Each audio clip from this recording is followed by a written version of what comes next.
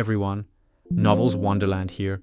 Thank you all for the love and support you've shown me and the channel. I Become Deathstroke, Chapter 226 to 271, Chapter 196, Torchbearer 1376. Words aside from research on the X gene, the United States has also been conducting another important humanoid weapon research in these years.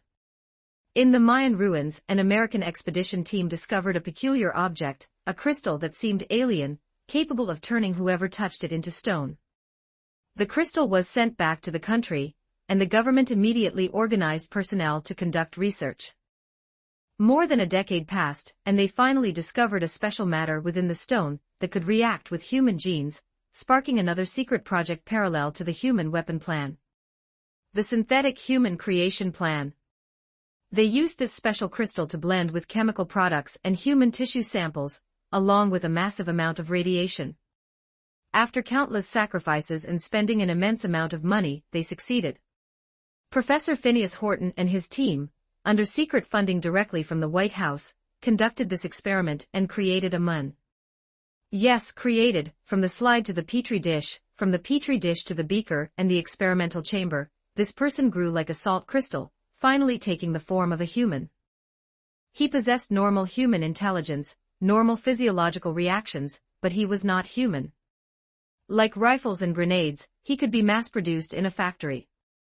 Unfortunately, such black tech experiments often have issues. This creation, at the moment of formation, came into contact with air and then turned into a humanoid torch. This bizarre flame provided him with energy, enabling him to fly, to burn and melt objects, allowing him to emit red energy pillars. But the flame was uncontrollable, and the current lab, which cost an immense amount of money, was destroyed. The experimenters could only find a way to isolate the artificial human from contact with air to keep him in human form. An uncontrolled weapon is not a good weapon. This is a consensus among the military and political sectors, especially old Luo in the White House, who was very dissatisfied and terminated the funding support for the lab. Thus, the professor could only take the human torch and rent a warehouse in Brooklyn, exhibiting him like a circus to earn some funds. The professor needed funds to perfect his research, at least to find a way to improve the issue of artificial humans igniting upon contact with oxygen. It took him over 20 years to achieve the progress he has today. He dedicated everything to scientific research. The artificial human is like his child. The professor hoped the artificial human could live like a normal human. The artificial human had a very simple mind. He was ignorant and innocent, only standing in the glass tank, motionless like a mannequin. In fact, they also participated in the World Expo this year. The professor even picked a good spot. Anyone visiting Stark Industries showcase would first pass theirs. However, their lab didn't even have an official name. The exhibit was just a dummy, in a glass tank, nowhere near as impressive as the leg dances and hovering cars over there. Not to mention there were free tastings of instant noodles and stew. Su Ming didn't pay attention to a dummy back then. Such things were too common at the expo. Stark's theme at that time was the future of travel. Wilson Enterprises' theme was the future of food. Naturally, other enterprises used the future of clothing as a theme, and that day, there were plenty of clothing exhibits in the hall. It was like a circus there, filled with chaos everywhere. Afterward, the professor conducted a demonstration too. He injected air into the glass tank, and then the synthetic human ignited, but unlike what he imagined, this caused panic among the people. People didn't marvel at the wonders of science but prayed to God. By then, Stark and Su Ming had already left, so they naturally wouldn't know that after they left, demonstrations erupted around the exhibition. Late at night, the crowd raised signs saying God created humanity and torches, clashing with the military and police barricade, protesting the act of creating monsters on an assembly line, saying it was unclean and evil, that God wouldn't allow it. To quell the situation, old Luo directly issued a secret presidential decree, ordering the professor to bury the synthetic human and make him disappear from the world. The professor was very saddened, but the president and special agents didn't care about his feelings. They stored the synthetic human in a sealed metal container, buried it in a piece of government land in Brooklyn, and poured 200 tons of cement over it overnight. Now it was safe, no longer exposed to air or German spies. However, not just Hydra, even various newspaper agencies got wind of it, and a few days later, Zayhuzi in Berlin saw it in the papers. A secret was no longer a secret, and after old Luo drank 3 large glasses of whiskey, he came up with a good idea. And that was to use this failure as a smoke bomb, misleading the Germans' research direction, diverting their attention from the X gene to the alien synthetic human. As for what the situation really was with the synthetic human, the President of the United States knew best. The experiment was a failure. But during propaganda, they couldn't say that. Instead, the national machinery went into full gear, promoting the mystery of the synthetic human. High-tech, inhumane, destructive power that was a warning from God to humanity, apocalypse and doomsday, and moving forward, the United States wouldn't allow such dangerous experiments again. Old Luo knew in his heart that Zayhuzi liked such things. The more dangerous it sounded, the more tempted the other party would be. The Germans would take the bait. And Zayhuzi's reaction wasn't much different from expected. He loved notions of doomsday weapons and such. So the Germans immediately accelerated their other research, turning their attention to the mysterious undersea race, the Atlanteans, who could be considered equivalent to the Aryan people in terms of a higher race. After all, compared to the Aryan people, they had already demonstrated the special ability to live underwater, hadn't they? If they could synthesize loyal synthetic humans for the Third Empire from undersea people materials, like producing bullets, with factories making people, Germany's future would be brighter. He dispatched destroyers, using modified deep-sea bombs to bombard some cities of Atlantis, then used trawlers to scoop up the dead Atlanteans and send them back to Germany for experimentation. This work wasn't handled by Hydra, but directly supervised by Zayhuzi's confidant, Little Glasses, in person. This matter related to the future of the Aryan people, and it had to be kept strictly confidential, and the chicken farm owner knew how to proceed. Su Ming knew that the synthetic human codenamed Torchbearer, or First-Generation Thunderbolt, should be hidden by the government somewhere in New York. He was the fuse. But now various miscellaneous organizations have emerged, and he needed to take a closer look at the situation. The intelligence obtained from comics and movies was becoming less useful, and might even mislead his judgment. He needed to gather intelligence himself for analysis.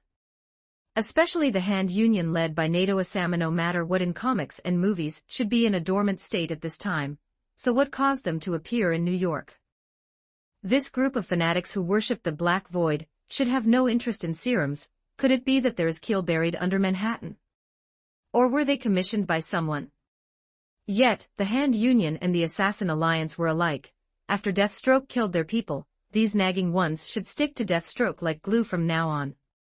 At the top of the Wilson mansion, Su Ming sat quietly in a pitch-black room, looking out at the night. It was a moonless night. The lights in Manhattan were still bright, but Long Island had already fallen into slumber. Listening to the sound of ocean waves hitting the shore outside the window, he waited for that flash of fire.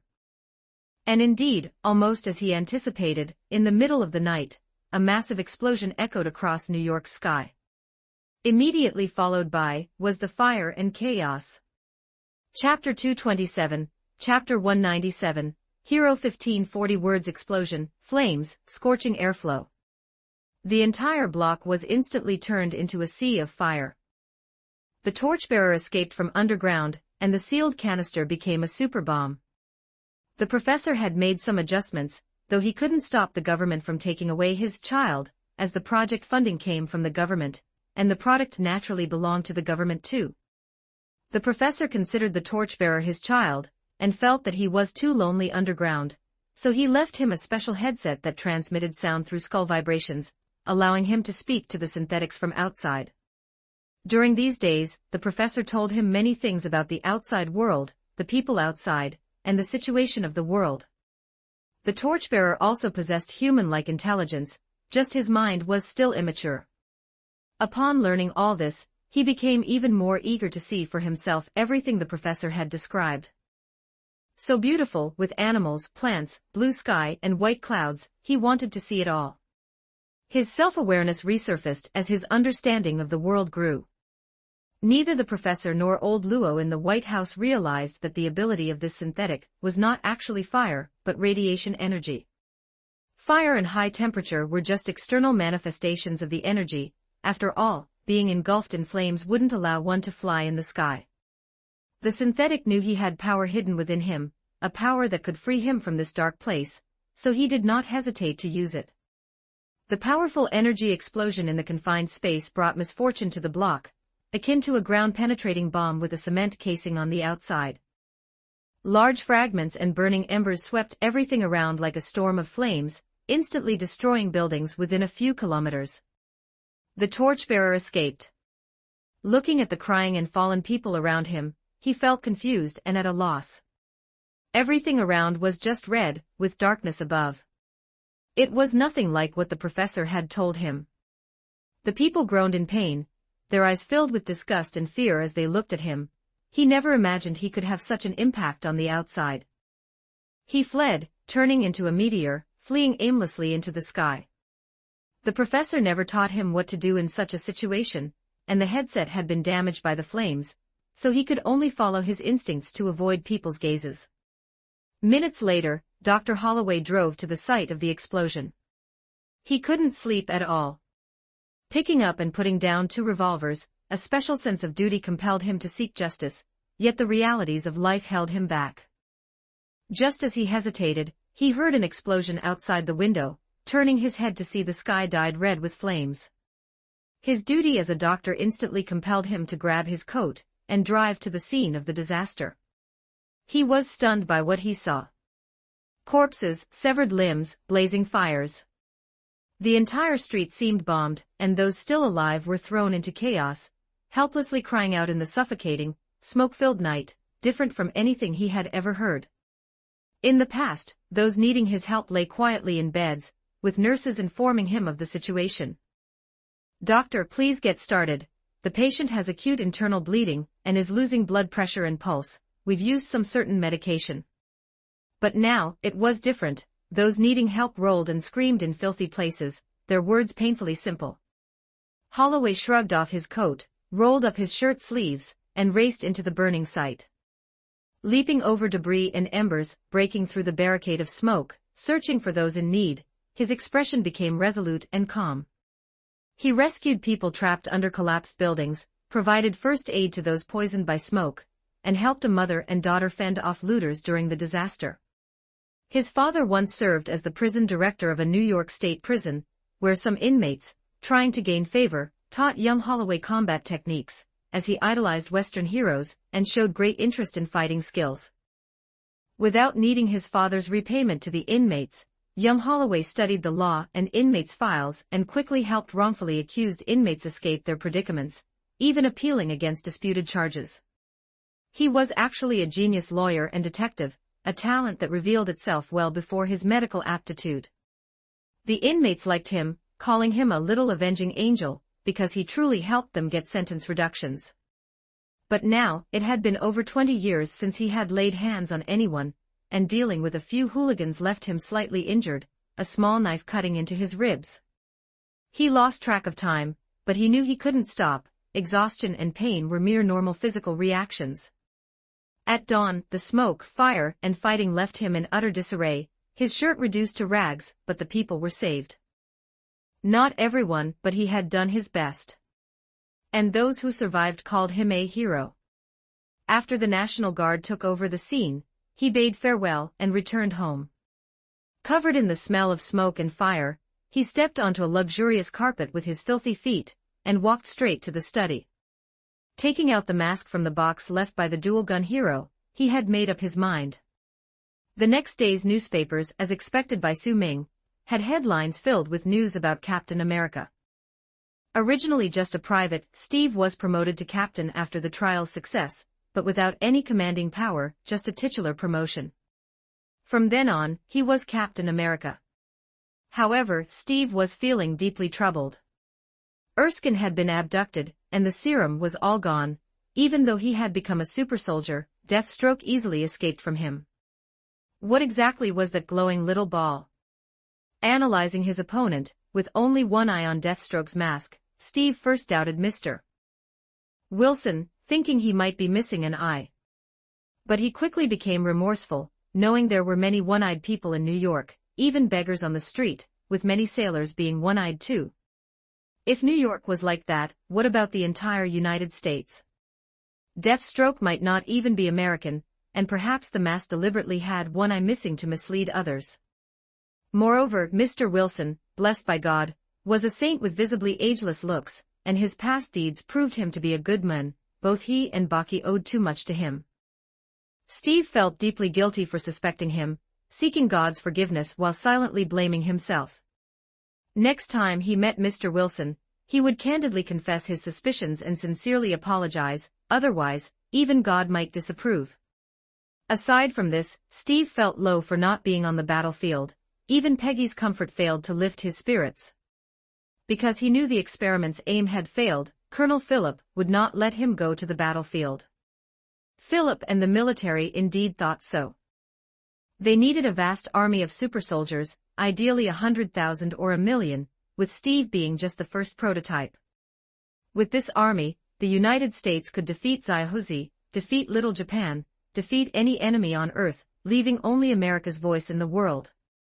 But now that beautiful dream was shattered. Steve was just one person, and his displayed power wasn't enough to determine the outcome of a war with millions involved.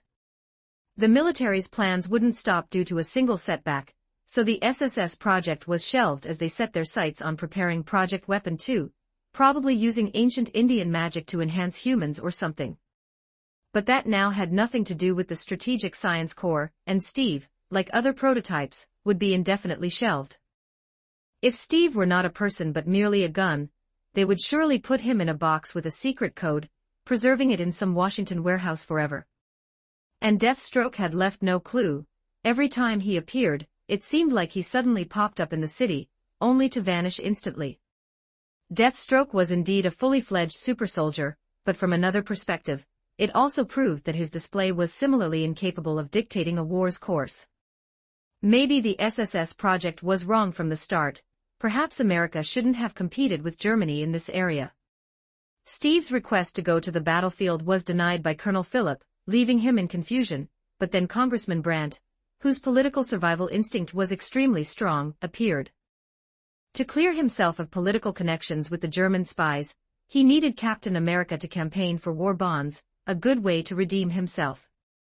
But after just a few days of selling, an elderly man with a Russian-sounding name, and a large team of lawyers sought him out, representing Wilson Enterprises, declaring violations by him, and the New York state government, presenting full legal documentation and notices. What do you want? The congressman was helpless. This was his last shot at saving his political life. The old man, smiling, touched his hair. Simple, let's discuss a joint promotional method for Captain America and Wilson's products. Chapter 228, Chapter 198, Age of Heroes. 1260 words. When Captain America appeared on the front page of the newspapers, last night's explosion in New York was only briefly mentioned in the newspaper's crevices, much like the detective agency and apartment rental advertisements. To prevent people from thinking it was a German bombing and causing panic, the authorities issued a gag order, uniformly claiming it was a sewer gas explosion. Holloway thought differently. When he drove to the scene, he saw with his own eyes a human-shaped fireball flying away from the sky. Some people in the city also thought differently, some even knew more than the doctor. But they were all the same. They all saw Captain America on the newspaper's front page, wearing a blue helmet with the letter A covering his face, boldly appearing before everyone. The government's intention was to make Captain America's masked image symbolize the millions of U.S. soldiers, to inspire their fighting spirit, sell more war bonds, or to bravely kill the enemy on the battlefield. A masked person with no specific image was perfect for becoming a spiritual totem, a decorative vase. But all of this, in the eyes of the observant, was heading in another direction. Captain America's appearance reminded them how they could accomplish what they wanted without exposing their identity.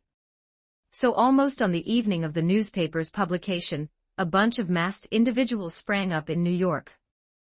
They wore homemade uniforms, donned crude masks, doing what they set out to do. Perhaps they were punishing evil and promoting good, or perhaps committing untold dark deeds, but with the mask on, who knows who they are. Almost none of these people possess superpowers, yet thanks to his combat skills and detective aptitude, Dr. Holloway was already one of the best among them. His current codename is Avenging Angels, striking against crime in the city regardless of day or night. Despite constantly shuttling between the sanatorium and secret bases, he enjoys this lifestyle. Meanwhile, society's attitude towards masked people was extremely nuanced. The home front during wartime was very oppressive, with people only receiving limited information or obituaries from the front lines. The appearance of these masked people provided New Yorkers with the best topic, allowing them to escape reality. It's like leaving the war and temporarily hiding in a world full of romanticism. Each masked person has their own code name, some are good, some bad, everything clearly black and white, everything so simple. It must be said that these earliest villains and heroes were very immature, not possessing superpowers and even behaving very honestly when faced with the media. For example, a person wearing a purple pointed hood openly told reporters he planned to hold a cult ritual in the sewer near the docks, claiming he was very, very evil, yet couldn't explain how, emphasizing he was the kind of big villain that was very, very bad. If the ritual succeeds, he might turn all New Yorkers into frogs. The newspaper published the interview, prompting the citizens of New York to pray for a hero to stop this evil plan. And the answer, of course, is there were. These newly emerged heroes were full of vigor, rushing towards various docks. Someone found the purple hood, beat him up, and tossed him at the police station door. What was the end result? The police released the purple hood, as there was no law stating cooking frogs with a big pot in the sewer was illegal. His evil ritual was merely a prank, thus this bored rich kid eventually paid bail.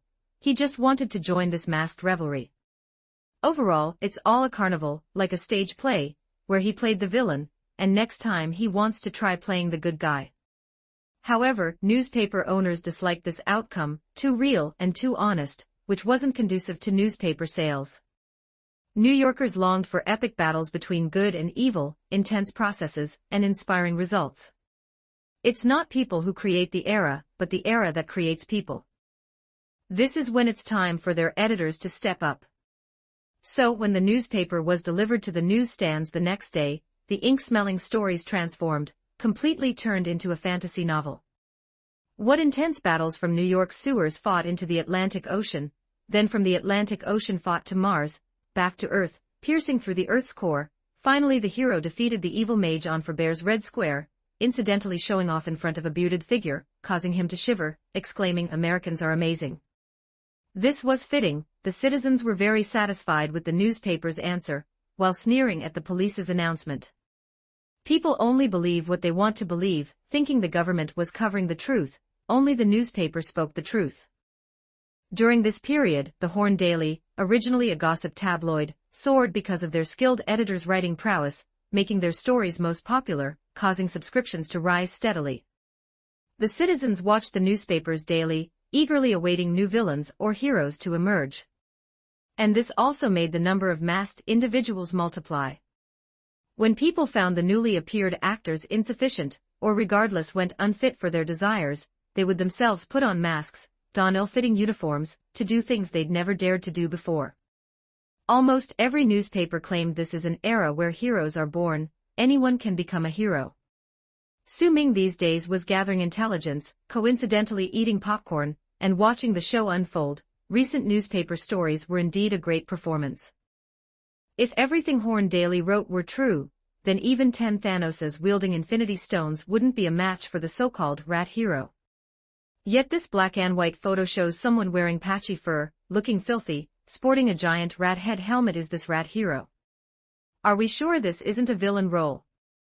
He really does have a sneaky rat-like appearance. Moreover, all the catchy code names were snatched by earlier actors, leaving heroes debuting recently with nicknames like Cockroach or Flea. Stink Bug Hero, Fox Odor Hero, Snot Hero. These names make Su Ming laugh until his sides hurt daily. Meanwhile, Steve was already embarking on an American tour with a large assortment of products from Wilson Enterprises. Every time he went on stage with a large group of song and dance girls, recited the lines stuck on the back of his shield, and then pretended to beat up an actor dressed as Hitler, he'd receive copious applause. Amidst the bustling crowd, colorful lights, Steve felt as if he were in a dream. The girls would then deliberately or inadvertently introduce Wilson Enterprises products. Steve only needs to grin and give 2 thumbs up in the background while wearing Captain America's uniform. Instant noodles. Instant stew. Powerful beverage. Nylon stockings. Wait a second, stockings, I don't know, I haven't worn them. Vodka and Senator Branch shared a knowing smile from beneath the stage. They enjoyed this win-win outcome. Steve was quite satisfied with this arrangement after all, as it was counted as contributing to the country, selling war bonds, exchanging money for weapons ending the war, no fault at all. Moreover, he never had so many fans come asking for autographs before. Of course, who can predict the future? He's only performed 10 shows in New York and Washington so far, with plans for at least 400 more identical performances. Everything seems to be going well for now, but deep in the ocean, a young man with receding hairline isn't thinking this way. Chapter 229, Chapter 199, Change King Namor. That is the young man's name. He is a human Atlantean hybrid, which gives his skin a slightly bluish tint, as Atlanteans have light blue skin, resembling some aquatic creature. However, he also inherited part of it, which is his elf-like pointed ears. His father was originally a captain of a long-distance cargo ship, who unintentionally rescued the Queen of Atlantis, Namor's mother, who was trapped in a fishing net. They fell in love and later had Namor. But the Atlanteans soon found their queen, believing that humans had kidnapped her, and so they killed Namor's father. The queen had no way to explain. Her status wouldn't allow her to admit that she fell in love with a human, so she could only take Namor back to Atlantis and let him live there. However, because of Namor's unique skin color, he suffered discrimination since childhood and blamed everything on his human father. If it wasn't for him, he wouldn't have such skin color. Perhaps it was due to the high pressure of the deep sea, coupled with the fact that Atlantis never saw the light of day. Everything around him made him extremely paranoid, hating all humans and considering himself purely Atlantean. After his mother's death, he had to use violence to inherit the throne, and this dark reality made him even more paranoid. Actually, it's due to bloodline issues. Staying too long in water or on land would drive him insane, but he was still unaware of this.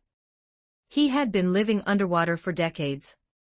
Comparing him with his neighbor Arthur, although both are sea kings, there are many differences in capabilities. Arthur's strength is 1,500 times that of an ordinary human, with super defense impervious to knives and bullets, and he wears a set of excellent armor. He has several followers. His attitude towards humans and the undersea people is impartial. Sometimes, when people are in trouble, Arthur would even send them fish to eat. But just like the sea queen that Su Ming dealt with before, he's too impulsive, his lack of intelligence being his biggest flaw. Namor, however, has a strength cap of about 250 tons, mostly shirtless or wearing a leather vest, and uses a trident or long sword, but fights barehanded more often. He has no followers, doesn't like land people, and can directly control sea creatures and tsunamis through telekinesis. He often falls into madness, losing all rationality before being defeated, a madman filled with power, and crucially, he can fly. On his ankles are a pair of small wings similar to dove wings, which allow him to fly, with a speed of about 65 miles per hour. Not very fast, but the ability to fly is very unfriendly to Deathstroke. If it were a story in the comics, Namor would mistakenly believe that Americans were the ones who killed his people, thus attacking New York with a great flood in revenge, ultimately turning enemies into allies to save the world together. But now things are uncertain because the timeline of the story doesn't match, with many pieces seeming half-true, and too many forces are interfering, certainly increasing the complexity to a higher level. Su Ming has already ordered all factories and offices under the company to be prepared for flood prevention. If a tsunami occurs, they must strictly follow the contingency plan to evacuate. But he cannot confirm the exact time the tsunami will happen, or even if it will happen at all. A German Z-class destroyer is sailing on the Atlantic Ocean, approaching the Bermuda Sea region amidst a gale and torrential rain. This is a very famous mysterious sea region, and recent intelligence also confirms sightings of Atlantean activities nearby. The ship flies the Imperial Navy flag of the Third Empire, with dark waves spattering the red-black-white dyed fabric. High above, the lookout is constantly on guard for possible American warships, while the sailors on the rear deck are laboriously loading modified deep-sea bombs onto the catapult. When the ship reaches the designated position, massive bombs are thrown into the water one by one, creating towering white water columns tens of meters high on the deep blue sea surface, amidst which blue electric light can also be seen. The bombardment lasts for nearly half an hour, after which they've exhausted all their bombs, and then the captain orders to release the trawl net and return to the waters they just passed through. It's disgusting. Are we doing the right thing? I mean, they seem like civilians. Initially, it was the Navy operating with fishing boats, but being so close to the mainland, once discovered, it was difficult for the fishing boats to escape. Later, Xiaohuzi specially modified a batch of destroyers for this task. As the fishing net is gradually lifted by the mechanical arm away from the water, the rushing water returns to the ocean, and the soldier operating the machine takes the opportunity to quietly complain to his comrade. They joined the Imperial Navy to defeat the British and avenge the High Seas Fleet, but the Supreme Leader had them engage in slaughter. The net rises higher, revealing those blue corpses. Some are complete enough to distinguish gender, their blue-skinned women having facial features exactly like humans, with small shell accessories quietly adorning their necks and earlobes, lying among the fish pulled up alongside. Except for their skin color, they're just like the wives back home, just civilians. The sergeant beside him gave him a pat. Keep it down. If the Gestapo hears us, we're done for.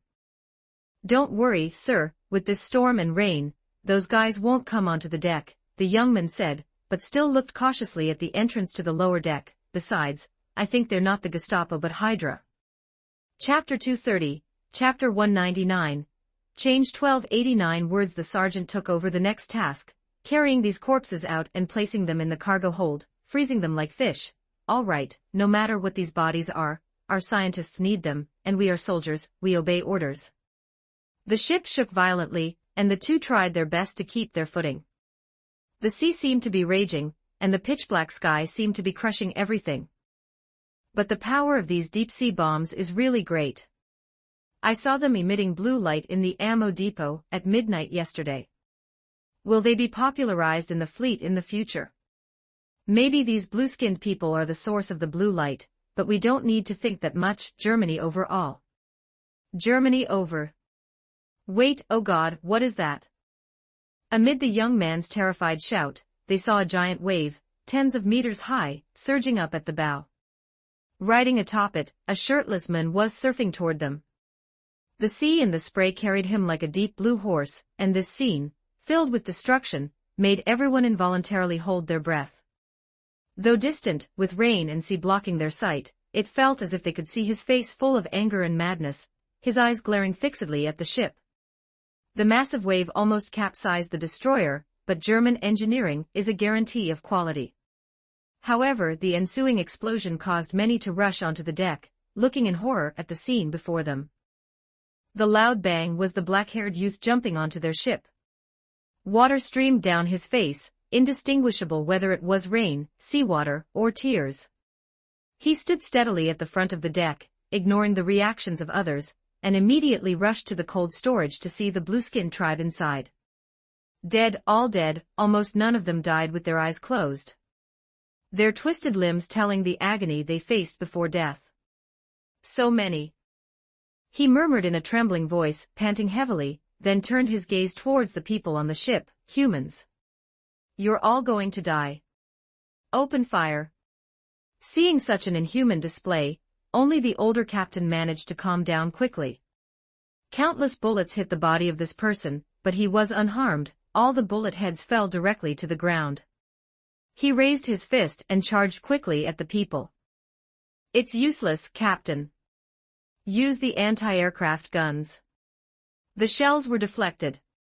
The sailors used all kinds of weapons on the ship, even whaling harpoons and rocket launchers, to no effect. This barrage only blackened the deck, serving no other purpose, yet the young man continued his charge. A blood debt must be repaid. Namor vented his anger, tearing humans, blocking his path to pieces or throwing them into the sea. He had already summoned many sharks around, waiting for a feast. These humans were too weak, how dare they challenge the majesty of Atlantis? Namor, with infinite strength, impervious to blade and bullet, launched a counterslaughter against these people. He did not fly, but chose to manually torture these people slowly, so they could feel the agony of his tribesmen being crushed by the seawater before death. Slowly, tragically. Until a group of people in black leather coats blocked his enjoyment. Initially, he intended to charge at them, but the strange weapons in their hands made him reconsider. Hydra, fire! The officer leading the black leather coats ordered calmly, his hands clasped behind his back, standing proudly on the deck, expressionless as he looked at Namor not far away.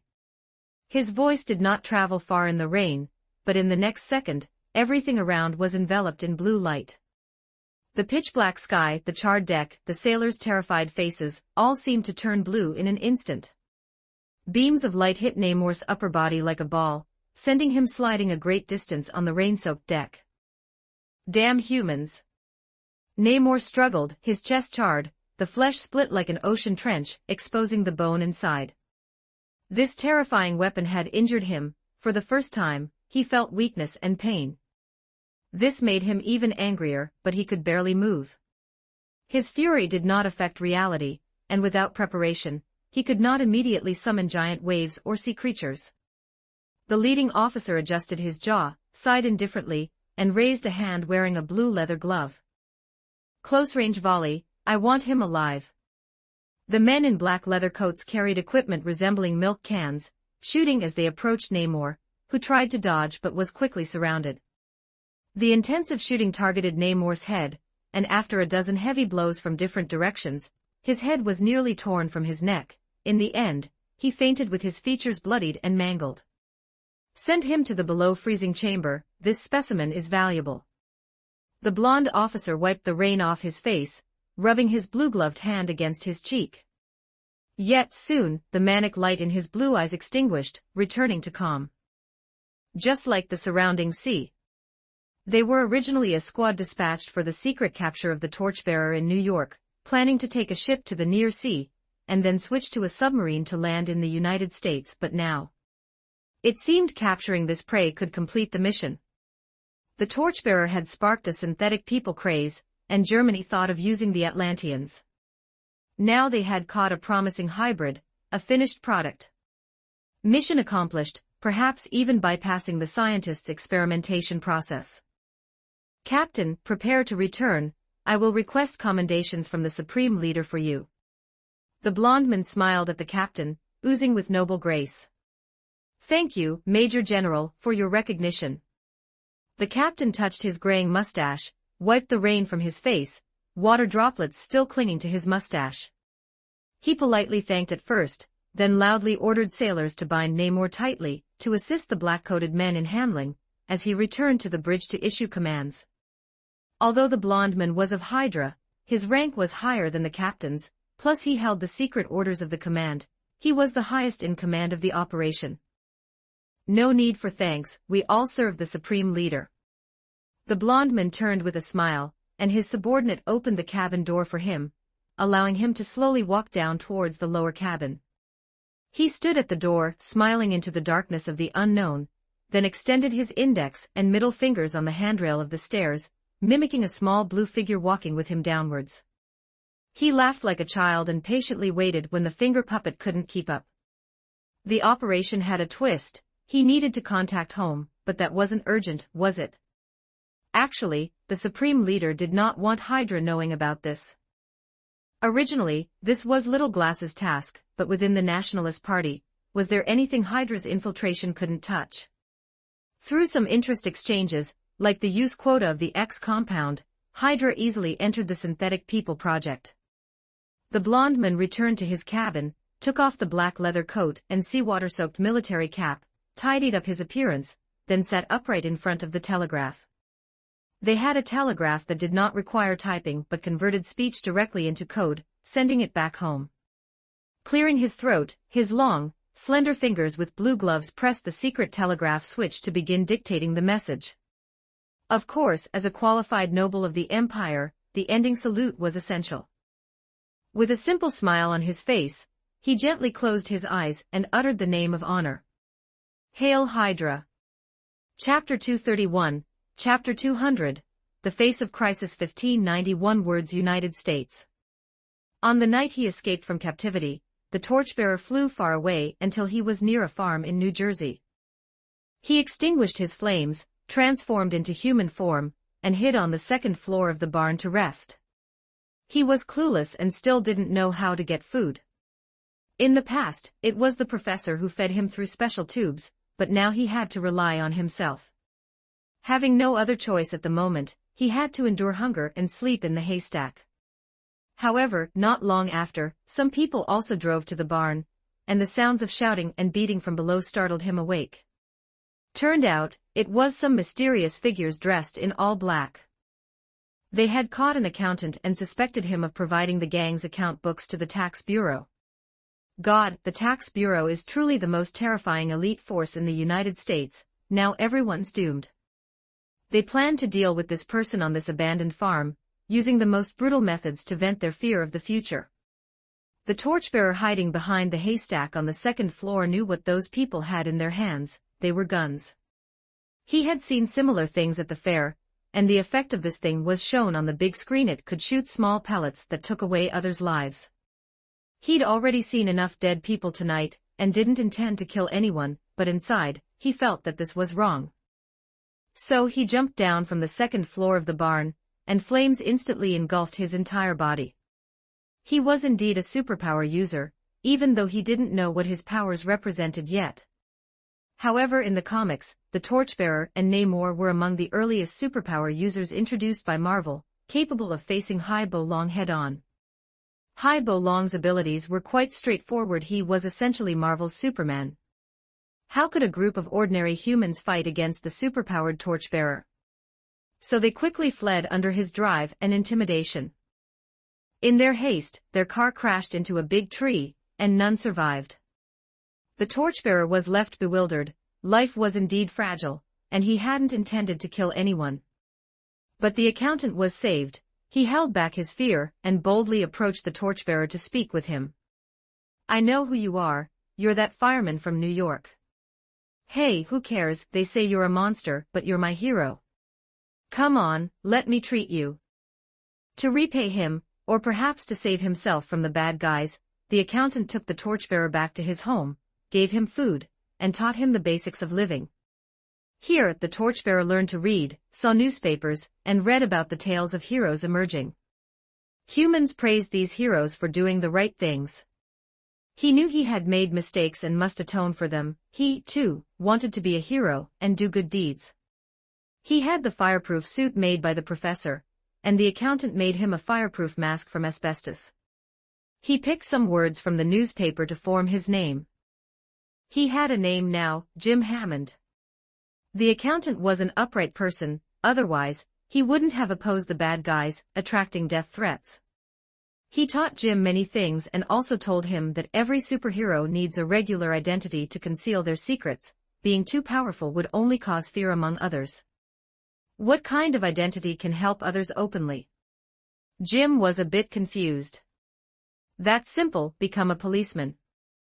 The accountant offered him a path. So, with the accountant's help, the Torchbearer obtained a legal identity and used his smart mind and strong body to pass the New York City police exam, becoming a street patrol officer. He liked this job, wearing the dark blue police uniform to help others on the streets every day. He learned to disguise himself as an ordinary person, much like playing a game. At night, he would switch to his red costume, doing good deeds in another identity, making amends for his past mistakes. This era was interesting. Many ordinary people disguised themselves as superpower users, while the real superpower users disguised themselves as ordinary people. He always felt a sense of guilt that made him unwilling to rest or relax. Within a week, he had solved over 200 cases of various types, becoming a star at the police station. His colleagues jokingly called him a super cop, but humans need rest. In their eyes, this somewhat taciturn young man's flame of justice seemed never to extinguish, driven by a peculiar sense of mission that kept him going. It was a good thing. The police indeed needed some credibility now, as they were getting criticized heavily by the media. However, the director still gave Jim a few days off because, as everyone said, normal people need rest. Jim learned a lot during these days, and with his synthetic brain, he almost had perfect recall, albeit sometimes lacking common sense. He now knew that normal people couldn't work all the time, and needed entertainment and rest, so he accepted the vacation, and went to Coney Island's amusement park for several days. Of course, it was still a bit strange. A normal person wouldn't spend days and nights at an amusement park. A grown man playing on a carousel all day seemed quite odd. Little girls holding ice cream looked at him enviously as he sat grinning on the carousel, while their mothers hurriedly covered their eyes and pulled them away, as if they were seeing something dirty. But to Jim, who was like a blank slate, he didn't find anything amiss, he just felt relaxed and amused. Su Ming always had his subordinates keep an eye on the police news. When the torchbearer made his debut, he noticed, but as he previously thought, the story had changed. Namor was supposed to go on a rampage at the amusement park, then the torchbearer would fight him fiercely, and they would turn New York into a chaotic water and fire zone, causing massive destruction. But the subordinates sent to spy only reported irrelevant matters daily. Boss, Jim ate 300 ice creams today. Boss, that guy won this year's eating contest. Boss, he spent over 10 hours in the haunted house today. Namor didn't appear. This was not good news for Su Ming. Namor flooding New York was just the beginning, or one could say, the way the United States got to know each other through fights, but Namor was missing, and his nemesis Eudaemon, who stood with Germany, was unchecked. No one knew the real name of Eudaemon, and after all, Atlanteans' names translated to some weird sounds. He was Namor's opponent in claiming the throne. He had been a general of Atlantis, looking like a blue monster fish with limbs. His powers were even stronger than Namor's, and at the time, Namor had only defeated him using the loyalists left by his mother, which made him escape Bermuda. On his escape, he encountered an underwater vessel with a large white symbol, U, on the bow. He knew those were humans, the strongest creatures on land, so he decided to cooperate, following the peculiar vessel to their port. Initially, this caused some commotion, but soon a short Zaya-Huzi received them. Zaya-Huzi told them they were glorious Aryan people, and Atlanteans were equally high races, capable of helping each other. The general would help them seize control of the land, and humans would help them claim all the seas. Noble bloodlines should have all the rights. Zaya-Huzi's thoughts coincided with the general's. Although Zaya-Huzi was short, he lacked neither passion nor courage, and his speeches were always philosophical and inspiring, which Eudaemon greatly admired. Especially when the supreme leader spoke in that tone, saying others were mere scum. Of course, the general agreed. It had always been his goal to reclaim the throne of Atlantis. He took the submarine's hull number as his code name, calling himself Eudaemon, and all his subordinates who fled Atlantis joined the Nazi forces, helping them establish underwater dominance. This almost completely halted British sea transportation recently during the United States neutrality. Some assistance could be provided. Zaya-Huzi would not openly attack American merchant ships then. But since the United States joined the war, the maritime routes were no longer secure. Even Su Ming couldn't reliably maintain Wilson Enterprises' supply to the United Kingdom. Once the shipping fleet was spotted, German submarine wolf pack tactics combined with Eudaemon's elite troops would attack, with sea vessels caught between huge waves and underwater creatures, leaving almost no chance to fight back. If this continued, Britain couldn't hold out long, and if Britain fell, the next would be America. Su Ming didn't want to wake up one day to find the streets filled with 10,000 character banners, and himself having to salute others constantly. And that would be the best possible outcome. Both Eudaemon and Zaya-Huzi were dictators, able to cooperate for now, but what happens after they defeat their enemies? Eudaemon's favorite pastime was melting the ice of the Arctic and Antarctic, and no one knew Zaya-Huzi's hidden trump cards. If Zaya-Huzi had no tricks up his sleeve, would Hydra willingly remain subordinate? This world was too different from comic books and movies. Past experiences were invalidated, requiring first-hand verification. Chapter 232, Chapter 201, Homicide. 1303 words after news of the torchman spread in New York, Zaya-Huzi immediately sought out the Eudaemon, subtly suggesting the idea of conducting a fusion experiment with Atlanteans and Aryan people. The U-Demon naturally wouldn't hand over his subordinates, but he didn't care about those still residing in Bermuda following Namor. Without hesitation, he informed Zaya-Huzi of this intelligence, advising him to help himself in Bermuda, as he would not involve himself. After all, his subordinates were also Atlanteans, and not everyone could stomach betraying their compatriots. Providing Zaya-Huzi with information to let him send people to do it secretly was enough.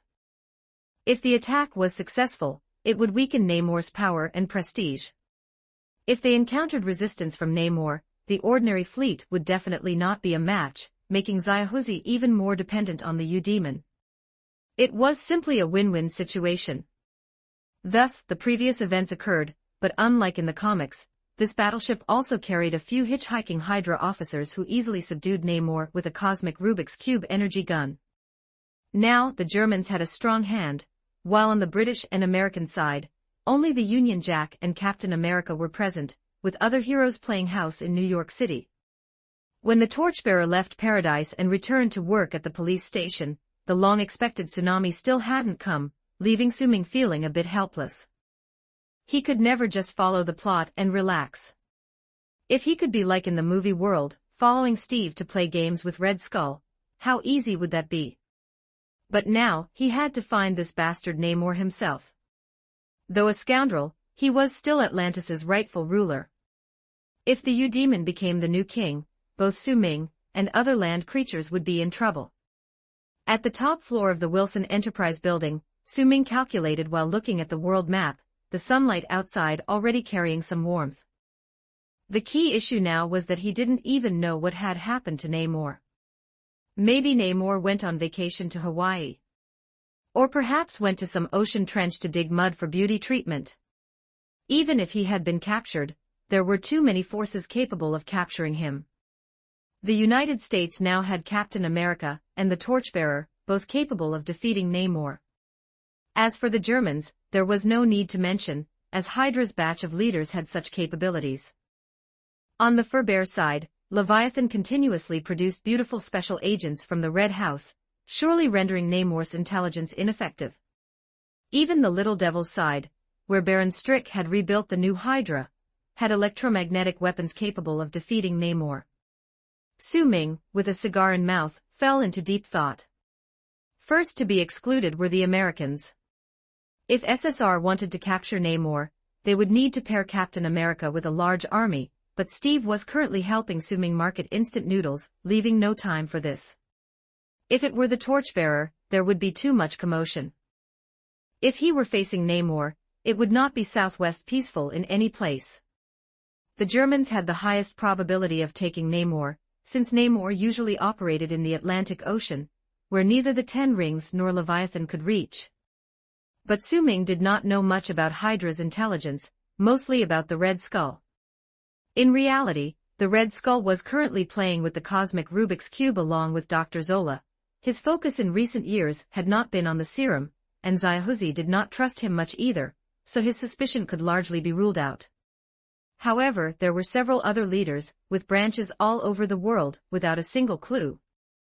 Just like Su-Ming knew Strick was in Japan, but had no precise location. Flipping through all of Japan would take so long that the United Kingdom might collapse. Currently in London, they said even a biscuit had to be saved to support the front line, with people starting to starve. When people began dying in droves from hunger, no matter how capable Fatty Chio might be, he couldn't keep up the fight. Time was limited, and how much reserve food the British still had was unknown. Despite the United States airlifting supplies, it was still a drop in the bucket for a country. Su-Ming sat down on the sofa, poured himself a glass of wine, his brain spinning rapidly. But soon, he recalled a possible clue.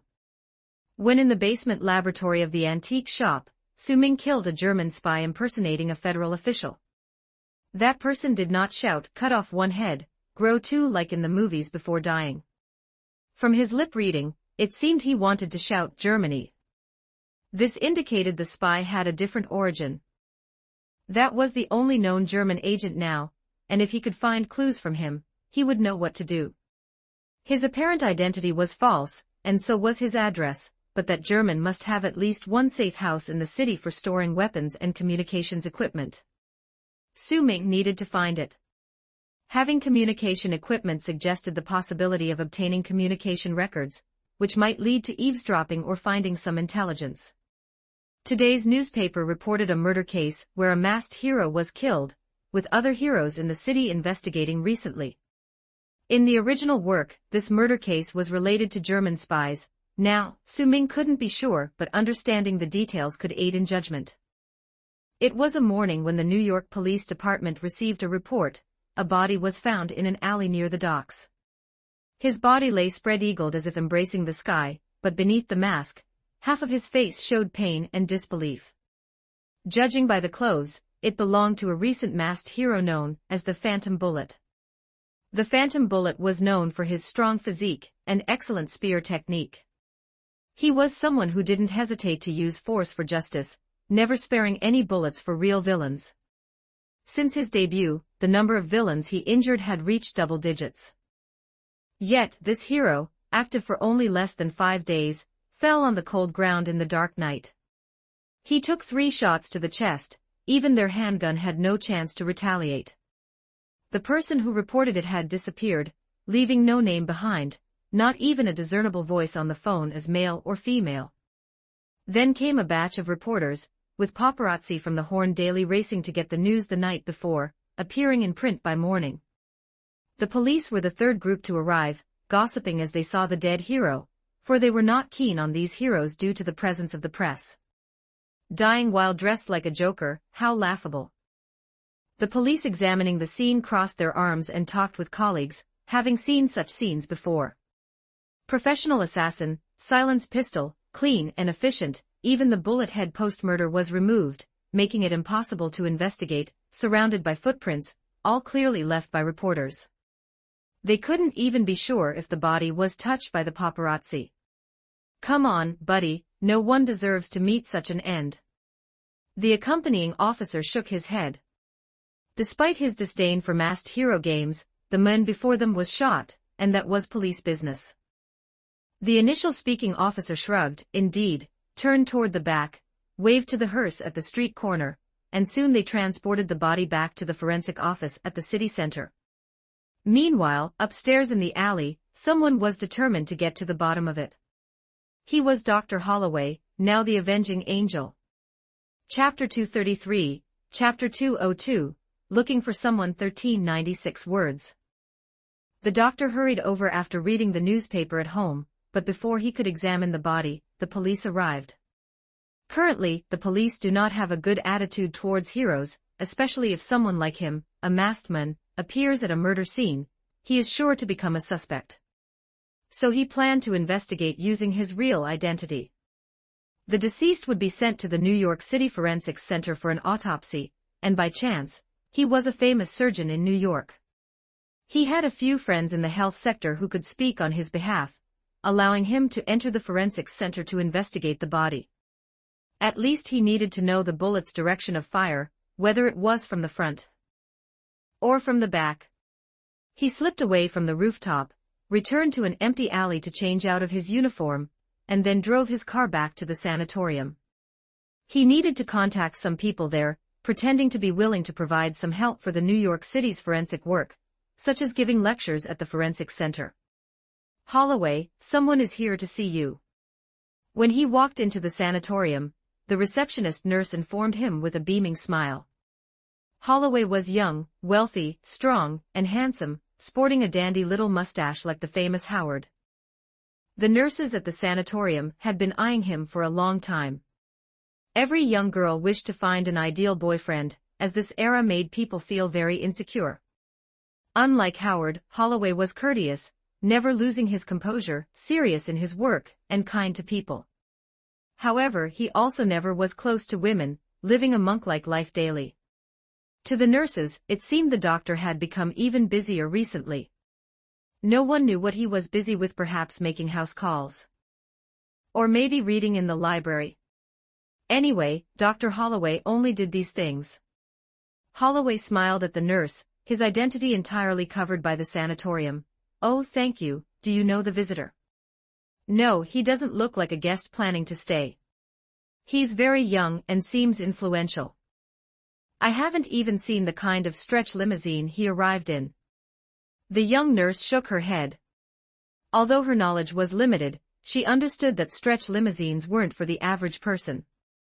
Even the cheapest ones cost tens of thousands of US dollars. Holloway slightly frowned, unable to think of who would be looking for him, and a stretch limousine was too ostentatious. None of his friends were like that. All right, is he in the guest room? I'll go meet him. Though eager to investigate the body, Holloway maintained his composure, thanked the nurse warmly, and quickly went upstairs. The young nurse clutched her heart, her face aglow as she watched him leave, shyly lowering her head. Upon reaching the upper floor, the smell in the sanatorium wasn't too pleasant. Even the guest room, specially cleaned, had a faint smell of urine outside its door. And their sanatorium was one of the better ones in town, at least without rats and cockroaches running around.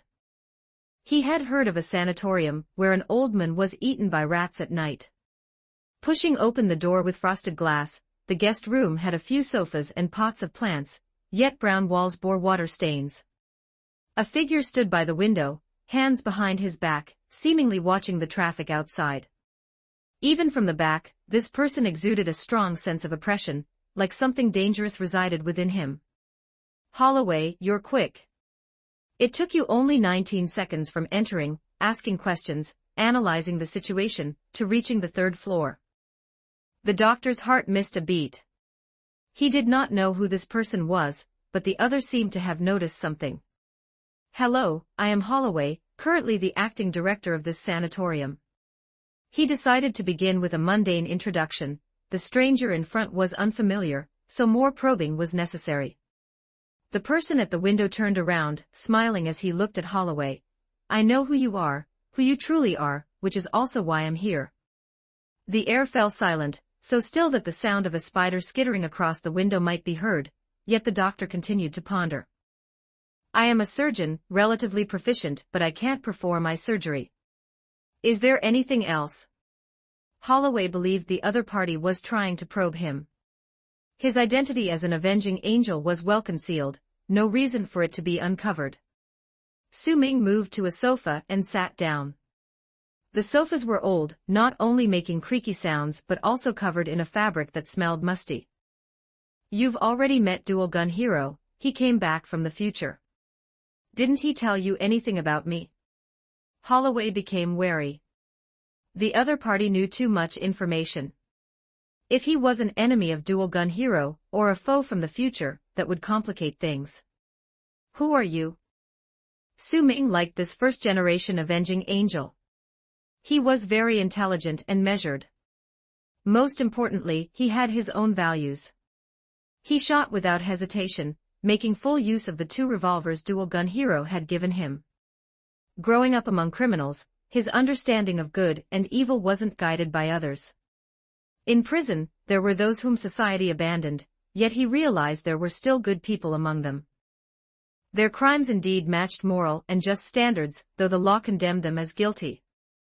Laws and rules weren't everything in the world, and Holloway's choice to become a masked man represented his weariness of such things long ago. Su Ming could tell him some things since Dual Gun Hero had done so.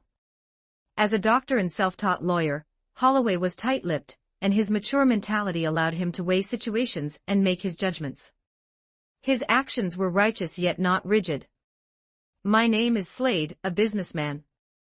However, Dual Gun Hero must have also told you my codename is Deathstroke. Holloway felt as if a bucket of cold water had been poured over him, or like running bare-chested through streets on a winter's night, the chill seeping through every pore. The name Deathstroke he had heard of, not only from Dual Gun Hero, but also since childhood through the legends of the New York Demon. Dual Gun Hero had told him that in the future, Deathstroke remained the most lethal assassin and mercenary, his martial arts abilities frighteningly high, and no one could defeat him in close combat. However, there was a highly contradictory aspect. Dual Gun Hero described much of his bloodlust and cruelty, his various extraordinary means, but concluded with Hawk saying Deathstroke was a great anti-hero. What does anti-hero mean? Holloway didn't understand. While coughing blood, Dual Gun Hero explained it as someone who does both good and bad deeds. This left the doctor bewildered. Doing both good and bad, does that make someone a good or bad person? Isn't donning a mask meant either to do good deeds or bad deeds? Doing both would make the character too ambiguous. How would journalists write about it? Undeniably, this era had no appearance of figures both righteous and wicked as anti-heroes. They remained engrossed in dramatic lives without understanding the purpose of masked mercenaries emerging. Holloway hesitated, then moved towards the sofa and sat beside Su Ming. He licked his lips, glanced at the door through his eyes, and lowered his voice. "All right, so what brings the legendary strongest mercenary to find me?" "I'm investigating the cause of Phantom Bullet's death, and I thought you might be able to help," Su Ming said calmly. The smell here was truly unpleasant. Better to get down to business and leave promptly. If his death were connected to a German spy, he might catch a lead, otherwise, a new strategy was needed. Clarifying where Namor went, if nothing else, Su Ming could relax at home. Holloway frowned. "I don't know yet, I only glanced at the corpse from a distance this morning." "Do you want to find the killer? Or rather, are you planning to avenge him?" Su Ming looked at the doctor with a half-smile, while the doctor's mustache twitched. "Of course, I am an avenging angel, after all." Chapter 234, Chapter 203, Misunderstanding 1420 words. After the doctor admitted his secret identity, Su Ming knew he was willing to cooperate. Su Ming could actually act alone, but to accomplish more in a limited time, he needed a few helpers. Steve had already gone to sell instant noodles for him, and now everyone's attention was on Captain America, the perfect decoy. Having Captain America around allowed Su Ming to work in the shadows conveniently. Right now, New York is full of masked heroes and villains, but the only ones truly useful to Su Ming are the Avenging Angels and Torchbearer. Among the others, although Mr. E and his team were quite decent, they were detectives, while Su Ming's team was heading for the battlefield. "I suspect that foreign spies are influencing Phantom Bullet's death. Are you willing to investigate with me?" Su Ming went straight to the point. Once they started, swift action was essential. "Of course, I would have continued investigating even without your appearance." Holloway nodded but was somewhat puzzled. "But you're a mercenary, who hired you?" "To be honest, there was no employer for this job." Su Ming was merely concerned about the future. He lived for the freedom to do as he pleased. Be it Xiaohuzi, Hydra, or even Udemon ruling the world, they were all mad with authoritarian control, and such a free life would bid farewell to Su Ming.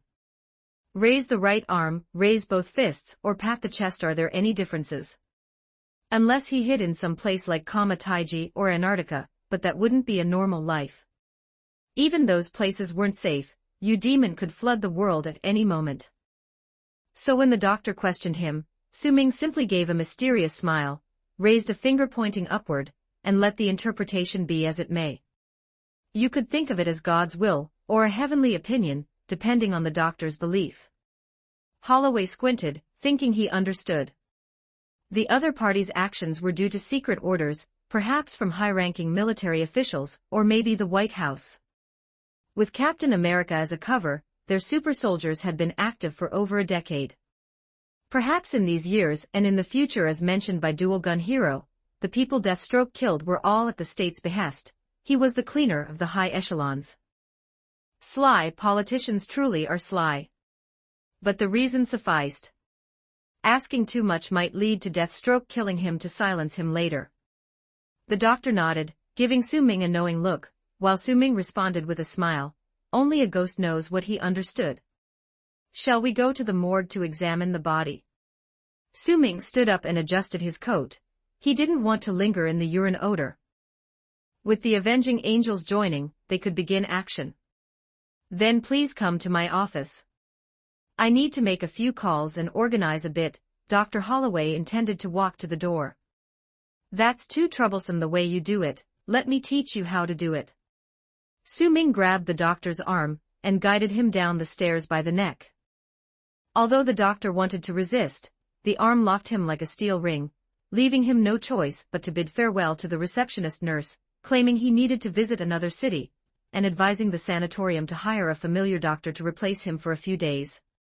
The excuse was good, so putting him in the car with peace of mind was no problem for Su Ming. Jin, New York City Forensic Center. Okay, boss. In the car, Su Ming released the doctor's neck, letting him look around freely. Meanwhile, he pressed a few buttons, causing the central compartment of the car to rise, and like a cabinet, slowly slide open to reveal its contents. In the light was a black and yellow uniform, surrounded by various equipment.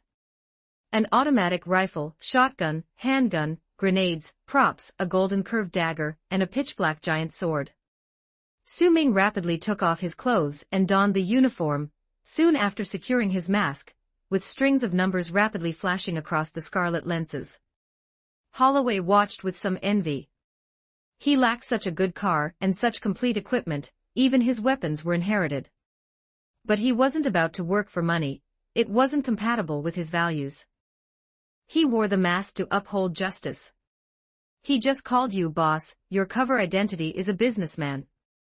That's right, and I remember you're one of my loyal customers. Su Ming's voice, through the voice changer, altered to a hoarse, terrifying frequency. I don't recall hiring assassins before. The doctor rolled his eyes upwards, pretending to recall, as he always refrained from using underhanded tricks, hiring killers was excessive. God bless you, what are you thinking? Su Ming shook his head with a smile, casually closing the cabinet, and from the space below, pulled out a bottle of alcoholic beverage, tossing it to Doctor in the speeding car. Dr. Holloway grabbed the swiftly thrown bottle with one hand. Upon seeing it, he immediately understood. Skywalker's alcohol. This further convinced him that the other party worked for the president, known for Old Luo in the White House's firm stand against prohibition. Skywalker's alcohol emerged in 1925, initially spreading widely in New York. If there wasn't a large political family backing it, how could it persist, even crushing almost all mafia operations back then to persist today? The doctor had already conjured up a grand scheme from the president's youth, using alcohol for wealth accumulation, a presidential campaign, eliminating political rivals, and a series of big dramas. Dirty, those who play tactics are dirty at heart. Su Ming. He was just surprised to see the doctor stunned by receiving alcohol. Sure, his car had fine alcohol, but is it enough to move someone to such an extent? In truth, his ability to track down the doctor's residence and workplace came entirely from the shipping address of the distillery. The information he had from comics was inaccurate, so he had to verify through real-world investigation. Fortunately, Dr. Holloway drank, and in New York, who hadn't called Midnight Express for alcohol? Of course, Midnight Express was now misnomer. They made deliveries during the day, and didn't have to crawl through manholes anymore. Su Ming quickly found the address on their delivery notes. Not only did Dr. Holloway love a drink, but he had refined tastes. For instance, Skywalker's 25-year-old vintage, Skywalker Supreme Venerable Whiskey, Skywalker's Invincible Rum Package. These ridiculous names were all coined by Su Ming, but they proved that the names of products from beyond the times paired with advertisements worked. The brewing industry continued to provide him with a steady stream of money. It's just that in recent years, female customers became the mainstay, mostly pitiful women who'd lost husbands or children. Drink up, no need to be shy. I've got plenty of alcohol. Su Ming brought him back to reality, pulling out a set of armor from another cabinet, handing it to Dr. Holloway. Lost your old uniform, right? I got you a new one.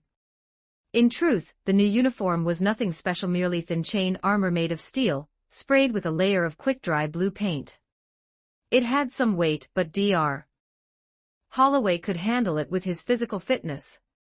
The current heroes lacked even a bulletproof vest. How could they go onto a battlefield? The Avenging Angels' current uniform looked like blue autumn clothes. For aesthetics alone, switch to chain armor, right? I'll drink later, let's prioritize business. But I do accept the uniform, please thank your employer for me. I won't overstep boundaries, and please keep my identity confidential.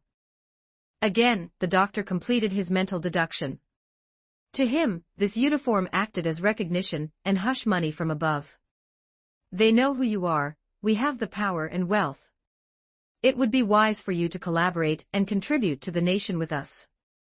If a no comes out, they kill but don't bury. Holloway had no intention of opposing the government. Contributing to the nation was his desire as well, so amid all the misunderstandings and deductions, he quickly accepted this mission. Su-Ming cared little about his thoughts, as long as he covered it up, wasn't it? And moreover, the doctor seemed to have defaulted to Deathstroke's leadership. This too was good news, wasn't it? Chapter 235, Chapter 204, Concentrated Chicken Soup 1535 words. As the manager of the distillery, Jin was extremely familiar with every alley, above or underground, and he quickly drove the two of them to a hidden place. It was an abandoned garage of an unknown company, but it was very close to the morgue. Who knows how long it had been abandoned? The walls were mottled and crumbling everywhere, spider webs densely covered the surroundings, and bats seemed to be perched in the corners of the roof. However, Jin turned a blind eye to it, as he would wait here to support the two of them. The avenging angel, having changed into chain armor, seemed a bit unaccustomed, but Su-Ming quickly dragged him with a grappling hook over the wall onto the adjacent building. With leaps between the rooftops of the buildings, they swiftly arrived at the rooftop of the forensic center. Looking down at the bustling cars and crowds beneath, the avenging angel had to admit he somewhat enjoyed this high-up view. Feeling no longer ordinary, and the responsibility weighing on his shoulders, the breeze mixed with car exhaust in the city always made him feel the journey ahead was long. But by this time, Su-Ming had already dismantled the door leading downstairs on the rooftop with the Godslayer. The sound of twisted, exploding steel pulled the doctor back to reality. "You're going to fight your way down." Behind Holloway's mask showed an expression of surprise. The dual-gun hero had given him a mask and weapon that he always carried, so the green helmet Su-Ming prepared for him was of no use. "Of course, or do you want me to contact the White House to apply for a permit?" Su-Ming turned around and made a dark joke. "By the way, the two guns in your hand are also unregistered firearms." Little did anyone know, the doctor became even more convinced of what he originally thought. Yes, others have such great authority, they can do as they please, and someone will always clean up the mess. He just had to go along. The doctor fell silent, merely making a gesture of invitation. So Su-Ming began his show. As the forensic center of New York City, there were always police on duty in such a place, so Su-Ming's plan was very simple, which was to first find the police, knock them out, and then cut off all means of contact with the outside world. Then he would guard the entrances, giving the avenging angel half an hour to conduct a thorough autopsy, ideally determining the exact time of death, or where the phantom bullet had been before dying. If he had tiny salt grains on him, it suggested he might have been to the seaside before he died. If he had coal on his feet, he might have been to a power or heating station. If there were recognizable other chemical components that could similarly reveal his trajectory. When a person has passed through a place, they inevitably leave traces unless that Guy Barry also ran to Marvel. Otherwise, even if Quicksilver appeared decades earlier, the places he passed through would leave footprints. The plan proceeded very smoothly. The police, upon seeing the legendary demon appear in front of them, were knocked out before they even had time to react. Their abilities were much inferior to those gendarmes from a few days ago. Su-Ming didn't even need a stick, he resolved everything with bare hands. After seizing the security room and cutting all the phone lines, in this era without closed-circuit monitoring, with almost no noise, the whole building fell under the control of Deathstroke. "Well, it's much smoother than I imagined, no one even noticed us." Su-Ming dumped the unconscious police into a utility room, locked it from the outside, and casually squeezed the key into a small ball and tossed it aside. The one doing the fighting and showing off was Deathstroke. The doctor cherished his reputation more, sticking far away all the time, hiding around the corridor corner. When he heard Deathstroke talking to him, the doctor shrugged, already seeing that Deathstroke had obviously held back, and these policemen's injuries were not severe. The two of them probably had about an hour of operation time. This amount of time was very ample for him, and autopsies were much easier than performing surgery on living people. The hallway's stark lights shone down on two masked men, quietly heading for the cold basement. This was the morgue, where bodies from all over the various precincts of New York were sent, a medical examiner would perform autopsies on them here. Of course, one couldn't expect this process to be quick. During wartime, many who knew some medicine went to the front line, leaving only a few old-timers here, even having trouble holding scalpels. After capturing a few old medical examiners, Su-ming also found a room to lock them in, and according to the morgue records, found the body of Phantom Bullet. The body had just arrived this morning, and hadn't yet had an autopsy, now lying in a large iron cabinet not far away. A nameless person. That's all the information on the cabinet. Upon entering the morgue, Holloway fell significantly silent, putting on rubber gloves, and picking up a medical examiner's toolbox and lab equipment. Su-ming exerted strength in his wrist, pulling out the massive drawer. The corpse with several bullet holes in the chest had already gone stiff, quietly staring at the two of them. The chill made Holloway heave a sigh. He reached out to remove the Phantom Bullet's mask. What could Su-ming say? In this era, many didn't have the concept of wearing bulletproof vests, so choosing to put on a mask meant expecting a day of death. Phantom Bullet wore only a white t-shirt with a flying bullet painted on it, a pattern now completely soaked in blood, turning into a blood-red bullet. Holloway removed the corpse's mask, but the sight stunned him. He arranged the corpse's hair with his hand, carefully recognizing the pallid face. I know him. An acquaintance. Su-ming leaned against the nearby cabinet, removing his helmet for a smoke.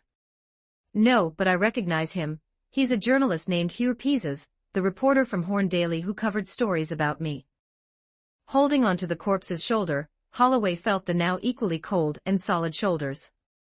He turned his head towards Su-ming, his face showing a look of anguish. Despite not being familiar with the deceased, the death of a hero made him feel like he had lost a limb.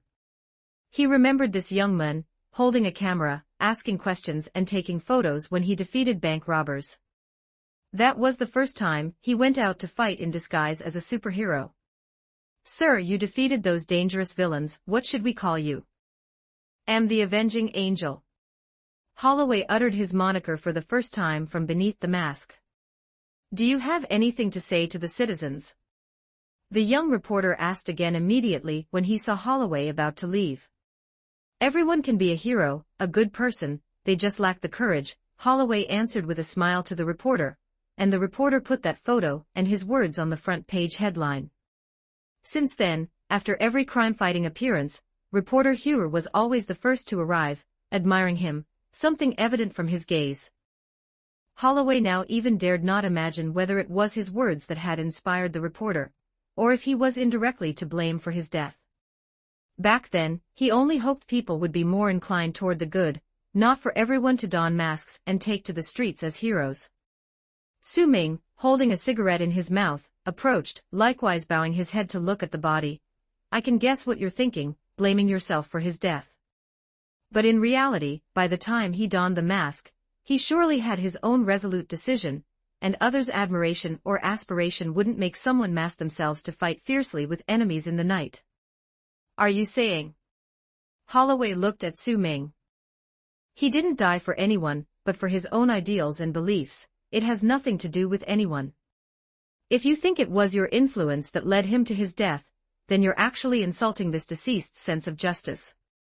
Over the years, Su-ming had become quite adept at giving pep talks, and needed to quickly help Holloway regain his composure, as he still awaited the autopsy results. Holloway hesitated for a moment, having to admit Deathstroke wasn't wrong, unexpected that a government cleaner could see things more clearly than him. You're right, he died for our common cause, and now I must find out the cause of his death, to avenge him. Quickly wield the knife then, let this hero guide us one last time. Su-ming seriously encouraged Holloway while internally noting another of the Avenging Angel's weaknesses, besides his fondness for drinking, his craving for concentrated pep talks was also insatiable. Another berry-like good man, that's great. Chapter 236, Three Rivers Reflections unexpectedly made it to Sanjiang, more surprised than anything. This book wasn't easy to write, initially submitted to the Sci-Fi Channel. Old friends know it went unsponsored and unfeatured for 3 months, with over 400,000 words. I, Tuanzi, am not a new writer, but it's my first time starting a book at Chidian, so there was a lot I didn't know. Thanks to the big shots in the review section for reminding me to change the category, that's how I found out such things were possible. So I switched to the two-dimensional category and immediately signed a contract.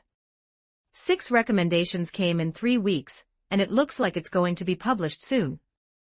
Thanks to the support, rewards and book list recommendations from the big shot readers, and thanks to the editors for their recognition and help. Tuanzi will continue to work hard to tell the stories ahead well. I also need to thank 2 authors, the author of Batman, Dark Godfather, Wandering Siamese, and the author of Game Demon Hunter, Qianji Ma-yi. They gave Tuanzi recommendations and encouragement when this book was still in its infancy, which was invaluable to me. Their books are great. If there are readers who haven't read them yet, you should check them out. Lastly, thank you again, everyone.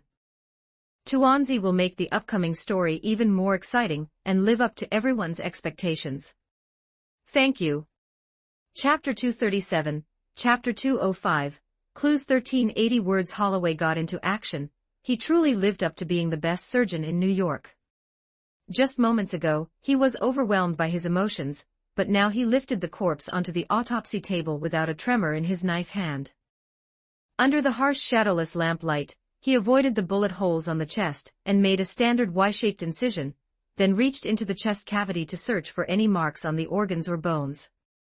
Perhaps a fragment of a bullet or a scratch on the bone. He wasn't sure what he was searching for, but in this era, the tools that robbed people of their lives were relatively simple. Su-ming stood aside smoking, calmly watching the way the flesh and fat shifted under the silver-white blade. In recent years, he's been controlling his bloodthirsty desire with limited violence and music, but soon, he would be able to unleash it fully, and he felt a slight anticipation in his heart. Holloway didn't notice the strange expression on Su-ming's face. He was completely absorbed in looking at his hands. Phantom bullet had been shot 5 times in the chest, with no burn marks near the wounds, indicating that it was a long-distance shot. The bullets hit in a relatively tight area, with all 5 shots within the size of a fist, demonstrating the precision marksman skills of the killer. 1 bullet hit the heart, followed immediately by 4 more hitting either the aorta or pulmonary artery, causing Phantom bullet to fall. All the bullets entered from the front and exited out the back, which allowed the doctor to breathe a sigh of relief, as at least the hero wasn't killed by someone he trusted. However, this doesn't explain the surprised expression on Phantom bullet's face, or why he couldn't fight back. There was no gunpowder residue on his hands. He hadn't fired a single shot. But fortunately, the doctor wasn't alone now. He started in this line of work too recently and hadn't even considered that masked individuals could cooperate with others. The appearance of Deathstroke had opened a new door for him. For example, a squad of like-minded masked individuals could unite and complement each other's strengths. Of course, collaborating with government cleaners should be minimized as much as possible. He just needed to compile his findings, share some results and data with Deathstroke, and then see what he thought. After stitching up the wounds, he pulled over a hose to clean the various parts of the corpse, collecting the wash solutions for chemical analysis. He moved very quickly. Su-ming had initially planned to give him 30 minutes, but in just over 10, Holloway had returned the body to the storage cabinet. Any results? Su-ming accepted a stack of papers handed over by the doctor. Is this occupational habit of his? A verbal conclusion would be enough, so why the paper report? What do these charts and figures mean? Who can even understand them? Holloway shrugged. He had strictly followed the forensic procedure, and only realized after finishing that he still had his mask on. A professional killer shot him from the front, modifying the gun to fire 5 shots in an instant. The bullets should be 9 mm, very clean and neat, with no clues from the body. He paused, again looking at the cabinet holding the body, and sighed. There's evidence that the body was moved. That was the dump site, but I found some clues in his hair and on the soles of his shoes. Su-ming nodded his chin, signaling the 2 of them to head back to the rooftop to leave. Go on, what did you find? There was a rust stain on his cape, which I tested and observed. It contained halogens and several dead algae cells. Holloway spoke seriously as they quickly moved through the empty stairwell. And on the soles of his shoes, he had stepped in a special compound, carbamide. Su Ming extinguished his cigarette and pocketed it, refastening his mask. If I'm not mistaken, this is a type of fertilizer, right? Holloway nodded, acknowledging that not many people knew about this, but Deathstroke was right. Yes, CN2H4O, commonly known as urea. Interesting, fertilizers have many uses, but nitrogen fertilizer is most known for being used to make explosives. Maybe he discovered that someone was planning something big by the seaside or on a ship. They returned to the rooftop, where Su Ming once again tossed out his grappling hook, and the two maneuvered between rooftops. It's not necessarily by the sea or on a ship.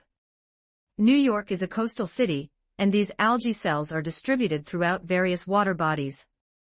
I'm not an expert in algae biology, so I can't provide a more detailed classification. Moreover, if there are heavy rains or strong winds, they could drift almost anywhere. Holloway added that if they wanted to trace the clue, it would be better to see if they could find the same batch of fertilizer, as it would be easier to pinpoint than algae. Su Ming shook his head, initially wanting to find some direct evidence from the body, like distinctive murder techniques or weapons. But whether it was algae or fertilizer, these two clues were like finding a needle in a haystack, completely insufficient for an investigation. At least current technology didn't support their level of investigation. We're not following these two clues. The other one you mentioned earlier is the most useful. Su Ming had indeed seen the reporter's name in the comics, but it was vastly different from now. Information from the past could only be selectively used. Finding Holloway and Torchbearer was confirmed through multiple checks that it was indeed the person he remembered before proceeding with any interaction. Only the information obtained through his investigation was trustworthy now. Holloway pondered for a moment. You mean his true identity? Yes, even though I didn't know him, I've carried out activities with another reporter. She liked to write things down in her little notebook, even though she had a camera and a voice recorder. Su Ming and the doctor returned to the car. Jin started driving away as the scenery outside the car windows passed by rapidly, and they began changing out of their uniforms for the next low-key activity. What is that thing? Holloway looked puzzled. Was the camera the kind of bulky equipment used for shooting movies? How could a female reporter carry that around? And what was a voice recorder? A recording and a pen, those things were totally unrelated. Don't worry about those details. Su Ming waved his hand, signaling him to let it go. Since the dual-gun hero hadn't mentioned these things, he didn't want to explain to the doctor either.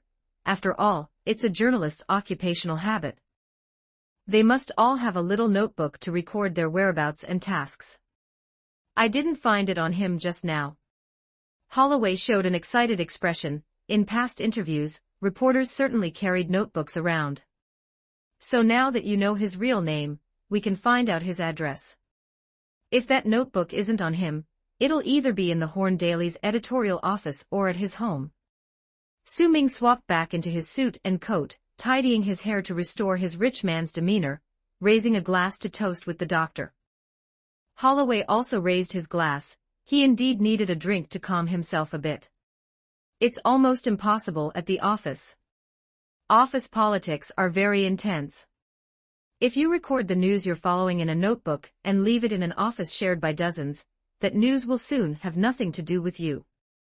The doctor reminded him that every industry had hidden competition, especially the news business, which was highly time-sensitive. News means money. Without news, there's an empty stomach. This fight is much fiercer. Su Ming nodded, showing appreciation for Holloway, who was much more thoughtful than those in the Justice League, at least capable of independent thinking, right? He smiled, raising the glass filled with golden liquor to clink with the doctor's. Yes, so now we go to my turf to see if this poor reporter is my client. Chapter 238, Chapter 206, Seeking Allies 1323 words. Things weren't going very smoothly. This reporter seemed uninterested in alcohol, and his name wasn't on the client records of the distillery. Su Ming dispatched Jin to investigate the news on the street, and sent Leader Joe to contact some high-level clients to see if he could obtain some intelligence through official channels. He and the doctor were waiting at the Peace restaurant. Holloway was evidently very interested in this legendary bar from the Prohibition era. He touched the yellowed walls and fiddled with the piano that Su Ming often played. But he was very self-controlled. Besides having a small drink in the car, he now turned a blind eye to the alcohol around him.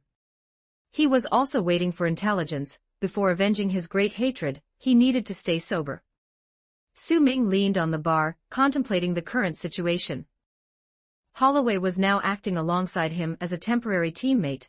He was an excellent detective who could uncover many clues, possibly helping Su Ming fill any gaps. He was also a top-notch surgeon, and medical skills and anatomy were sure to be useful. His shooting skills were decent, and his body was strong, but it fell far short of Batman's human limits, at most an athlete's level. And as for what kind of enemy Su Ming would face, it was hard to say. Besides Red Skull and Zola tangling with Captain America, other hidden forces could be adversaries. The team now had an assaulter and a scout, but was still lacking someone skilled in strong energy projection skills, or else the small team could be easily countered. Although Su Ming himself was not weak, there was always something stronger. He wasn't sure what this unfamiliar world hid. If the opponent suddenly pulled out something like the Infinity Stones, he might be left gaping. There was currently a powerhouse skilled in energy projection in New York, and that was the Torchbearer. But his mind had issues. His understanding of the external environment was too limited. He wasn't as realistic and practical as Holloway, but acted on a simple sense of right and wrong. In the original work, he went head-to-head with Namor, the tsunami causing around 300,000 casualties in New York, and afterward, Namor realized he had killed the wrong people and apologized.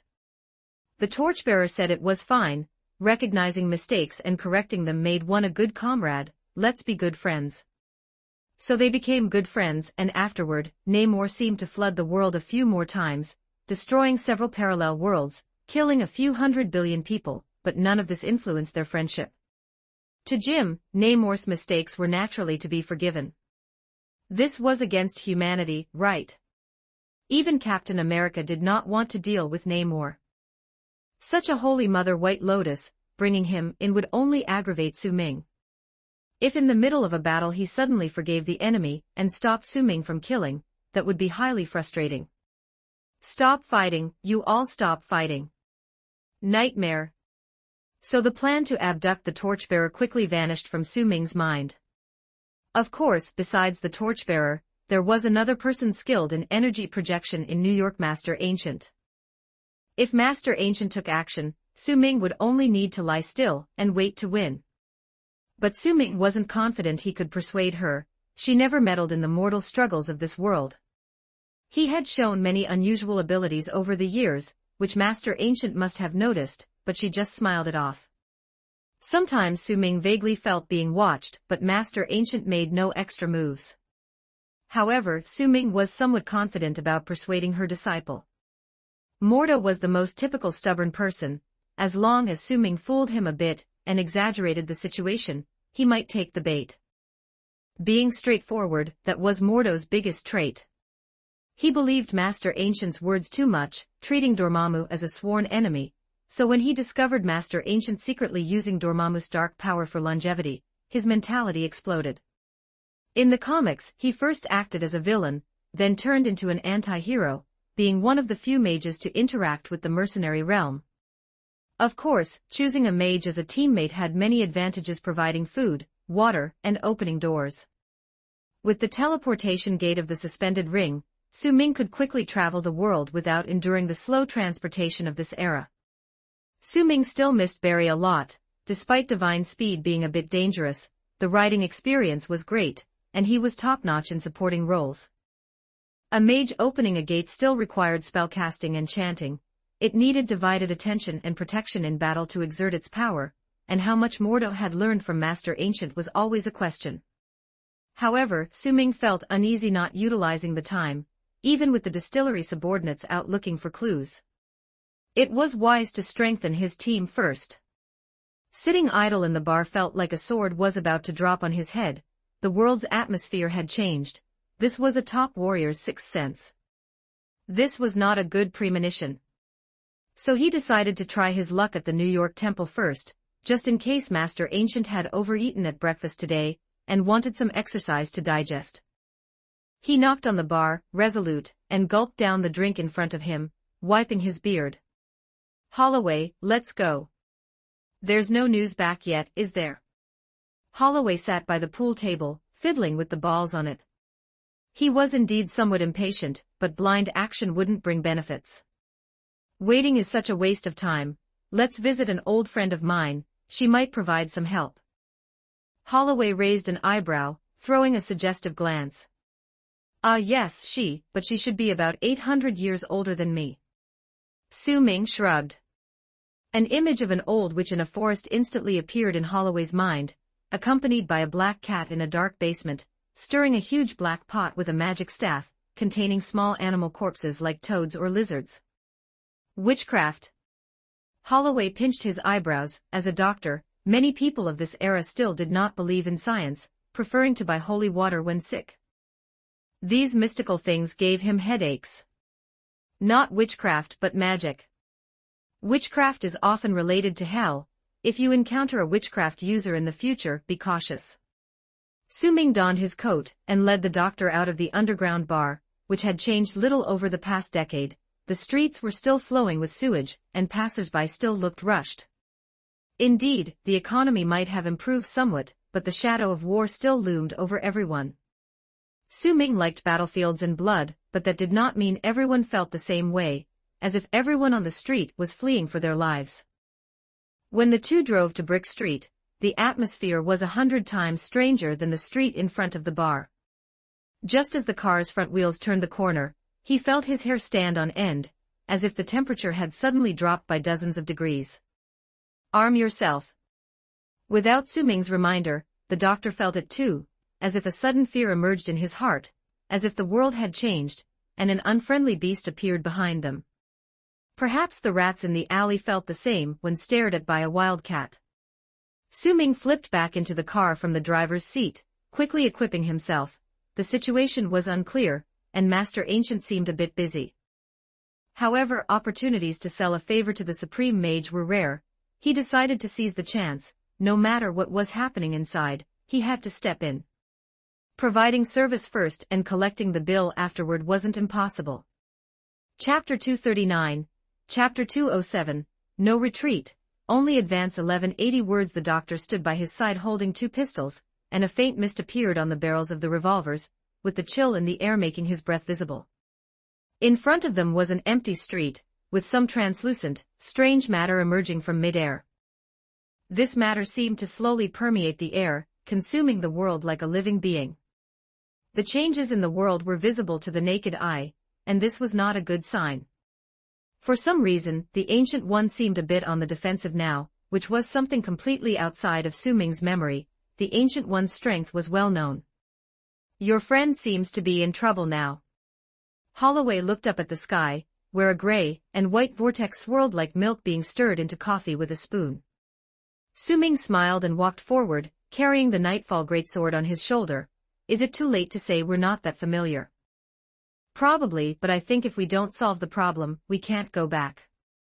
Holloway exhaled, turned his head, and signaled Su Ming to look behind. They had just gotten out of the car at the street corner, only walking about 10 meters, but now, looking back, they could only see mist. The world seemed divided, as if they were under a dome. "Seriously, are we playing Silent Hill?" Not expressing his inner complaint, Su Ming, instead, continued to hold the sword hilt and press forward, speaking in a very calm tone.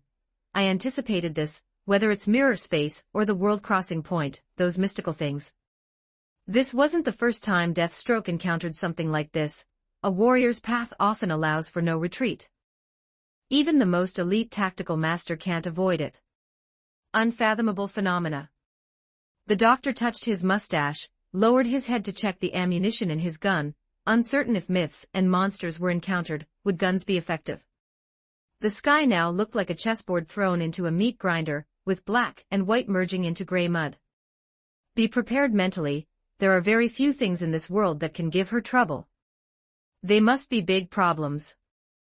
Su Ming reminded the doctor, involving oneself in a battle between a supreme mage and an unknown entity is extremely dangerous. Remember, I'm a surgeon, my mental fortitude has always been good. Su Ming didn't comment, knowing normal worldviews don't apply in the magic domain. He didn't want the doctor to see eerie things inside, subsequently losing his sanity. They walked through the thin mist towards the New York Temple.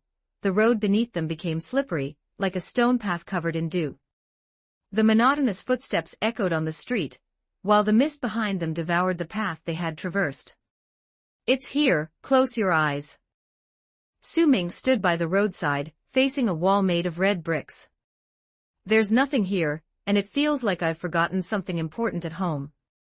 Holloway frowned, fighting against the feeling inside. Reason told him all important belongings were with him, revolvers and eye patch, while the other previous possessions no longer mattered. Yet, a voice in his mind kept reminding him to go home, to leave here. It's the effect of magic, maybe it's called the Muggle exile curse. Ahem, just close your eyes and follow me. Su Ming had X-metal protecting his mind, so he didn't have thoughts of leaving, only unable to see the holy temple. But his earliest brewery was here, 10 meters underground. How could he mistake the place? If the eyes deceive, then simply close them.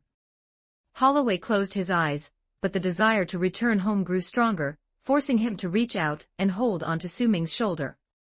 The air nearby had a strange scent, reminiscent of a predator. A bit fishy, with the stench of decaying organisms. Su Ming grabbed the doctor's wrist, closed his eyes, and led him forward using his spatial perception power, feeling as if he walked into chaos. The space around squeezed him, though not forcefully, yet repelling him. It was somewhat like the feeling when he broke into the world barrier initially. There was no time to ponder it carefully, but a few seconds later, his combat boots kicked a stone step, and upon opening his eyes, 117 Brick Street stood before him. The building's appearance was similar to what was seen in films, with a large round skylight on the roof, walls full of age, some vines coiled around. An ominous aura filled the place. Holloway returned to normal, the layer of magic broken, all illusionary vision and hallucinations disappeared. Is what we see now real? Should be, the surrounding physical phenomena align with perception, and there's no distinct change in temperature and humidity. For now, let's assume my plane and world haven't changed. Su Ming drew the Godslayer, a versatile weapon beneficial for close-quarters battle, able to transform into a shield when necessary to protect comrades. Of course, wielding the Godslayer felt torturous, as its bloodthirsty will was constantly insatiable. It served as a temptation for Su Ming himself. Yet for now, it remains manageable. What world? Holloway was instantly confused again, realizing that his former life really was too simple. It's hard to explain quickly, let's talk later, follow along. With reality being consumed, there's no time for explanations. With the golden scimitar in hand, he stepped onto the stairs first. Long-handled warhammer. At that moment, the golden scimitar transformed into a massive warhammer about 2 meters long. Under Holloway's surprised gaze, with a loud crash, the door of the New York Temple flew into the dark building like a severed kite. Instantly, a pungent smell of blood filled the air. This was no longer how it appeared when Su Ming visited previously. Blood and innards covered it everywhere, some tattered clothes and remnants scattered around. The surroundings and bookshelves were in disarray, many items had become severely damaged. This was a battlefield, an unknown battlefield. The scene was so grim that even Dr. Holloway gasped in astonishment. His experience and keen eyesight quickly discerned that just in this hallway-like room alone, at least dozens had died. If the bleeding didn't cover the surrounding walls, it could surely fill half a swimming pool. Moreover, the key point was, there were no complete corpses. If 50 died here, at least 49.5 corpses were missing. Not just flesh, bones were gone too. Was it attacked by some beast? Holloway too raised his gun and remained vigilant, as if something might emerge from the surrounding darkness. Of course, Su Ming had no idea what trickery was inside. Sometimes mages can find powerful magic creatures at home, maybe as casting materials, maybe imprisoning dangerous creatures. Perhaps in a moment, you might pick up a lamp on the ground, rub it casually and make a wish. Hopefully, it's just a beast, prepare yourself. Su Ming's response made Holloway swallow nervously. He admitted that when facing unknown realms, he started feeling a bit anxious. Chapter 240, Chapter 208, Possible Survivor 1316 words, these dead bodies have disappeared, but judging from the fragments of clothing, they should all be mage apprentices. Su Ming transformed the God-Slayer back into a scimitar, picked up a blood-stained piece of cloth from the ground, and scrutinized it in front of his eyes. These are all ordinary burlap, while formal mages typically wear silk. Moreover, the blood on the cloth hasn't dried completely, indicating the slaughter took place not long ago. On the other hand, it's good news because the apprentices' combat power is not very high. What they couldn't handle doesn't necessarily mean Su Ming couldn't handle it. However, with the character of the Ancient One, she couldn't just watch her apprentices die so simply. Yet obviously, she was powerless to prevent it. Why is that? Holloway shook his head and looked up at the blood-stained stairs leading upwards. What next? This place is scarier than the witch's house I read about in fairy tales. You've come at a bad time. Actually, Master Gui is still quite refreshing. Su Ming shrugged and dropped the cloth, cracking a cold joke. A bald head does look refreshing, but this joke requires Holloway to meet the Ancient One to understand. The Holy Temple was extremely quiet. There were no sounds of battle, but this kind of silence made one feel very uneasy. If we go by the general style of horror movies, everyone would split up to search for survivors or clues. But Su Ming has always been a staunch opponent of splitting troops. Venturing separately in a situation like this is really not far from entering a grave. The Holy Temple is a 3-story building, with an additional basement floor. If you dig further down through the sewer, you'd reach Su Ming's old distillery from the Prohibition era. In the comics, the basement is a prison and boiler room, while the attic is Doctor Strange's living quarters. The middle floors are mostly guest rooms or display areas. There are also a bunch of space-folding domains, passages to extraterrestrial planets, and plane rifts, all leading to unknown places.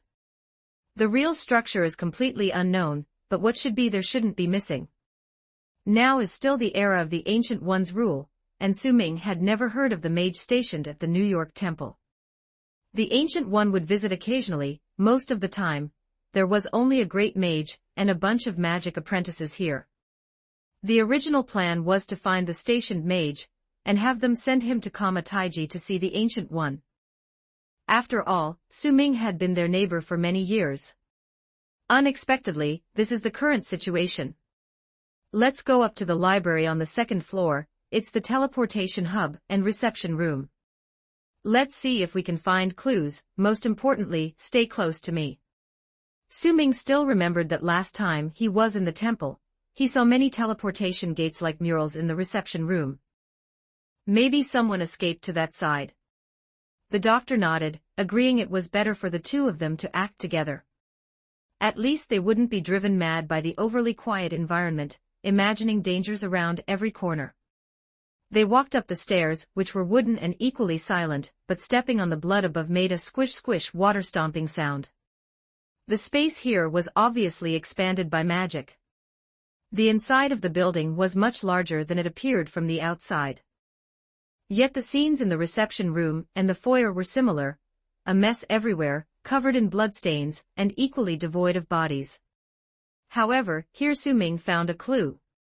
He discovered that the magic items originally displayed here were still present, indicating that the intruders did not come to plunder magic items. This greatly reduced the probability that the intruders were mages. As long as he wasn't dealing with inexplicable magic, Su Ming felt relatively confident. The most conspicuous display case was shattered, and the magic floating cloak lay beside it, covered by some broken glass and rotting wood. Su Ming walked over and picked up the cloak. This thing, like Su Ming's God-Slayer, has a mind of its own. Though it behaves more docile than a weapon, it shouldn't be like this now. It limply hung from Su Ming's hand like a red bath towel. Cloak, you can't die. Tell me, who killed the mages? The cloak was just a piece of cloth now. How could it answer him? Even in a normal state, it wouldn't speak. Holloway squinted, a bit skeptical of Deathstroke's mental state. Talking to a cloak isn't something a sane person would do, right? Should they continue to look for other clues? He walked to Su Ming's side and said in a low voice, "It's breathed its last, my condolences." Su Ming rolled his eyes, "It never even had a breath, okay." He just wanted to see what was going on with the magic floating cloak, to tell it a joke and see if it reacted, but now he felt like a lunatic. Su Ming waved his hand, signaling him to be on guard. He wanted to see what's wrong with the magic floating cloak. In its current state, it seemed to have lost energy support, turning into an ordinary item. Su Ming himself doesn't know magic, but repairing something to make it work again is merely a matter of trying every method he could think of.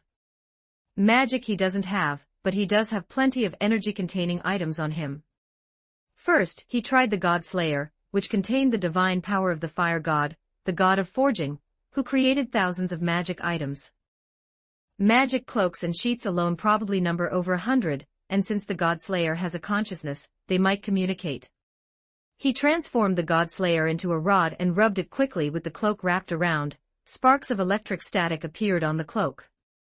There was no other reaction, even the murderous intent from the God Slayer was the same as before. Alright, divine power doesn't seem to work, conscious communication ruled out, static electricity ruled out. Then let's try X-Metal, this DC world's primal matter, containing immense energy, maybe the massive energy can reboot it. He took a bright spot from the Nightfall greatsword, placed it on the cloak, and the metallic substance immediately melted, enveloping the cloak in a strong light. The silver light appeared warm and bright, giving a much-needed sense of well-being in a world mixed with gray. But soon, the light faded away, and the X-Metal returned to being a metallic granule, resting on the cloak. Can't say it was useless, the X-Metal repaired some of the cloak's frayed edges, and cleaned it up a lot. But now it was still an ordinary cloak. Well, you owe me a laundry fee, Master Gu-E. He carefully put away the X-Metal. This stuff is very precious. If he's right, even the Justice League wouldn't have a drop of it left. Su Ming reached for his back pouch, intending to try the Black Lantern battery next. This cloak is dead matter, maybe it would react to the Black Lantern. But when he was rummaging through the bag, he first felt some small balls. These were the gemstones Dr. Manhattan gave him back then, still without any known use even now. The only known information is that they are some kind of energy aggregate. After long research without results, he simply kept them in his uniform pouch, together with the typically useless Black Lantern battery. However, finding them now might be some sort of fate. He took one out, tossed it in his hand, looked at the cloak in his other hand, and pondered for a moment. Then he brought his hands together. Chapter 241, Chapter 209, Pursuit 1377 words. There isn't any particularly exaggerated light or shadow effect, but the magic floating cloak squirmed like a caterpillar a few times, detached from Su Ming's palm, and floated up. Its bottom corner curled up, wrapping around the gemstone like a hand, while the other side shook its collar and regained its dashing appearance. Great, it's revived. Su Ming looked at the gemstone with some heartache. Although this thing was of no use to him, and there was still quite a bit left, it was the reward he risked his life for, and the cloak seemed to have no intention of returning it to him. Holloway turned his head upon hearing this and saw the red cloak with golden edges slowly floating in midair, as if an invisible person was wrapping it, standing together with the two of them. He took a deep breath. What is this? Anti-gravity technology, like Stark Industries. This is magic, don't try to understand the specifics. Su Ming shook his head. The magic floating cloak has existed for hundreds of years, and probably only the Ancient One knows its origins. However, Su Ming kind of knew what the cloak could do. Cloak, did you see the killer? Actually, the cloak doesn't have eyes, but in the known Marvel universe, it has shown the ability to observe the external environment, so it must have its own method. The cloak floated up and down, like submerging and emerging from water, and Su Ming guessed this was probably a nod. Su Ming under the mask closed his eyes slightly and pondered for a second. If there are any survivors here, take us to rescue them first. The red cloak instantly bent down, as if sniffing something on the floor of the room like a dog, flying onto a pile of garbage at one moment, and then diving under a desk. Of course, this was just Su Ming's perspective. In reality, it was detecting the mana traces of other mages. A few seconds later, the cloak flew back in front of Su Ming, twisted in midair like a towel, forming an arrow shape pointing in a direction. Su Ming looked over there and saw a huge hanging painting, depicting lush rainforests, where lizards and insects seemed to crawl in the shadowy tree areas. If one got closer, they might even smell the scent of the rainforest. But that was a fixed teleportation gate, leading to a rainforest that might not even still be on Earth. Can you write? Where is that place? The cloak returned to its original shape, but its collar swayed from side to side, probably saying it couldn't write. Su Ming turned to look at Dr. Holloway, who was also looking at him. The doctor had heard that the rainforest was dangerous, and a tiny poisonous insect could kill a person, and now it might be a rainforest on an extraterrestrial planet. Su Ming was also pondering this issue. He was fine with his full-body armor protection as a modified person, whereas Holloway didn't even have a full-cover helmet. He had teamed up with the Avenging Angels, and it would be embarrassing if Dr. Holloway died halfway. But leaving him alone in the bloody-smelling holy temple wasn't a good choice either. The enemy in the dark with the advantage of awareness cannot be given the opportunity to defeat them one by one. But isn't there a magic floating cloak? Cloak, my teammate likes red a lot too. Su Ming pointed at the red cloak behind Holloway, whose red and blue uniform really looked a bit cheesy. He's a person with great taste. We can go into the jungle to find people, but can you use yourself to cover his exposed skin? The magic floating cloak seemed very happy, and immediately flew over to tightly wrap Dr. Holloway's exposed areas. In an instant, Dr. Holloway turned into a red-headed Osan, like he had a red pumpkin on his head. There was no choice, he only had his head exposed, and now the cloak even exposed his eyes, which was already quite good. Ahem, let's go. Su Ming stifled a laugh and turned towards the hanging painting on the wall.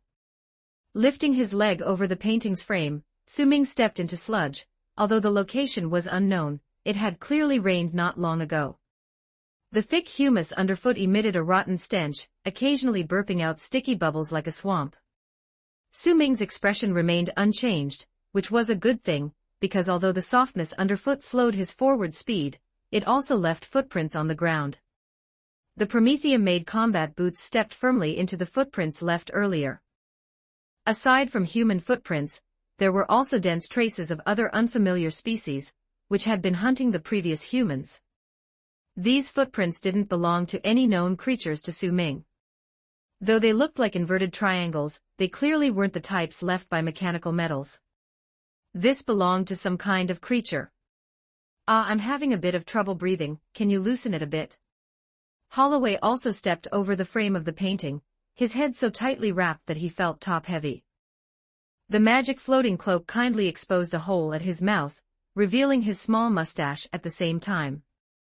The doctor quickly touched his little mustache, confirmed it was still there, and felt relieved. Come on, doctor, follow me. Stay wary of your surroundings.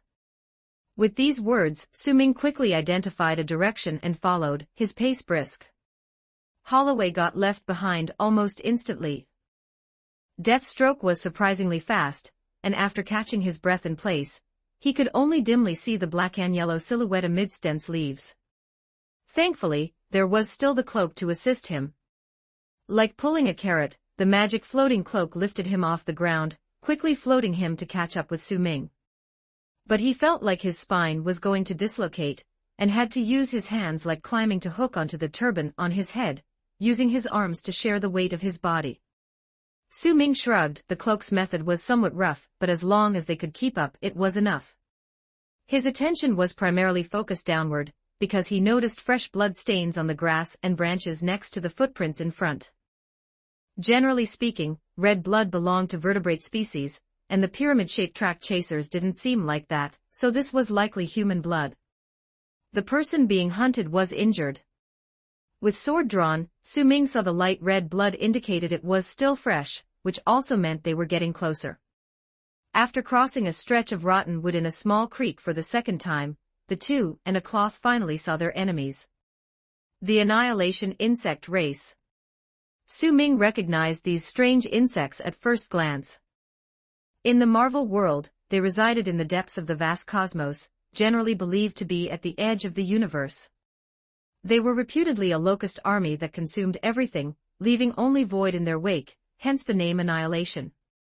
Living beings, planets, even stars, nothing was beyond their consumption. Their social structure was a beehive pyramid form, with each layer consisting of various species, differing greatly in form and size. But the slightly stronger ones could traverse the cosmos with mere physical bodies, and they were limitless in number, making them a formidable force in the Marvel universe. However, under normal circumstances, the celestial gods group and the life court kept them in check. They wouldn't typically traverse cosmic space to attack Earth. Something must have gone wrong somewhere. And now, before them, were roughly 300 or so, assaulting a rainforest cave, just a minuscule fraction of the swarm's endless branches. Generally, an invasion by the Annihilation insect race would start with billions of insects. The quantity here seemed peculiar. The cave's entrance was sealed with a golden magic shield, and the insects continuously crashed into it. Some simply began gnawing at nearby rock walls and tree roots, intending to dig in from another direction. Su Ming pulled Holloway aside, hiding behind a large tree. Rescuing was proving cumbersome, requiring a bit of a plan. Chapter 242, Chapter 210, Airdrop Plan 1311. Words. The bark of this tree is extremely rough, with knobby fibrous growths making it uneven. Fortunately, the tree is thick and sturdy, allowing both of them to completely hide behind it and peek out on either side to observe the scene ahead. All around, there are sounds of sawing wood or digging, interspersed with the occasional thud of insects ramming into the shield with their bodies. The area ahead resembles a massive construction site. As long as they keep their voices slightly down, they can communicate without worrying that the insects will hear them. There are quite a number of these insects, even though this is only a small part of the insect swarm, but the sea of insects battle is extremely unfriendly to attack types like us. Su Ming observed for a while. There are no obvious leaders among these insects, and they appear to be almost the same type. However, each insect is roughly larger than a pony. The opponent's strength level is unknown. Their power can only be estimated by the size of the rock fragments they dig, and each insect's forelimb power is about a ton. The sharp mandibles can bite with enough force to cut through thick trees like a chainsaw. Su Ming's armor should be able to withstand this force, but the number of insects is a problem. Even if his two great swords can take down one insect with each strike, it would mean approximately 300 strikes are needed. Even if he moves faster, with both hands delivering a fatal strike every second, it would take him nearly 3 minutes to eliminate them. The people in the cave couldn't hold on for that long, and the magic shield was already flickering. And there's his own strength, with a load-bearing capacity of around 35 tons. Thanks to X-Metal, he hasn't stopped training, like running quickly through the city's sewers or messing with various equipment below. Over the years, he has made significant progress in terms of strength. The steady energy from the X-Metal made his training fruitful. Now his strength has roughly doubled compared to when he left DC. However, these insects presumably weigh over 500 kilograms each, meaning once 60 insects pile on him regardless of their survival, he would have no room to maneuver. When facing enemies, these enhanced and swarm forward together. It all depends on whether his martial arts can handle it. Cloak, can you toss the two of us to the cave entrance? Su Ming tugged at Holloway's cloak over his head. This guy's load-bearing ability is unknown, but if possible, they could control the airspace. Holloway's head was wrapped, making his expression hard to see, but Su Ming could see his eyes widen. The doctor peeked out from behind the tree again. The cave entrance could be said to be the center of the insect swarm, reminding him of when he was a child and saw zoo workers feeding hyenas. Deathstroke, do you know these creatures? First time seeing them, but don't worry.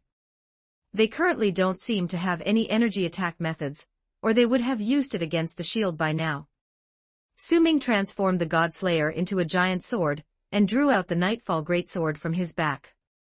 If things went smoothly, he only needed to block the enemy from one side by the cave entrance, which would ease a lot of pressure and provide the mage in the cave a chance to cast spells. Speaking of which, it seems this mage hasn't used the mirror space magic. Can it be assumed that there is a flaw in this spell, or is it only usable against humans for some reason? However, Su Ming cannot directly ask about the flaws in others' signature abilities. He keeps it in mind, waiting for a chance to probe. Advanced Annihilation insect races indeed possess spatial abilities, able to escape from mirror space, but that would take time. The mage inside the cave naturally needs time to flee, so why hasn't it been used? A heap of questions crossed his mind, but these were secondary issues. Thinking about them was merely a way to infer the strength of the insects from another angle. Holloway peeked from behind the tree again, but the cloak on his head rose up like rabbit ears, bobbing up and down to indicate it could be done. Great, let's begin our tactical deployment. Su Ming hooked Holloway's neck to bring him closer, making him look at his mask, speaking in a low, raspy voice while assigning tasks. First, the cloak will directly throw us into the center of the insect swarm, and then I'll face the insects head-on. In case things go awry, the cloak will take us out, too. Holloway pondered, not thinking about his own future situation, but the thoughts of the people in the cave. If the people in the cave saw reinforcements arrive and confront the insects, their hearts would ignite with hope. But if the reinforcements withdrew, it would be like falling from heaven into hell, leading to despair. This wasn't his style. He would rather die than retreat. Su Ming immediately saw through his thoughts, this guy's heroism acting up again. Don't they know the saying, he who retreats lives to fight another day? Don't overthink it, Doctor. What you need to consider now is how to gain the trust of the people inside the cave in the shortest time, and get them to withdraw the magic shield, allowing me to block the cave entrance. That is your task. While Su Ming and the cloak confront the enemies, Holloway needs to communicate with the survivors to proceed to the next step of the plan. If those people don't open the door, everyone besides Su Ming could soon find themselves in danger. It was only then that Holloway considered his situation indeed, as Deathstroke mentioned. If the people within had been scared beyond reason, or were on the brink of madness, persuading them to open the magic shield, seen as a lifesaver, would be the hardest part. What should I do? Su Ming shrugged. Perhaps having the magic floating cloak knock would be easier since any mage would recognize it, but in such tense times, verbal communication is more reliable. I don't know. Maybe try shouting something like, if you're capable enough to be a mage, you should be capable enough to open the door, right? Open up, I know you're home. Something like that. Holloway's eyes turned to a dead fish stare. If he couldn't tell that was a joke, then he'd really be dumb. However, Deathstroke still appeared relaxed, despite needing to hold off hundreds of these gruesome unknown monsters as part of the plan. All right, I can try, but if the people inside the cave have broken mentally, I doubt words will be effective. Holloway lowered his voice, his confidence seemingly lacking. It's understandable. Even with the strongest heart, he's only been a masked hero for less than a month, and what he faces now is somewhat above his level. When Su Ming first discovered himself becoming Deathstroke, even with a super brain, he was bewildered for a long while. No worries, if necessary, I can use weapons to break through the magic shield. However, that might cause magic backlash on the inside, making them spew 3 liters of blood or faint on the spot, something like that. Let me try communicating first. Holloway instinctively learned the "are you joking" meme, realizing teaming up with Deathstroke was very challenging and greatly strengthened his heart. If Su Ming knew his thoughts, he would surely tell him it's only the beginning. If the Avenging Angels survive into the real coming era, introducing him to Deadpool would make him recognize Deathstroke's virtues. Chapter 243, Chapter 211, The Battle Begins. 1236 words. All right, Cloak, begin the execution of the plan. Su Ming saw that the doctor had no doubts and immediately began the plan. The jumping ability of the insects is unknown, so you need to carry us flying over at least 15 feet, 57 meters, above them. The magic floating cloak released Holloway's head, stretched out the edge of its cloak like a hand, hooking onto the back of their belts. It floated up and down slightly, seemingly weighing the load, then its collar nodded, indicating it was ready. Very well, drop me at the entrance of the cave first. I will quickly clear a small landing area for you, then everything proceeds as planned, okay? Holloway nodded, taking a deep breath. This feeling was more nerve-wracking than his first time in the operating room. In an unknown place, fighting unfamiliar monsters, stories like this were told by the dual-gun hero, but the avenging angel hadn't expected to be involved so soon. It made him both nervous and excited. But after he instinctively nodded, the magic floating cloak impatiently took them skyward, racing over the top of the insect swarm at high speed, flying towards the cave entrance. Holloway was startled, screaming, as if he were flying over a crocodile pool. You could see his uvula shaking in his throat. Like a red, screeching bird flying across the sky, naturally alarming the insects below. Those alien-headed monsters raised their heads and roared. What they saw was a lump of food flying overhead. Indeed, whether it's cloth, metal, or human flesh, it's all the same food to them. As the base level of the hive mind, their instincts are predation and invasion, their brains devoid of other emotions, be it fear or greed. Only instinct and orders remain. The insects emitted piercing cries, like nails scratching a glass pane. Su Ming didn't know if this was their way of communicating, but not knowing the enemy's language didn't hinder slashing them down. He shouted loudly to the cloak, and it immediately released the end corner holding him. Leveraging gravity from the descent and the speed of flight, he shot toward the cave entrance like an iron ball, and the few insects at the entrance became restless as Su Ming noticed drool of black dripping from their mouths. When he got closer, he found their heads resembled those of crocodiles or lizards, but the outer layer was a chitin exoskeleton typical of insects, with a mix of green and black blotches on the surface. The whistling wind brushed past Su Ming's ears as he stretched out his arms in midair, raising a golden and a black greatsword high, rapidly closing in on the ground below. Just before landing, the ground-bound insects jumped to attack instead. Their bent back legs, though lacking the explosive power of grasshoppers, could indeed spring them up. Gaping maws appeared before Su Ming, his excellent vision seemingly able to see the faces of the dead inside their stomachs. These creatures were more snake-like, their mouths able to open to unbelievable widths, as wide as their bodies. But it mattered little because even if each mouth could fit Su Ming, they lacked the appetite. The sound of slicing through the air was followed by a crisp sound. The Godslayer moved independently, completing a slashing motion with Su Ming's arm leading. The airborne insects froze in an instant, only falling to the ground once Su Ming landed steadily. The nearly invisible strike had cleaved several jumping insects in two simultaneously, a heap of black innards or blood splattering all around. Their triangular prism-shaped limbs could no longer maintain balance, and their locust-like thoraxes and abdomens were split open. The surrounding grass and soil soaked in the insect race's bodily fluids, emitting a strange fishy smell like half-pickled fish. Su Ming calmly turned his back to the cave entrance, launching a brief countercharge. The shells of these insects couldn't withstand the Godslayer, and certainly not the Nightfall Greatsword. Wielding dual swords, a single sweep cleared a small area for Holloway to land.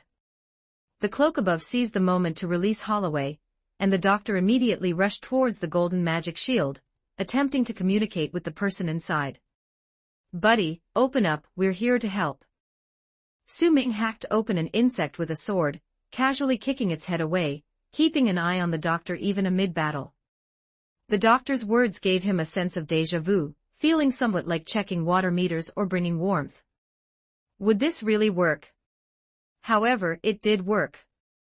The magic shield was withdrawn in the next second, and Holloway immediately entered the cave, while Su Ming faced the insects, slowly retreating to block the cave entrance. Very well, these insects showed nearly no intelligence, opting to dig for alternative routes when blocked, but now swarming Su Ming because he appeared as food to them. Perhaps influenced by the swarm mind, if they were indeed a massive army, maybe billions, they could tire Su Ming to death, but with just a few hundred insects, failure was certain. They lacked flying ability, had no ranged attacks, and despite decent strength and sharp limbs, Su Ming only needed to watch the front. The uniquely colored giant sword swiftly swung, forming a pile of carcasses at the cave entrance with black insect race fluid pooling into a stream, flowing to the low-lying areas ahead. Su Ming felt a long-missed sense of satisfaction, although their blood was cold, it warmed his heart.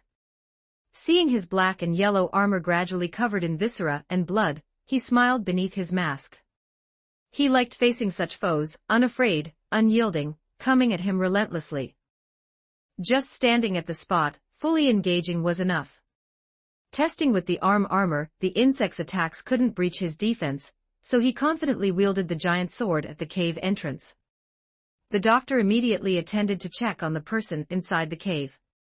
The person inside was just a child, about 10 years old, with short golden hair and a pale face, but surprisingly, the young mage's eyes were very calm, devoid of any panic. One sleeve was missing, blood trailing down one arm, yet he seemed unfazed, calmly assessing the newly arrived reinforcements. "Come, let me bandage you up first." As a doctor, Holloway had conventional first aid tools on his belt, besides bullets. He briskly moved towards the mage, taking up his arm to examine. The arm bore a deep cut about 15 centimeters long. Thankfully it hadn't reached the bone, needing only suturing. "Thank you. I had thought today would be the end of my path." The young mage's mouth twitched into an insincere expression, his gaze settling on the little mustache beneath Holloway's eye patch. The cave was somewhat damp, with tiny insects vaguely visible scuttling around, and the stone walls emitted an unpleasant odor. The doctor chuckled awkwardly. What the heck? A child of that age making such remarks felt strange. "You acted decisively. I was worried you wouldn't let us in." The doctor pulled out a curved needle, doing a simple disinfection. "I'm a mage, maintaining calm and thinking at all times is needed. I recognize the magic floating cloak, and have seen you in the newspapers." The young mage shifted his gaze to Deathstroke's back, seemingly indifferent to Holloway squeezing his wound shut with stitches. Chapter 244, Chapter 212, The Mage of the Future. 1262 words. The doctor had to admit that at this young mage's age, he couldn't have remained so calm. "Are all mages as special as you?" The young mage glanced at him, the corners of his mouth lifted slightly, and a subtle arrogance flashed in his black eyes. "Those who can't think calmly are already dead. You've seen their corpses before, haven't you?" Holloway paused with the needle in his hand upon hearing this, then nodded. Seeing him nod in acknowledgement, the young mage continued, "These insects are experiments, monsters modified by magic. Although they lack a lord's command, the accumulated experiments have granted them high magic resistance, making them the archenemies of mages. Why would mages enhance these creatures' magic resistance? Isn't that creating their own doom?" The doctor shook his head, flicking the blood from his hands. The area was dark and damp, requiring him to get very close to see the wound. The young mage's response was expected. "Of course, it's for power. Ordinary people create bigger bombs and stronger weapons, so besides researching stronger spells, mages naturally need stronger servants." Holloway opened his mouth, but didn't say much. Ordinary people's enemies were other ordinary people, while the enemies of mages were naturally other mages, so researching higher magic resistance beings made sense. Although he had virtually no understanding of the magic realm, he labeled mages as dangerous. "These insects aren't the origin of the crisis, they're just a group of lucky escapees." The mage lowered his head, watching the needle move through his skin, his tone carrying the composure of a victor. "So when I discovered they escaped, I chose to leave immediately to find a place to hold my ground. Because I thought calmly, I waited for you, survival of the fittest. But your companions are all dead. Former companions, to correct you. After their deaths, they were no longer my companions." The mage replied emotionlessly, his words devoid of any sentiment, making the doctor's heart tighten. Mages shoulder the responsibility of protecting Earth, and those who died, their capabilities destined them for no future. Holloway cut the thread, pulled out a bandage, and started to dress the mage's wound. "But if we hadn't arrived in time, you would have died too. I already used every method I could think of, outrunning everyone else. Even the great mage died before me. I watched as the insects devoured him. So if death were my destiny, I would accept it calmly." For the first time, the mage genuinely smiled, a pure expression on his face that nonetheless sent chills down the spine. Death indicates my lack of strength, the weak dying is only natural.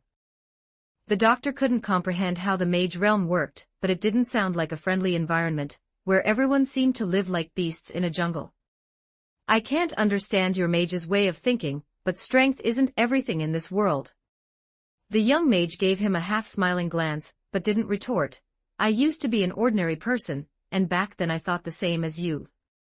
But he clearly recalled something, and his face turned icily indifferent, reverting to a calm deadpan. But now, strength is all I can pursue. He directed his gaze back to Su Ming's figure. The black and yellow intermixed armor stood firm at the cave entrance, and the insects outside shattered into pieces upon impact, no longer appearing as terrifying as before. That's the benefit of strength. Holloway sighed. This child's thoughts seemed problematic. It was as if he had become indifferent to everything in his life but the thirst for power. The doctor couldn't imagine what the young mage had experienced before. After bandaging the wound, he removed his rubber gloves and wiped his small mustache. All right, what's your name, young man? The young mage leaned against the rock wall and stood up. He chanted a short spell, and a complex pattern emitting golden light and formed by magic appeared in his hand. But like unstable voltage, it flickered and then extinguished. He twitched his mouth, sighed, and looked up to answer the much taller Holloway. I am Caecilius, a personal disciple of the Supreme Mage. Su Ming at the doorway had been multitasking all along. After implementing the tactic, the insects weren't that difficult to deal with, so he had been aware of the two people's actions in the cave from the start. Hearing the young mage introduce himself, relevant data flashed through Su Ming's mind. Caecilius wasn't a comic character but a creation of the film universe. Su Ming wasn't particularly knowledgeable about his life trajectory. He only knew that in the film universe, Caecilius later switched sides and worked for Dormammu, and didn't seem particularly clever. But his current performance certainly counted as precocious despite the cruelty in his actions and views. The fact that he survived to the end remains. Perhaps his presence changed history, or rather pushed the world line towards a more familiar cinematic worldview. As he pondered, Su Ming's hand wielded the great sword without hesitation, slicing an insect in two, its dark blood splattering all over him. Anyway, this world was strange enough already. More debt was not distressing. His traversal point was much earlier than expected, but the goal remained unchanged. There were several things he must acquire from the Marvel world.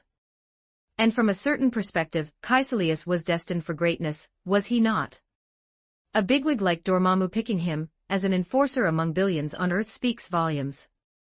For now, he and the doctor saved his life.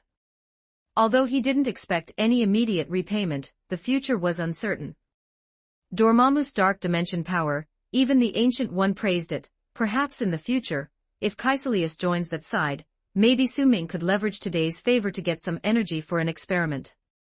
Su Ming himself was immortal, but not the people around him. Jin and his crew had been with him for many years, and he'd grown accustomed to them, so he needed to find a way to extend their lifespans. He had stolen the super soldier serum with that intention, not to turn subordinates into Captain America, just to extend their lives.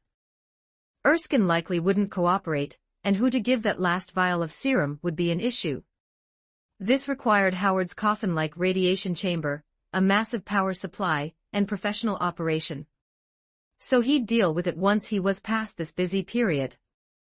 While his mind was occupied, his hands were no less swift, left a sword, right a sword, and soon the world quieted down.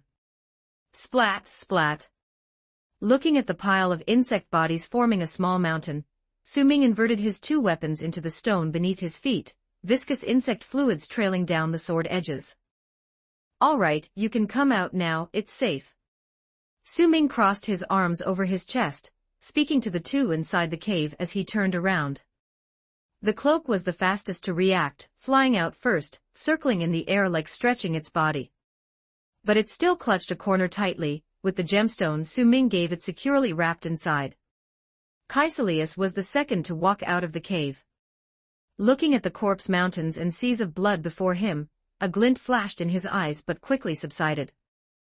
After giving Su Ming a mage's greeting, he knew that this unknown strong figure didn't save him for no reason. Perhaps there were questions to ask, so he waited patiently. Chapter 245, Chapter 213, Teleportation 1253 words. Su-ming also looked at the child in front of him. He seemed like an ordinary boy, with short golden hair that looked quite spirited, though he had a short braid at the back of his head, and wore a very ordinary linen magic robe. He hadn't yet put on his black silk suit, nor had he put on any eyeliner. But you could tell from his hairstyle that he was quite trendy. Are you the only survivor? Su-ming put away the weapon planted on the ground, took off his mask, and lit a cigarette. After slaying a bunch of monsters in the primitive rainforest, smoking a cigarette felt like a real pleasure. It seems so. Caecilius nodded in agreement, calmly responding, his gaze briefly drifting to the magic floating cloak hovering nearby before returning to Su-ming's face.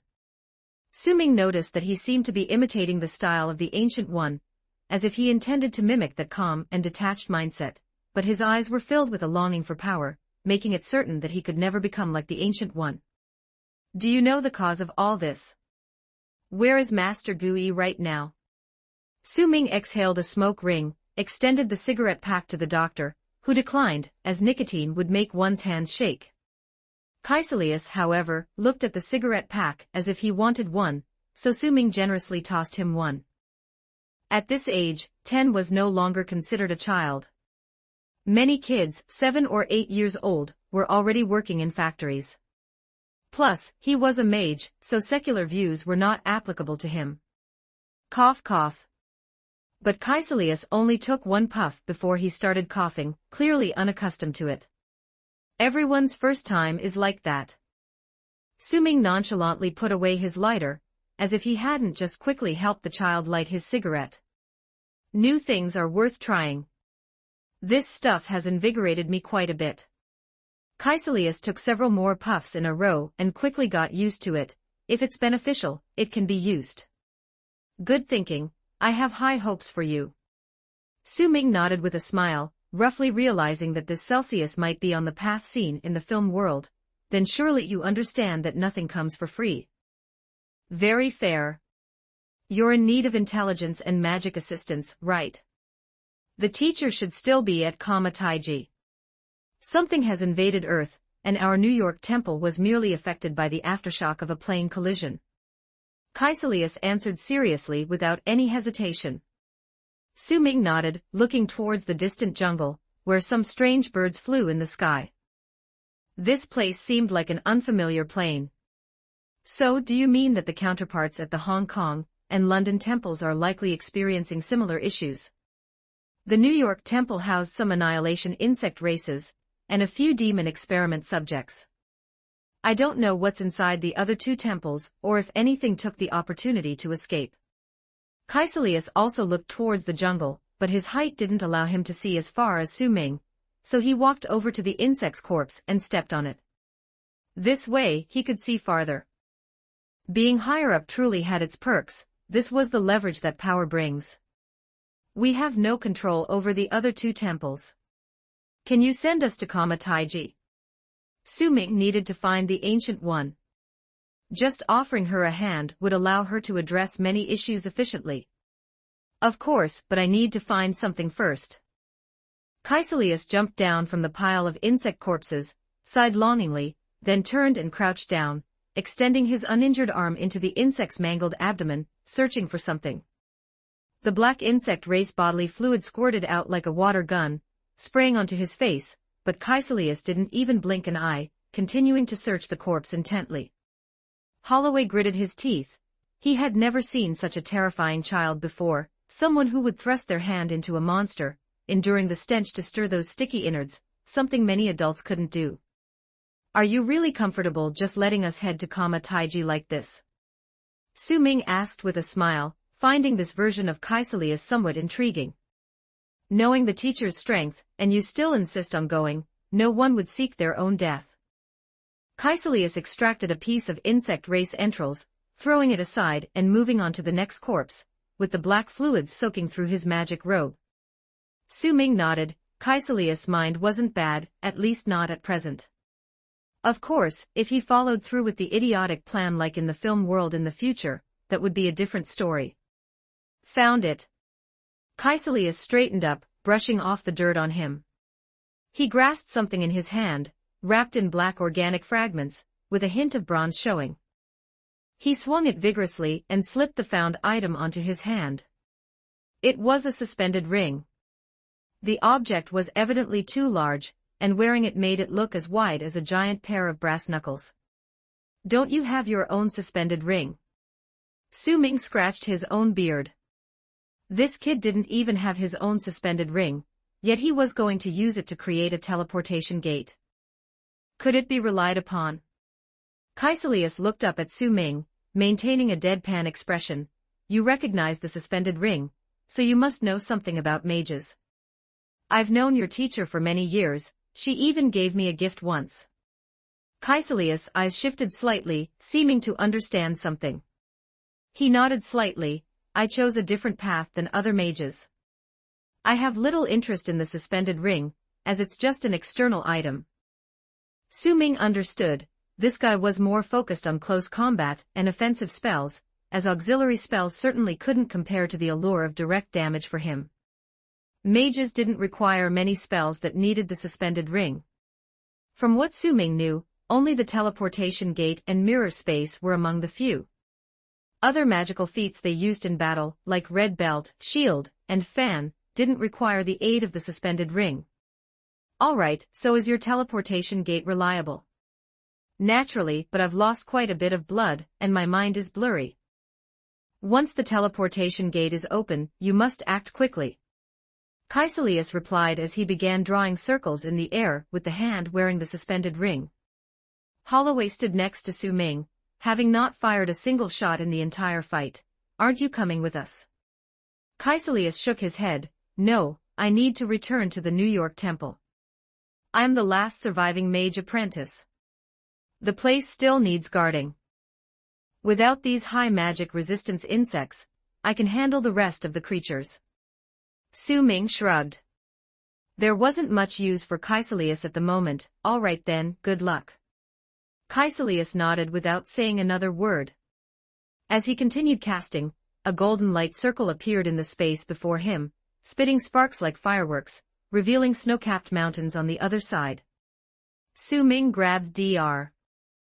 Holloway and disappeared into the light circle, while the shoulders of the magic floating cloak drooped down, seemingly sighing, before following them inside swiftly. The circle quickly closed behind them as the biting wind hit them instantly. Chapter 246, Chapter 214.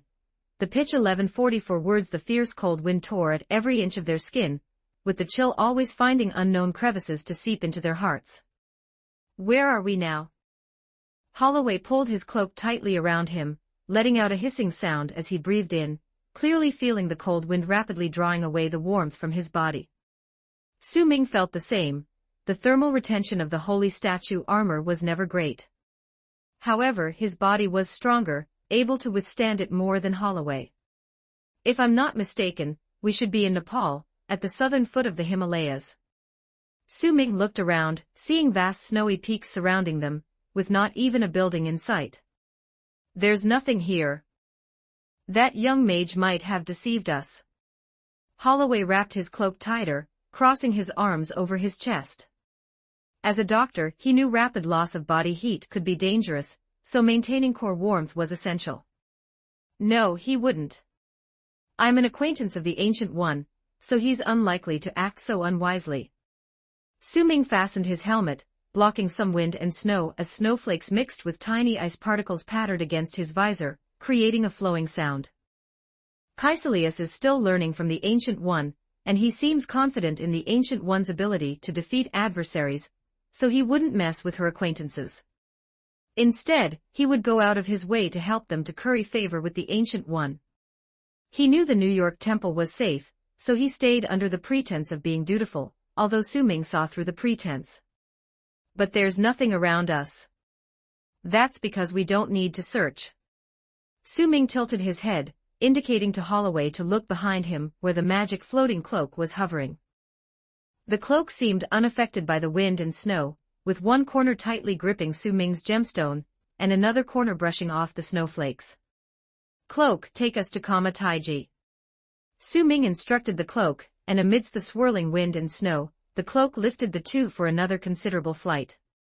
Passing through an invisible barrier, they stood before a sprawling temple complex atop a mountain peak. The temperature here was much higher, and frost on Holloway's beard began to melt, dripping down.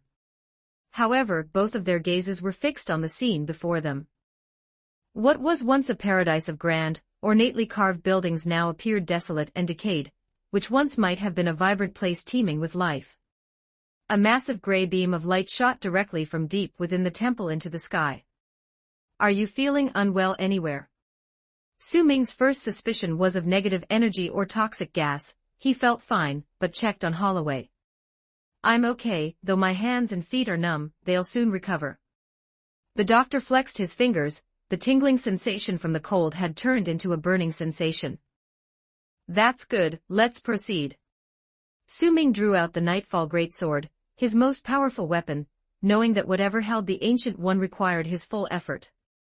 Withered black plants and animals lay dead on the roadsides, as if they had been thrown into a fire, yet there were no signs of fire damage, only bodies. Human bodies. These bodies were charred beyond recognition, likely the apprentices of Kama Taiji. In the distance, the pillar of light emitted a discomforting sensation, like a gray lighthouse burning against the sky. The two moved swiftly forward when suddenly, from a corner of the ruined walls, a fully blackened creature leapt out with a loud bang, landing before them. This grotesque entity stood 4 meters tall, weighing several tons, with glossy black skin covering massive, muscular frames. With 4 legs and 4 sturdy arms, its face resembled a fanged gorilla, but its bloodshot eyes flashed with a ferocious glow. Its fists, each as large as a basketball, smashed into where they just stood, the ground collapsing instantly, the rocky path below turning to dust. Su Ming pulled Holloway into a roll to evade the attack, debris pattering against their armor. This creature's strength was terrifying, and Su Ming recognized what it was. A symbiote, a parasitic liquid alien creature that needed a host on Earth to survive and move. It could amplify the host's abilities, granting an ordinary person extraordinary power and abilities instantly. The current host was likely an experimental creature from Kama Taiji, possibly even used as an experiment itself that found a new host amidst the attack on Kama Taiji and escaped. Su Ming didn't recognize the symbiote, as in comics, symbiote venom arriving on Earth via meteorite was a late event. It appears reality is indeed different, with Kama Taiji capturing one much earlier. The most famous symbiote aside from Venom, which once possessed Spider Hero, had various offspring and acquaintances. They mostly reproduced like single-celled organisms through division. Names like Carnage, Toxin, Contempt, Whiplash, Scream, Extreme, Devourer, Licio, and many more, alongside symbiote-like Serum accidentally created from host white cells. These were just the ones Su Ming knew. Their entire planet was full of bizarre symbiotes. Only on that planet could symbiotes survive independently without hosts. Symbiotes were inherently neutral, their nature changed by the host's thoughts. Venom's first host, a Kree warrior called Tikal, was a complete lunatic, a bloodthirsty killer, to the point Venom eventually killed him. Venom later arrived on Earth via meteorite, captured by the government, and temporarily possessed by Deadpool during the Secret War before being discarded, leading to its madness. Over the following years, it switched hosts around 1,000 times before finding Peter Parker, becoming the well-known Venom. Before them stood such a symbiote. Its current host could be a magical gorilla, or pet monkey, lacking advanced intellect, merely a symbiote puppet. The host's body just provided a framework for upright mobility. The symbiote society was simple. Devouring and evolving were the irrevocable truths on their planet, with instincts and combat abilities serving these purposes, void of moral concepts. They only needed to evolve. This unnamed symbiote clearly saw Su Ming and Holloway as obstacles on its escape path. Symbiotes had varied abilities, generally possessing great strength, extreme speed, and the ability to split and regenerate. Venom once lifted a 2,000-ton ship, other symbiotes weren't much weaker. Such an attack must not be taken head-on, unsure if Su Ming's armor could withstand it. However, having identified the symbiote, Su Ming had many strategies to counter it with his current powers. Though symbiotes were powerful, they had numerous weaknesses. Noise, fire, and strong radiation would turn them into fluid, unable to bond with hosts. Su-Ming nudged Holloway, indicating he should find a safe spot for assistance while he tangled with the symbiote, hoping the people of Kama Taiji hadn't recklessly modified it with magic. Chapter 247, Chapter 215, Symbiote 1272 words. The symbiote clearly lacked Su-Ming's patience. It almost immediately pulled out its fist lodged into the ground and launched another attack at the person in front of it. Dust flew everywhere as the massive black fist rapidly changed shape in the air, becoming flat and sharp, like a black greatsword, whistling as it came towards him. The force was immense, but it lacked any skill. Although there's a saying about brute force overcoming skill, what Su-Ming knew exceeded just a few tricks. Such a brawny opponent was Deathstroke's favorite kind. As long as its power wasn't enough to wipe out a continent in one hit, there would always be a chance to defeat it. With a quick iron plate bridge move, Su-Ming easily evaded the thick arm the symbiote swung at him, using strength from his waist to roll forward, and swung the Godslayer fiercely at the opponent's lower limbs. A black lower leg was chopped off, looking like a stump from a swamp. However, the severed area of the symbiote's leg quickly began to flow and melt, forming black, viscous threads that spread across the bluish stone ground, reconnecting with the fallen leg and piecing itself back together. Not to mention it originally had 4 legs and 4 arms. Losing one leg didn't affect its movement. Its ultra-fast regeneration ability was certainly tricky. High-speed regeneration, huh? Su-Ming dodged the next wave of attacks while taking the opportunity to probe again with the Nightfall Greatsword. The effect was the same, an arm was disassembled but the symbiote reattached it. It really has undergone magical modifications. Originally, symbiotes didn't possess the ability to grant their hosts high-speed regeneration. They could regenerate quickly themselves, forming a protective layer to shield their hosts. But now it seemed a mage had added some new tricks, allowing it to share this regeneration ability with its host. Cloak, find something useful. Su-Ming rolled away again to evade another 4-punch heavy blow. This creature could lengthen and shorten its arms and legs, making it hard to judge the distance. Each attack landed on the ground, and the cracking rocks made Su-Ming's voice somewhat muffled. The cloak heard the request, but wasn't sure what to do. It placed Holloway on a nearby rooftop, then contorted its shape into a in the air. The place where this thing jumped out from earlier should be where it was previously confined. Go see what the mage used to restrict its movement and bring it to me. Su-Ming explained intermittently as the symbiote relentlessly pursued him, as if it would never tire. The magic floating cloak understood now. With detailed instructions, it knew what to do. It straightened its body, changing from a to an. Then it slipped past the ruins, skirting the 2 combatants, flying towards the direction where the symbiote had appeared. Yet the symbiote paused, seemingly pondering something. Its massive foot shattered several scorched corpses, and almost in the next second, it changed its attack strategy. The sticky black ooze on its body began to slowly gather into tendrils from the back. Within seconds, a mass of tentacles sprouted, swaying like underwater black seaweed in the ocean waves. It started to launch these tentacles as projectiles. Like a frog or chameleon's tongue, nobody knew how it stored energy, but this medium-range attack was as fast as lightning. Though Su-Ming wasn't slow, the speed of this opponent's attack was exaggerated. Perhaps he could dodge 1 or 2, but dozens of tentacles sprouted from the symbiote's back, continuously attacking from various angles, instantly engulfing Su-Ming in a storm-like assault. No way to dodge. Su-Ming had an epiphany. This creature's combat instincts were strong.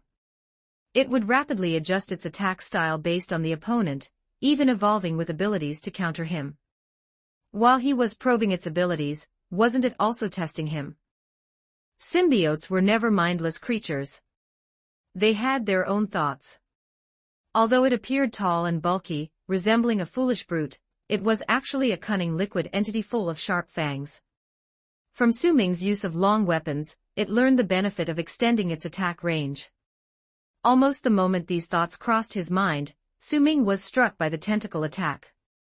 The tendrils, like projectiles tied to strings, hit his chest armor heavily. Su Ming was blasted backward, crashing into the ruins not far away, leaving a human-shaped hole in the wall as he smashed into the room inside. On a distant rooftop, Holloway immediately opened fire on the symbiote. His dual pistols roared, each bullet accurately hitting the symbiote, but they seemed to melt into its body without causing any damage. They didn't harm it but caught the symbiote's attention. The symbiote quickly turned its gaze towards him, and its 4 hefty legs instantly powered up, launching it dozens of meters into the air, intending to grab Holloway. However, it seemed to forget its current weight, which the frail structures couldn't bear. While Holloway could maneuver atop the ruined buildings, it couldn't.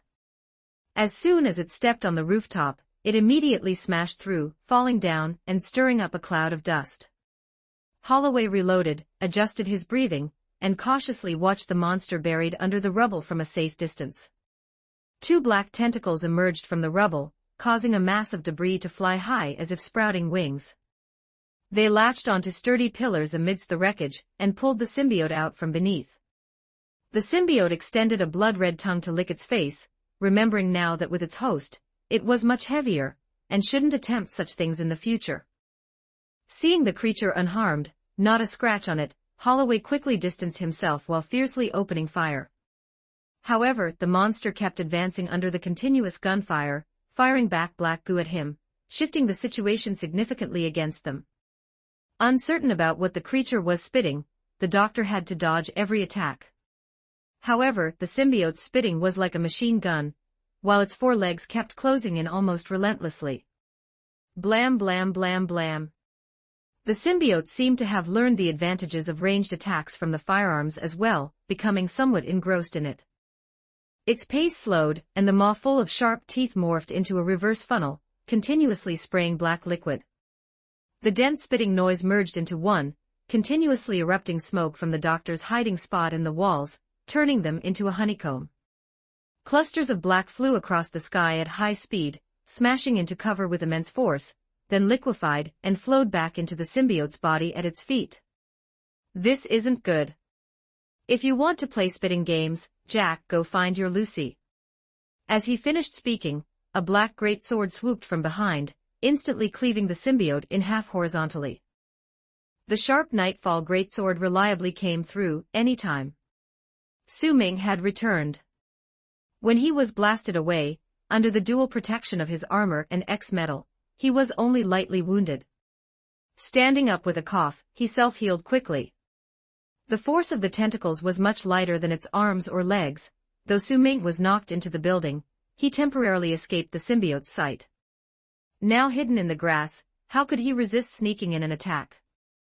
Ambushing from behind and firing black shots were things Su Ming did without pressure.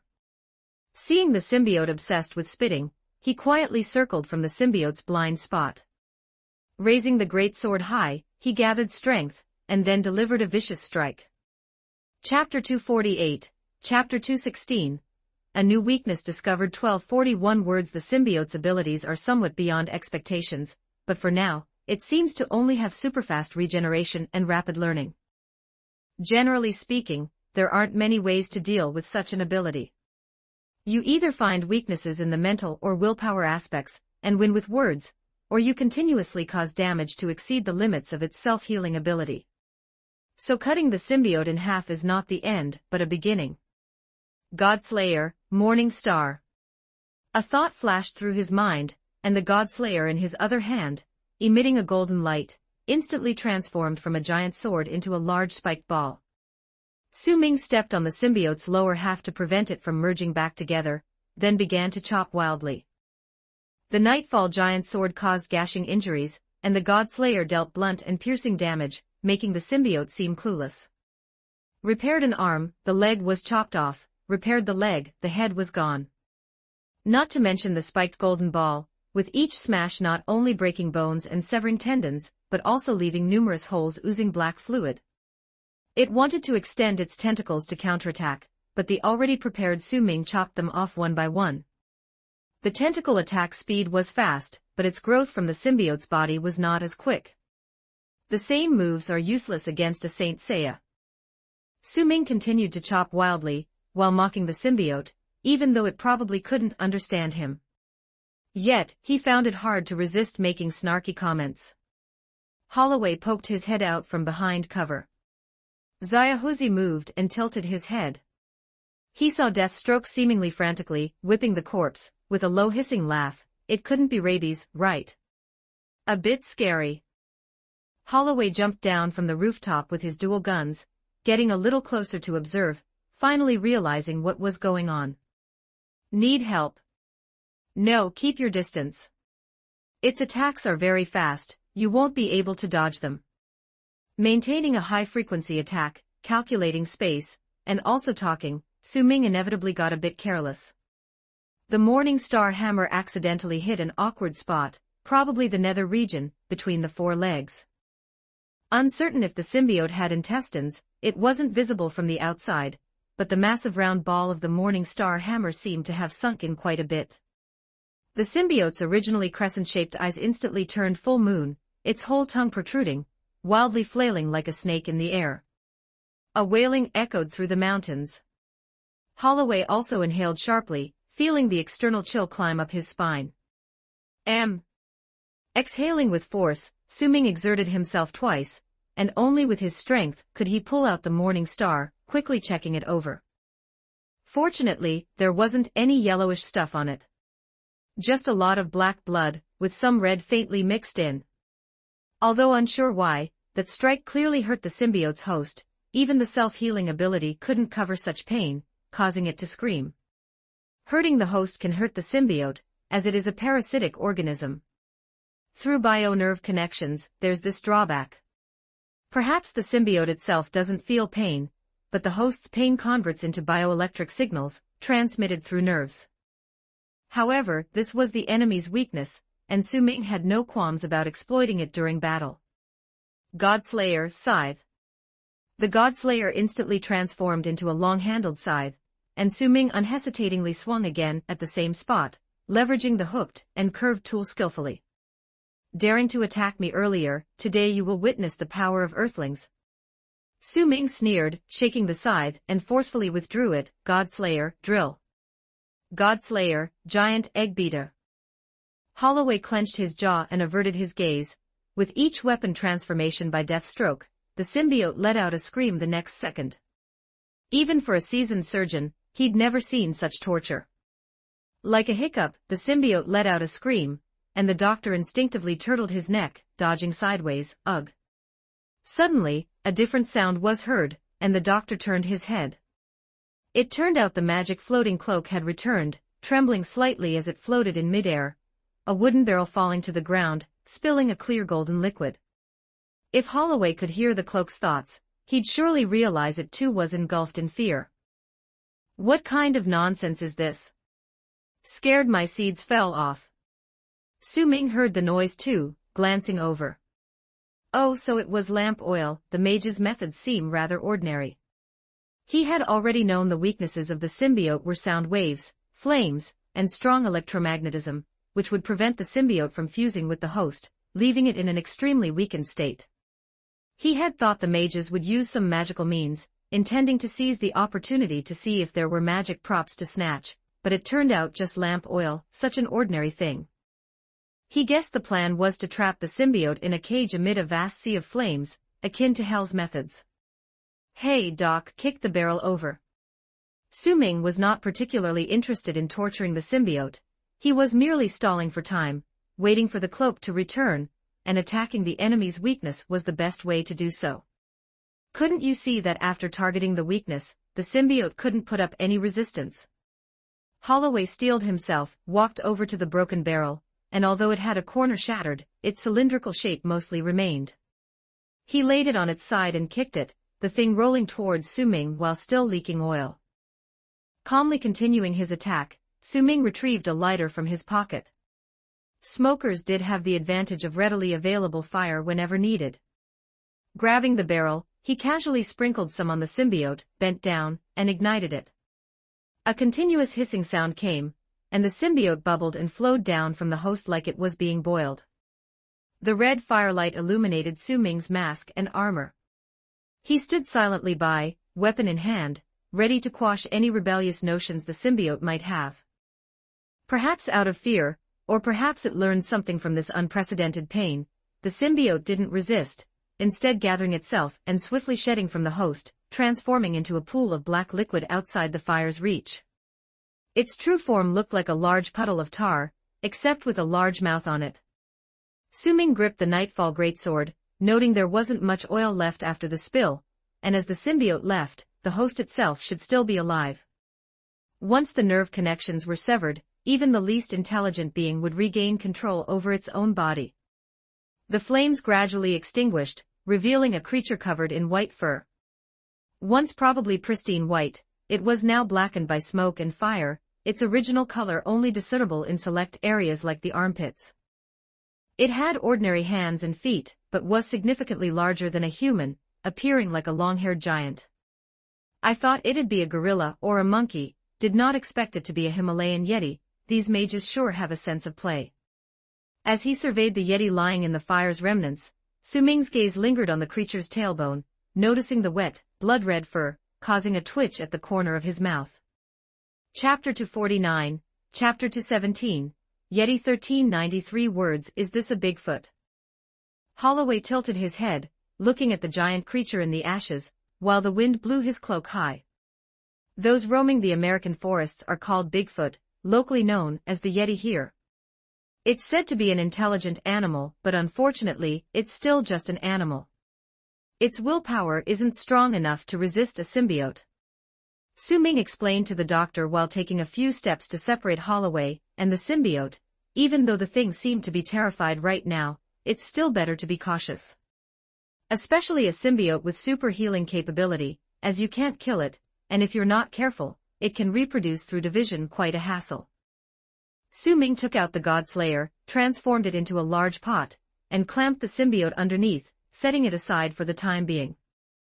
I read about its legend in a story magazine. I thought it was a novelist's creation. Holloway touched his mustache. Today was indeed an eye-opener. Art always originates from life. Su-Ming exhaled a breath, speaking lightly. The Yeti, separated from the symbiote, wasn't much of a threat. For mages, raising a Yeti was like how the Mayans raised llamas. Many mage commerce associations sold Yetis, such as the Goblin Black Market or other mages, because its body is very human-like, making it prime material for magical experiments. Even a white mage could experiment on it without any psychological burden.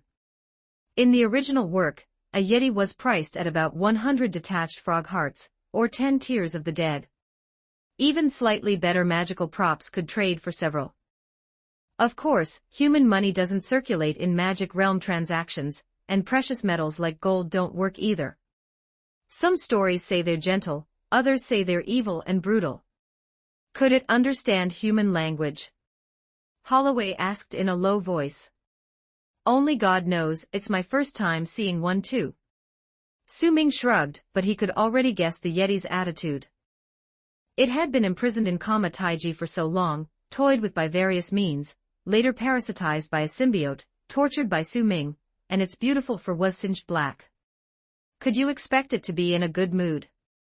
As expected, the Yeti gradually regained control of its body, the connections between brain and nerves no longer blocked by the symbiote, and it slowly got up. It touched its butt with its giant hand. Red, its hand was covered in red blood. It hurt so much. Then, its bloodshot eyes turned towards the two of them, and a piece of red cloth, teeth grinding with a creak. Su-Ming glanced at Holloway, who also looked at him. Holloway scratched his head. The Yeti's recent roar made his scalp itch a bit. It doesn't look that friendly. Doesn't matter. Do you like carpets? Su-Ming asked with a chuckle, twirling his wrist, making the Nightfall greatsword spin a beautiful sword flower. I have a Persian rug in my study. It's quite nice. Wait, you're going to? Before he finished speaking, he saw Su-Ming and the Yeti rushing towards each other, dust kicking up from the ground, footsteps echoing among the ruins. The Yeti opened its large palm towards Su-Ming, seemingly planning to grab him for a hugging sister kill, but Su-Ming's expression made it clear he refused. A simple sword thrust, delivered with lightning-fast speed, was accompanied by a cracking sound. The jet-black giant sword pierced straight from the chin into the Yeti's head before its large hand could touch Su-Ming's shoulder. instantly bifurcating the brainstem and brain, the sharp blade obliterating all life in an instant. The giant body of the Yeti collapsed with a crash, and Su Ming withdrew his great sword, flicking off the blood before sheathing it behind his back, letting the Yeti's beating heart spray blood from the wound like a fountain. "Your rug has arrived, please sign for it."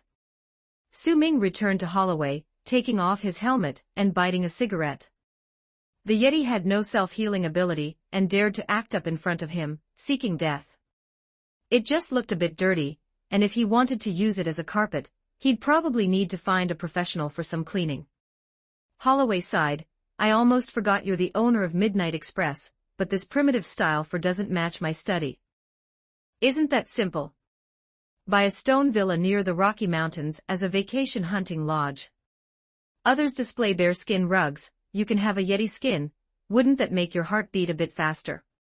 Su Ming took a deep drag on his cigarette, the powerful lung capacity making it burn down in a moment. He flicked the butt away, replacing his mask. Holloway was at a loss for words. Buying a house just to place a carpet, maybe he wasn't rich enough. "All right, let's just leave the carpet here. No one will steal it." Su Ming bent over and uncovered the golden pot, finding the symbiote balled up inside. He picked it up, now it was about the size of a soccer ball but still pitch black. It had some use for Su Ming. The most appealing point was its ability to amplify the host's strength and speed. If it parasitized him, his carrying capacity might instantly increase to an exaggerated level. But Su Ming didn't need its other abilities. Self-healing ability, which Deathstroke already possessed, defensive ability, the symbiote battle robe wasn't as good as the holy statue uniform. As for offensive capability, it couldn't compare to his two great swords, and might even lag behind the Prometheum metal dagger. The symbiote communicates with the host's body through neural connection, and the X-metal couldn't block the effects of neural contact convergence. So the symbiote could potentially instill ideas of slaughter and evolution in Su Ming, along with the thoughts of every host it had, possibly influencing his battle thinking. These were the downsides. Most of the time, Su Ming relied on his tactical abilities. Exploiting the enemy's weaknesses was easier than a frontal assault. Nevertheless, this symbiote wasn't Venom, so there was no worry of catching Deadpool's madness. There was a chance to let it take control and see for himself. The symbiote seemed to sense Su Ming's idea, squirming a bit in his hand, gradually turning into a black and yellow color scheme reminiscent of the holy statue uniform's coloration. "Trying to please me is futile. I'll think about it. Just stay quietly in the pouch." Su Ming smirked, stuffing the symbiote into his leg pouch.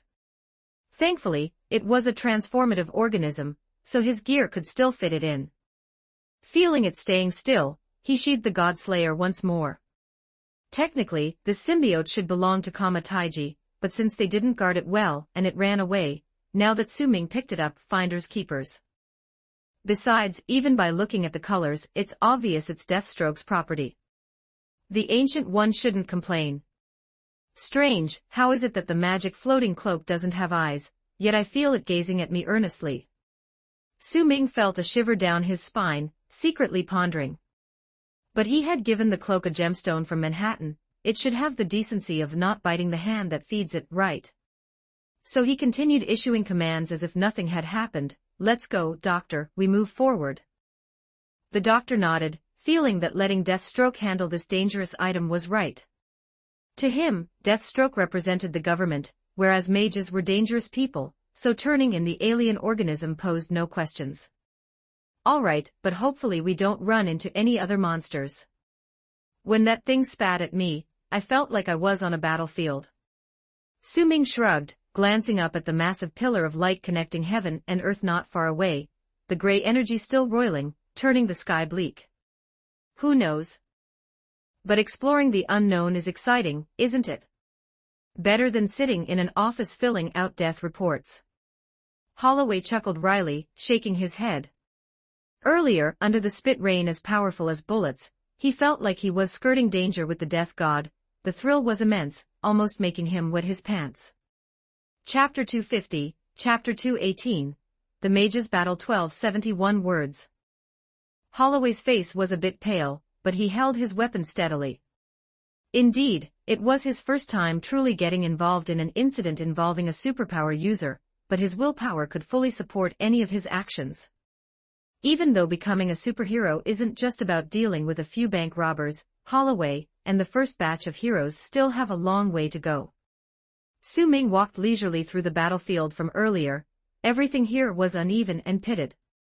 If it weren't for the decent construction quality of the Taiji buildings, he worried that the entire complex might slide off the mountain top. The symbiote wasn't the only escaped prisoner. As he moved forward, Su Ming casually dealt with a few subordinate demons. These things can't be killed. If slain in the real world, they'll just undergo rebirth in the hell plane. However, Su Ming didn't like having demons watching while he worked, so he sent them home. They all vowed revenge, but Su Ming quickly passed the buck. I was hired by the Master Ancient to handle you all. If you want revenge, feel free to look for her. Watching as the demons died grudgingly under the great sword, each red face turning an ashy blue, Su Ming felt quite satisfied. During the battle, he even let the doctor get some action, using dozens of bullets to kill a little demon. But it wasn't shot to death. Bang bang bang bang. Oh oh oh oh. Humans, can't you put me out of my misery quickly? The little demon was teary-eyed. If it tried to cast spells, the person would slap it with the great sword like a door panel, and if it resisted, the person would use a transforming weapon to cuff it. It could only stand there and let another human use a cruel instrument to torment it. Dozens of bullets riddled its head, piercing the skin. Its whole goat face swelled a circle, and its head became heavier, but it just couldn't die. The bullets and guns didn't contain magic power and weren't lethal to it, but being shot was painful, and the torment seemed endless. Can't you cooperate a little and die quickly? The person in black and yellow armor was somewhat impatient. What can I do? We demons can't be killed by conventional weapons. What do you want me to do? The demon looked at the speaker with grief and indignation, feeling truly unfortunate to be caught by him. The earth is too dangerous, not only with the supreme mage but also with such brute force freaks, using lower demons for fun. You're the real demon. Sigh, do you know why you've been just a little demon for so long? Because you can't read people's minds, your skills are sadly lacking. The person in black and yellow armor rubbed the great sword across its scalp, allowing the demon to hear the cold metal sound. You don't necessarily need someone to see you off to go home, right? I understand. After Holloway reloaded, he fired another shot, and the demon let out a dramatic scream before internally combusting and turning to black ashes. It seized the opportunity to commit suicide. Congratulations, Doctor, you can now call yourself a demon hunter. Su Ming patted the doctor's shoulder affectionately. Holloway twitched the corner of his mouth, feeling that they wasted so many bullets on an enemy that Su Ming could have dispatched with one stroke. Of course, Su Ming knew, but weren't they a two-person team now? If Holloway never felt effective, he might develop an inferiority complex. Now, having eliminated an enemy, doesn't he feel much better? Moreover, even though he didn't understand Su Ming's intention, he still fired according to orders. This was a good start. A subordinate who follows orders in battle will be more useful. Hey, Cloak, do you want to go too? Su Ming turned his head to the cloak floating nearby, which looked wilted, as if about to fall asleep. The cloak immediately perked up, its collar spinning like a fan, showing a strong refusal. All right, it's your loss. Su Ming shrugged, grabbed another bound demon nearby, and slashed it, turning it to ashes. Before turning into ashes, the goat face of the demon surprisingly showed a relieved, human-like smile, as if it had achieved enlightenment. The aura deep in the temple hadn't changed since they arrived. The gray light column neither expanded nor shrank. This indicated that it was still a stalemate. Since they intended to let the Ancient One accept the commission service, the timing, of course, was crucial. Adding flowers to the brocade can't compare to sending charcoal in the snow. The distance wasn't far, so Su Ming decided to dawdle for a while.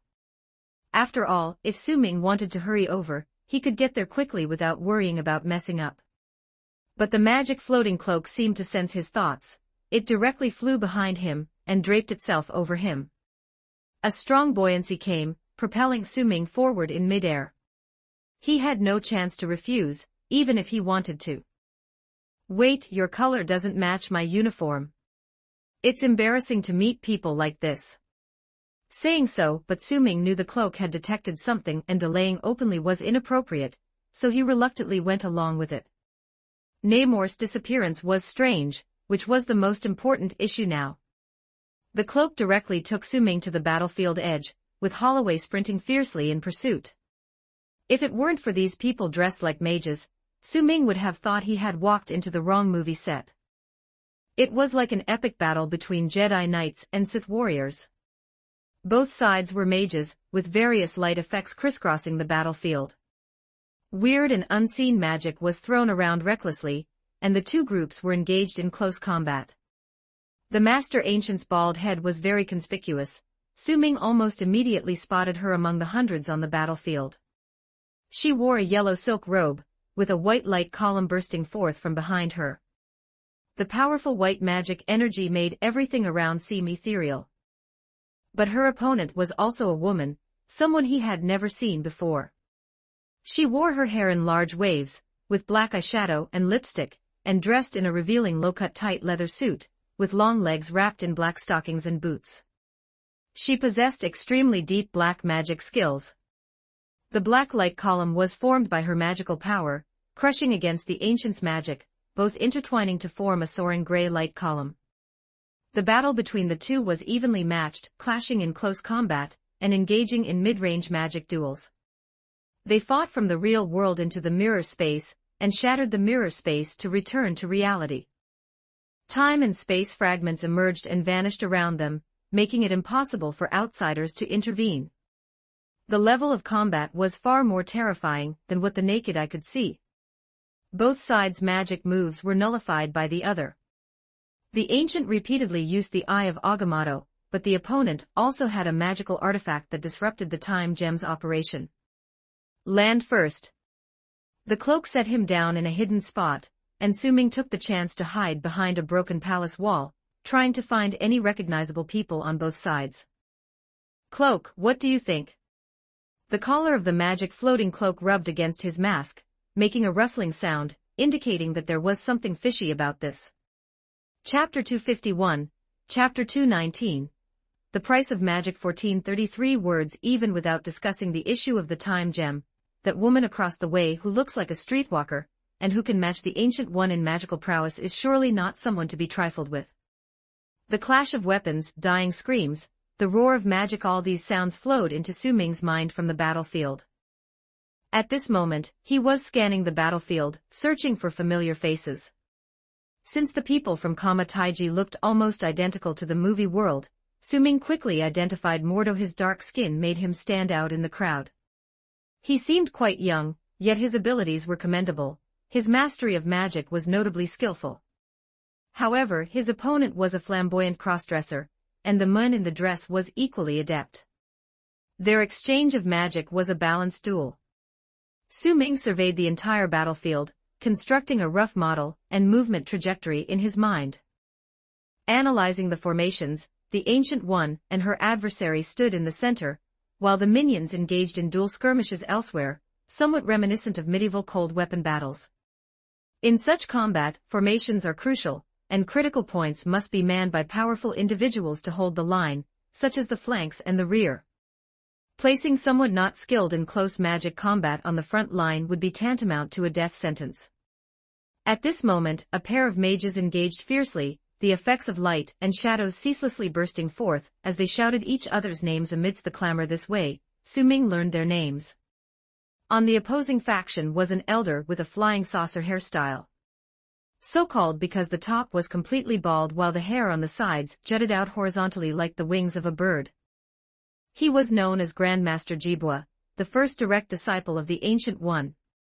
However, he was overly engrossed in dark magic, which conflicted completely with the Ancient One's principles of minimizing its use. Hence, he left Taiji early on, considered a pioneer among the traders. No one knew where he ventured, though it was said that if one mastered spells to his level, they could travel to any parallel world through certain rituals. Thus, these people must be ones he brought along a mage core from an alternate dimension, along with a supreme mage from another dimension. Judging by appearances, dark magic seems predominant in that dimension, as nearly all these mages are lunatics tortured by dark magic. The magic in the Marvel world is different from Harry Potter. Here, using any magic comes with a cost, designed to offset the world's loss or repay debts owed to the evil gods. This involves disturbing the local equilibrium of the cosmos by manipulating magic energy, binding the caster to an unavoidable consequence, as the universe's inherent rules will relentlessly target the caster, using various means to reclaim the borrowed energy. The Ancient One was powerful but seldom used dark magic. Kama Taiji had the Nameless Ones to help the Supreme Mage bear the casting cost. They were ascetic practitioners who considered sacrificing themselves for the world as an honor and channeled the Supreme Mage's casting cost onto themselves through arrays and spells until they died in agony. However, things changed with Doctor Strange taking over. He was indiscriminate about using black and white magic and cast spells frequently, making it impossible for the Nameless Ones to shoulder so many side effects. In the comics, Strange once said that after ascending to the position of Supreme Mage, a hole appeared in his stomach the size of a subway rat. He could only sleep 3 hours a night, or he would fall into endless nightmares. He experienced horrific hallucinations daily, lost all sense of direction, mushrooms erupted from his face, spewing pus, and his kidney stones developed self-awareness, causing him to urinate blood. Such bizarre occurrences persisted, and those were just the costs of white magic. The myriad costs of dark magic left Doctor Strange in even more agony. He was abducted by various demon gods more than once. Even with the time gem, each time he returned, it would be with only half his life. Don't be fooled by Doctor Strange's apparent grandeur. In reality, he's similar to Constantine across the street, mired in debt up to his neck, with creditors ranging from celestial gods to hell demon kings, who demand payment in ways far more direct than Deathstroke. As the mage ages, the accumulated debts from casting grow. The Ancient One chose to sneak the dark magic bills into Dormammu's mailbox while skimming some of Dormammu's resources. Yet even so, she only held out for about 100 more years. The cost of magic hollowed her out, and casting was torturous each time she faced foreign invasions.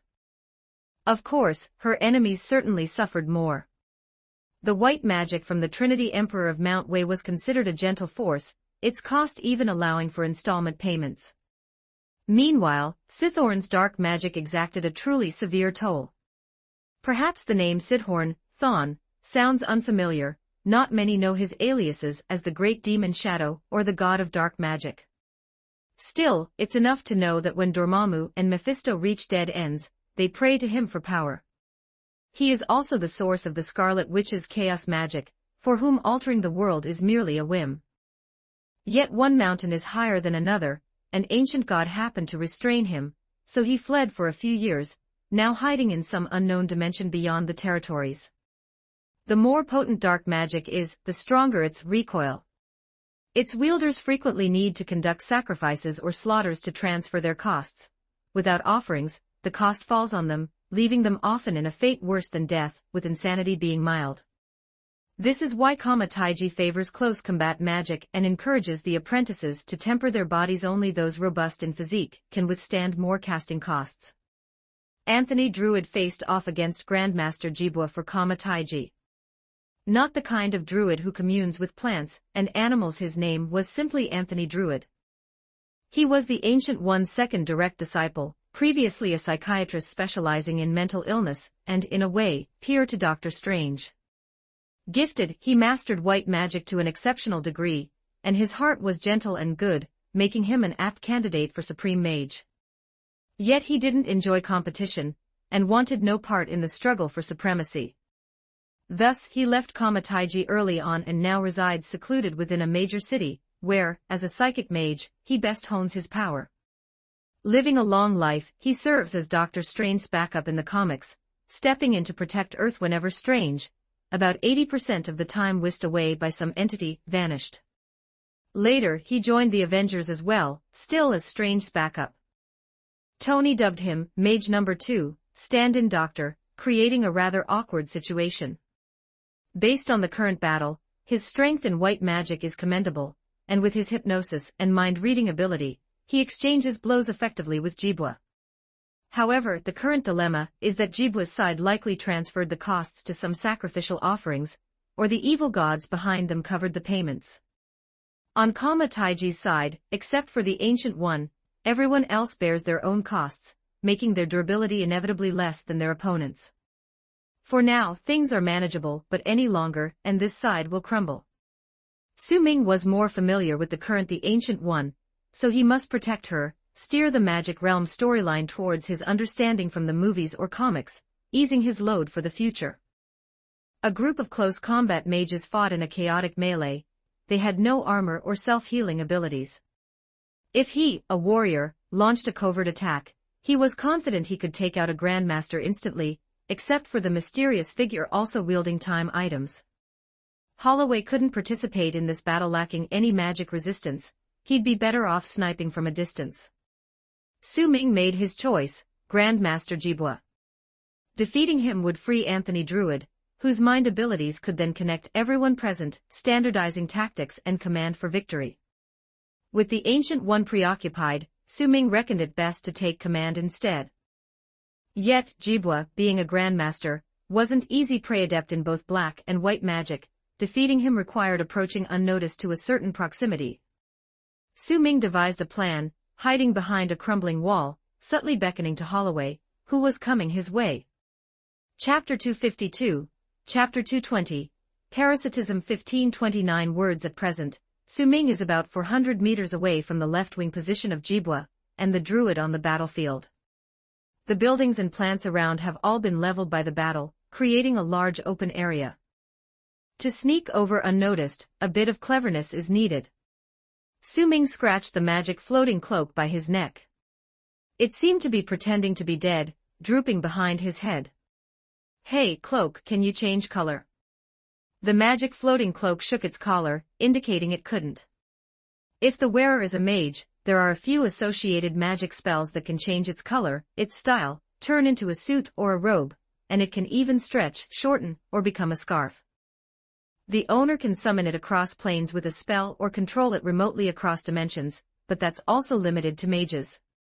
The magic floating cloak was picked up by the Ancient One, but it was unwilling to recognize the Ancient One as its master, and it looked down on all the disciples of Kama Taiji. The Supreme Mage was too reticent and too boring to be around. Others didn't have the talent or power to deserve the treasure of a mage. The Ancient One didn't force it, just letting it float in the glass cabinet of the New York temple, waiting for the right person. Until this time, an accident occurred. The impact of the dimensional collision affected the three great temples, leaving it without magic power for a short time, and then it was rebooted by Su Ming using the Manhattan Gem. "If you can't even change color, what's the use of you?" Su Ming said disdainfully, flicking the collar with his finger. He planned to disguise himself as a corpse and slide over the ground. However, his uniform was too conspicuous, and swaggering past hundreds of mages wasn't a good idea. So he thought of covering himself with a piece of cloth to look like a corpse wrapped in rag, but it seemed the cloaking ability of the magic floating cloak was limited to mages. If the cloak had a mouth, it would definitely complain about how many mages regarded it as a treasure, yet to this crude guy, it turned out to be useless. "Is it my fault that you don't know magic?" Feeling indignant, it decided to immediately take Su Ming into the sky for another airdrop, directly sending him beside the Druid. However, Su Ming held tightly to the broken wall used as cover, and several attempts by the cloak couldn't wrench him away. These mages are different from the previous insects. Those insects had no ranged attacks, so airdrops were of course okay, but in dark magic, elemental-type magic were aplenty. Lightning, ice, flame, curses, almost anything could be thrown without an incantation. Even if the cloak and holy statue armor have anti-magic power, they can't just stubbornly fight through unknown magic, right? Speaking of changing colors, he remembered picking up something with color-changing ability before. Su Ming took out the symbiote from the carry pouch on his leg. It now looked like a rectangular black brick with a very docile appearance. If it hadn't been for the large mouth full of sharp teeth on its top, Su Ming would have believed it. He patted the cloak, telling it to fly over and play with Holloway. Then he held the symbiote in front of his eyes. Listen, I know you can understand human language, now I need you to turn into a rag. The symbiote indeed obeyed, but what it turned into looked more like a piece of leather, shiny and very small, inadequate to cover Su Ming's entire body. Su Ming knew what was happening. It needed a host and energy, otherwise Earth's gravity would weaken it over time until its death. After hesitating for less than a second, Su Ming took off his holy statue armor. He still had an exoskeleton made of X-metal inside, not needing to worry about defense. The initial plan was to study the symbiote's problem later, but now it needed to be dealt with beforehand. However, once thought of, an idea deemed feasible should be pursued. Hesitating isn't a tactical choice, but rather a lost opportunity. Come on, infest me. Su Ming pressed the symbiote against his chest, the cold touch sending goosebumps all over his body. First of all, let me remind you, there are some holes on the human body that you shouldn't randomly drill into, or I'll roast you over a fire for 100 years.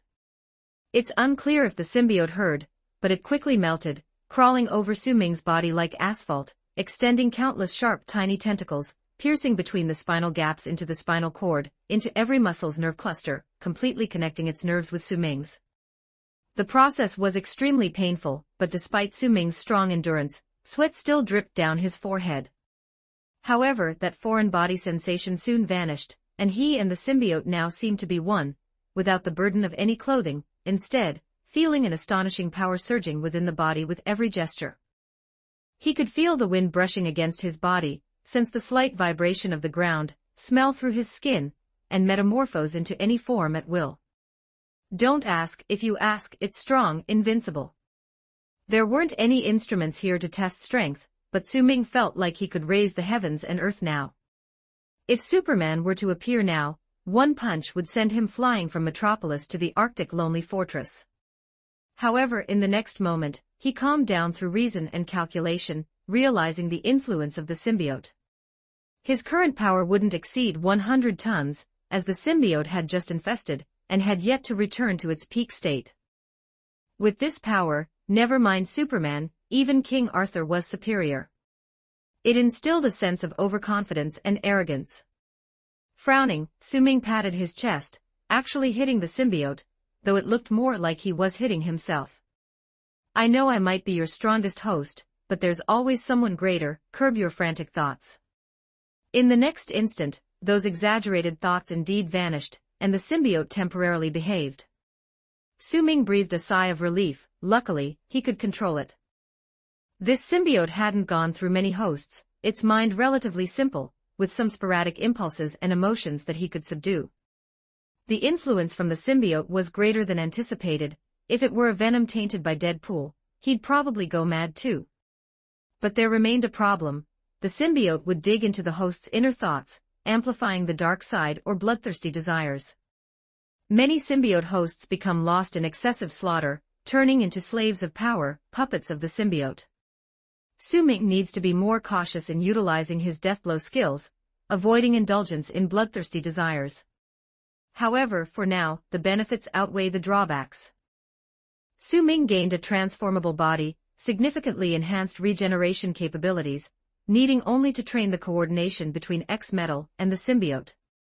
Originally, the symbiote's self-healing was more like patching holes in the host's body, reinforcing wherever lacking with its own tissue. Once symbiote and host separate, the host is often left half-dead. This symbiote, however, shared its liquid self-healing ability with the host, presumably a result of magical modification. Cough cough, Deathstroke, are you all right? Su Ming turned his head to find Holloway watching him somewhat guardedly, his mouth agape, as if witnessing something astonishing.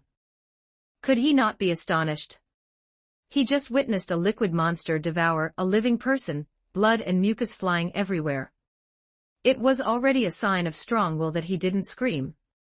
Moreover, the current Deathstroke, although still in black and yellow uniform, not only had a white monocular instead of the original one, but also sported a large mouth full of sharp teeth, with a snake-like tongue constantly darting in and out.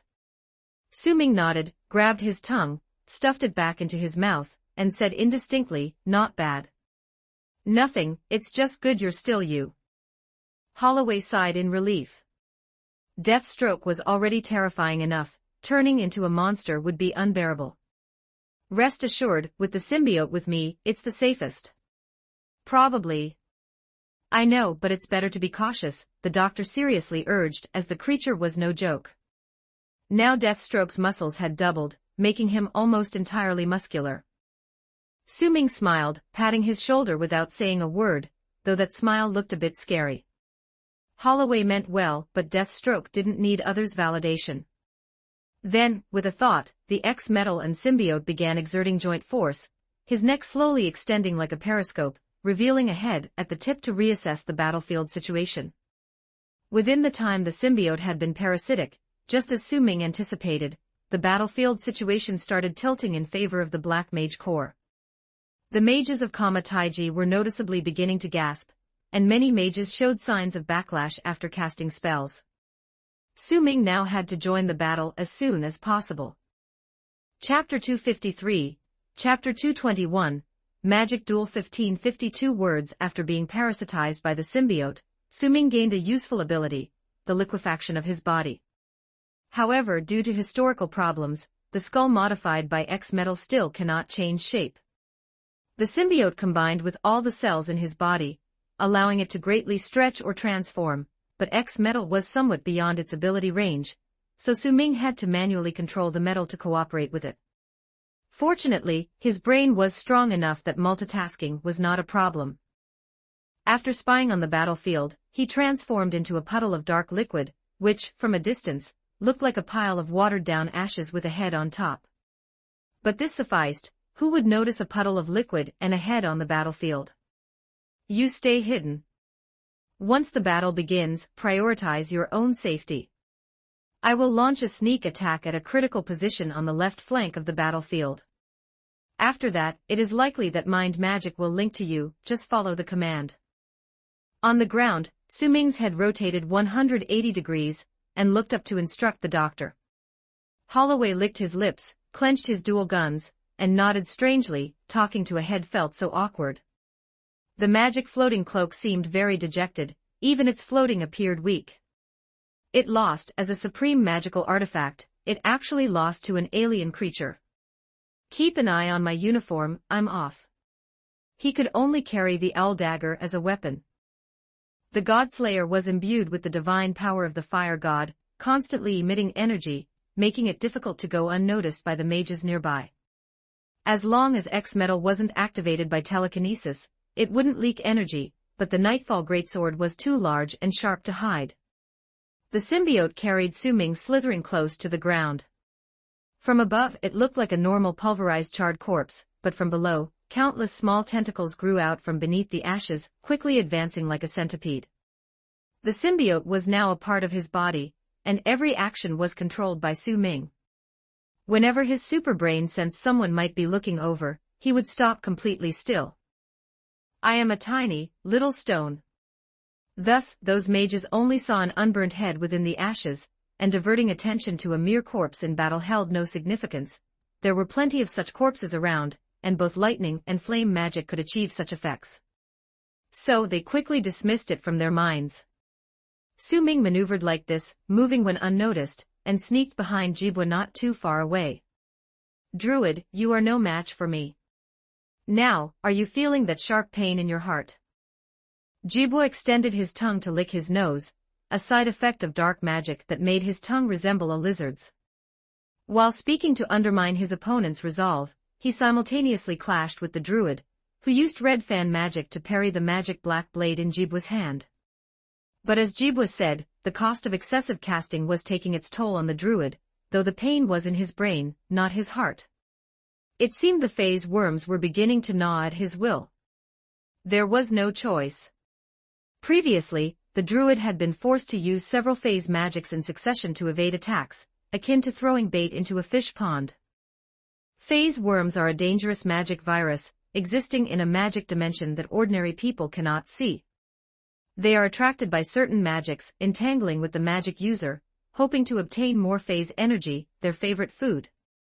Now the druid clearly felt his spiritual power being drained, with no opportunity to use the celestial eye or engage in soul emergence to purge these creatures.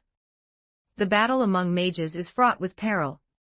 One misstep and it's an utter defeat. Leave, Jibwa, before you make a grave mistake. He, my new teacher doesn't think so. The Ancient One is no match for her, and you're all doomed. Jibwa let out a peculiar laugh, swinging a blade towards the druid. The druid manifested a magic shield, barely blocking the strike, but the power of dark magic still took its toll on him, causing him to stagger back several steps.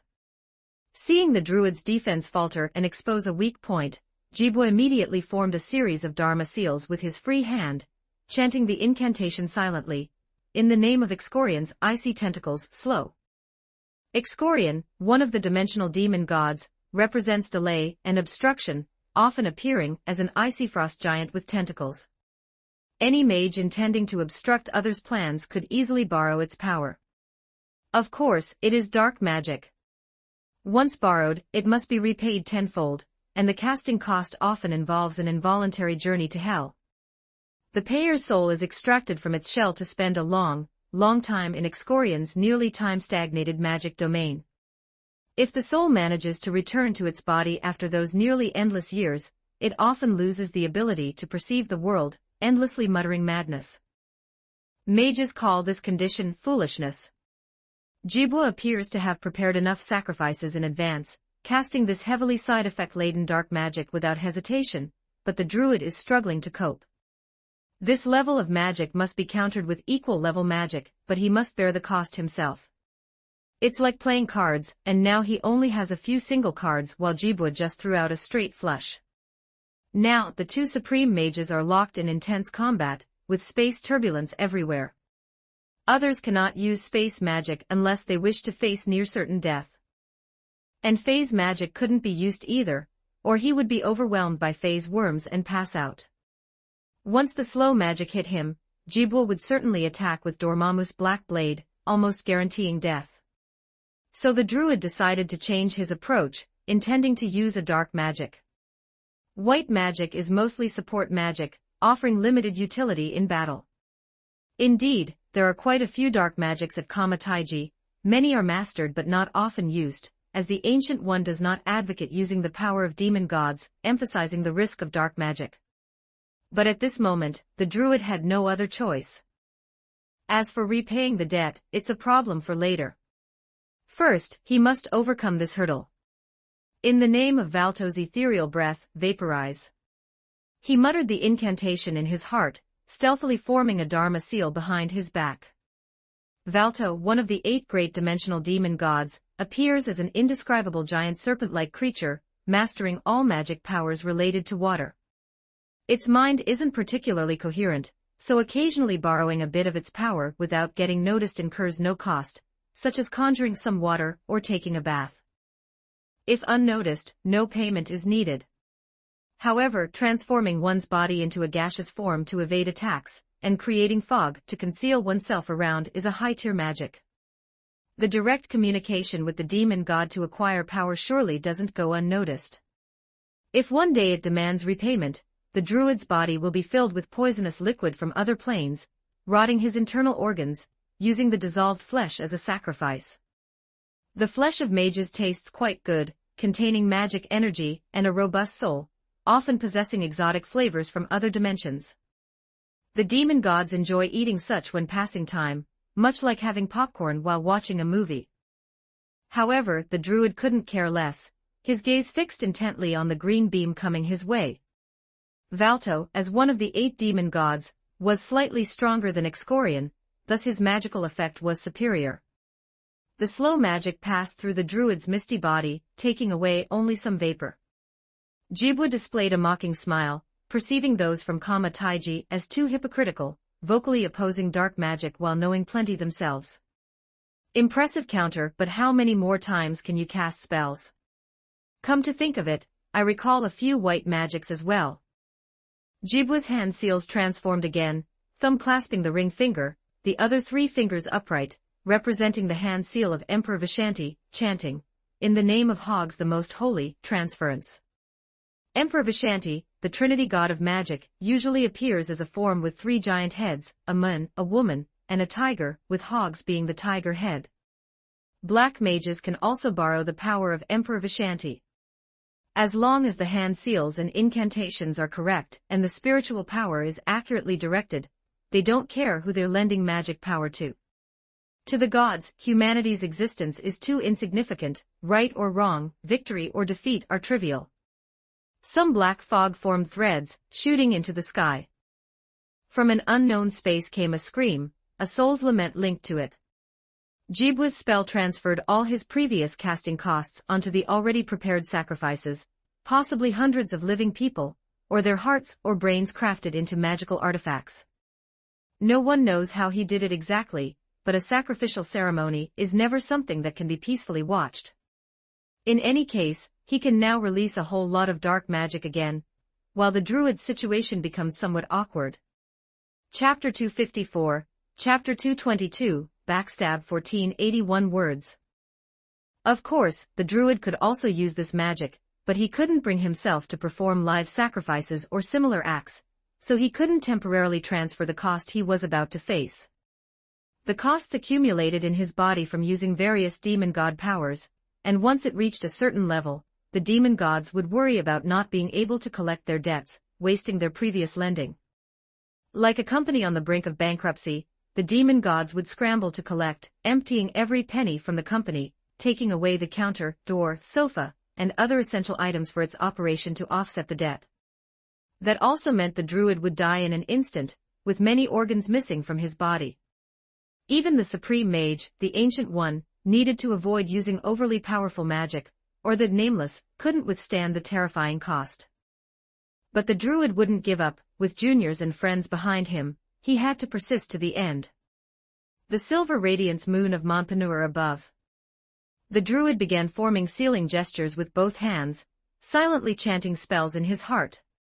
This was a complex dark magic, Montpeneur's transfer spell, intending to forcibly throw his cost onto Jibwa. Too slow.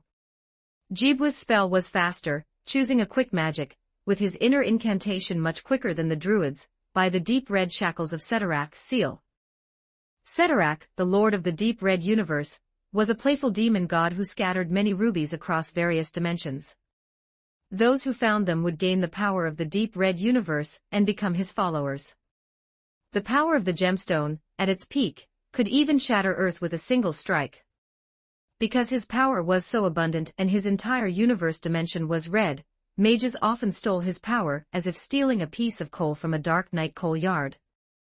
The famous villain Red Tank was a result of the gemstone, even just touching it without truly owning it, being a half-baked one, but it made him unkillable and unbreakable, becoming a monstrous figure troublesome like Hulk, a non-mutant mingling with mutants. Taiji has always been safely stealing Setarak's magic power. The Setarak red belt is something almost everyone can dabble with, now considered basic education. Though it's an entry-level magic, its power is quite impressive, capable of directly binding a person, ignoring other protective magic. The druid, transformed into mist during the casting process, was directly bound by the red belt. Magic combat isn't just a contest of magnitude, timing and spell choice are equally crucial. A low-level spell used at the right time can be stronger than anything. The druid's mind was affected by a worm, not thinking calmly. Jibwa kept hinting at the problem of magic cost, and demonstrated his transfer of cost before him. So the druid fell into his trap, eagerly wanting to shed the casting cost, directly giving Jibwa the chance to seize it. Combat between mages is also a test of tactics and intelligence, not allowing any error. The energy of the deep red universe dispersed the mist, bringing the druid back to his physical form, while Jibwa, with a sinister grin, charged with his blade. The druid closed his eyes, having no strategy left. Dying like this would spare him the cost, feeling lighter. All his life's memories flashed through his mind quickly, he felt death approaching. Die, ha ha ha. Jibwa laughed as he swung down the black blade in his hand. Get lost. Suddenly, an unfamiliar voice rang out behind Jibwa. From a pile of debris on the ground, a person sprang up. A pale golden dagger thrust upward directly, stabbing Jibwa right in the butt. It sank up to the hilt, leaving only the dagger's all-embellished hilt outside, innocently meeting the druid's gaze. Following this, a tremendous force hit, the protective magic had no effect, and the black hand holding the dagger sent Jibwa flying. Jibwa felt a sharp pain in his behind, and his body involuntarily soared, flying higher and higher. The druid watched Agape as Jibwa seemed to turn into a meteor, soaring over the courtyard wall, streaking across the sky, vanishing from view. His senior brother seemed so vulnerable, he never imagined brute force could achieve such an effect. Su Ming had actually been observing for a while, finding their firework-like magic battle quite entertaining. Of course, he adjusted his position subtly, calculating an ambush along Jibwa's path. He was the scorched dead man's head on the ground. Sending Jibwa flying was just basic operation, replacing him with someone else, with over 100 tons of strength plus a demon-breaking dagger, could achieve the same effect. Not blowing him up on the spot, just throwing him away, already used soft force. As for Jibwa who flew out, he shouldn't be dead yet. Mages don't die easily, but a severe injury is inevitable. This battle has nothing to do with him anymore. If he's smart, he should immediately open the door and retreat, rather than come back for a desperate fight. Su Ming wasn't planning to kill Jibwa now. After all, this guy is a future opponent of Doctor Strange. Killing him now, how would he make Strange owe him a favor later? Anyway, he can't stir up much trouble, leave him for later to reap benefits. No need for Doctor Strange to pay, as long as he can use the time gem to help Su Ming sometime, that's enough. A black liquid quickly formed into a human shape, turning into a black and yellow style akin to the holy statue armor, as the symbiote knew Su Ming liked the color, choosing roughly the style. "Hello, Dr. Druid, weren't you injured?" Su Ming pretended to ask with concern, as if he had just arrived. The druid struggled to climb up from the ground, with the red belt dissipating into the air after losing its magic supply. At this moment, looking at the strange man in front of him, with that giant mouth full of sharp fangs, he didn't quite know what to say. It looked like a monster, but after all, he was a lifesaver. Not responding seemed impolite. "I'm fine, just need to catch my breath. May I ask who you are?" "Deathstroke, a mercenary, a friend of Master Ancient." Su Ming extended his hand to shake hands with the druid, but a ray of light suddenly shot from behind, and he immediately raised his dagger to block it.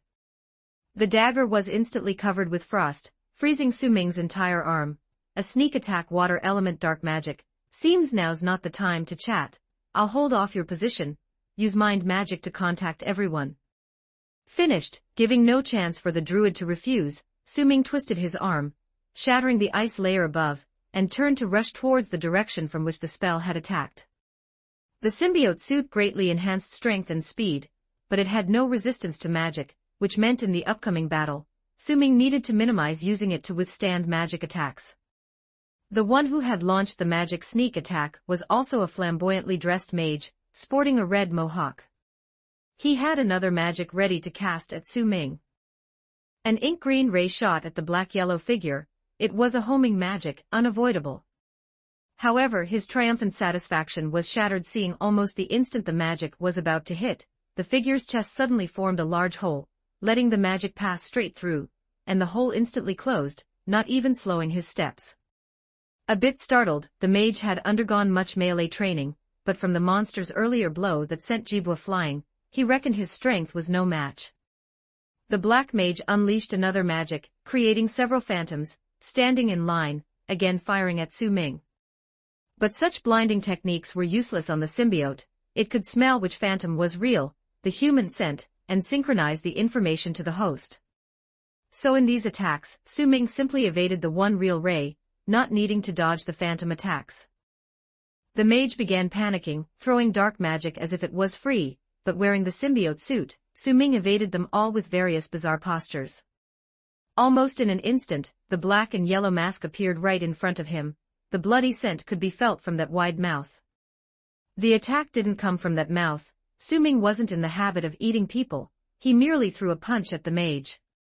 This cauldron-sized fist entered through the mage's chest, exiting through the back, grasping the opposite's heart bloodily, pulling it out fiercely. Blood spurted high, and he dropped the heart to the ground, stepping on it to explode, beginning the hunt for his next prey. Chapter 255, Chapter 223, Buying Time. 1330 words. Deathstroke's powerful spatial calculation ability, combined with the strength and speed brought by the symbiote, made Su Ming's attack like a tiger entering a flock of sheep. No matter what magic the black mages used, he could always narrowly dodge. It wasn't that no one wanted to engage in close combat with him, but the mage's melee skills were usually taught by Su Ming with a dagger in the first round. Of course, part of the reason is that he selectively picks the easy targets. That human demon mage battling Mordo, Su Ming had no intention of a direct confrontation. There were also those with particularly exaggerated light and shadow effects in their hands, from whom he maintained a safe distance. While he didn't know the power of these spells, magic that is often visually spectacular would not be lacking in power. Does it look good? A beautiful magic is good. After stabbing a few people, the symbiote suit remained as shiny and new. It devoured the blood splashed on it, and the bloodthirsty desire in his mind burned even stronger. It felt like an extra personality in his heart kept urging Su Ming to dash into the crowd and massacre. But Su Ming wouldn't be controlled by it. It, like Godslayer, is something that can lead people astray, so Su Ming was always cautious when using it. He patted the uniform and told the symbiote not to mess around, returning to the side of the druid. "How's it going? Have you finished the mind magic?" "Not yet." "Please wait." The druid looked solemn. His mind magic was more like superpower acquired by chance. Unlike ordinary magic that can be used at a cost, it required a long preparation process. Communicating with someone else's mind is a complex matter. Even with rich experience, it takes time. Su Ming turned to look at the enemies who had been repelled but were gradually approaching again, sighed. "You need to improve your casting speed. Don't you have any equipment to boost speed?" "Druid?" Su Ming was just joking around, he wouldn't delay anything serious.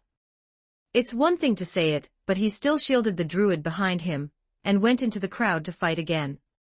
But now the opponents obviously recognized the symbiote, and many attacks coming this time were flame magic, so Su Ming had to dodge carefully.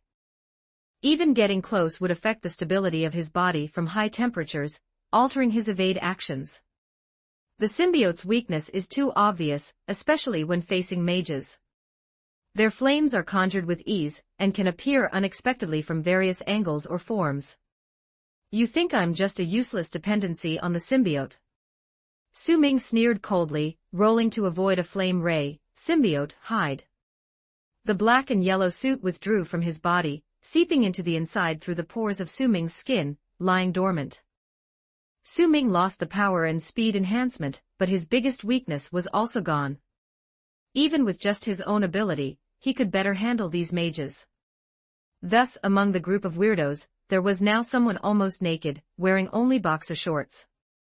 If it were 20 years later, this would be a scene of revelry at a hippie music festival.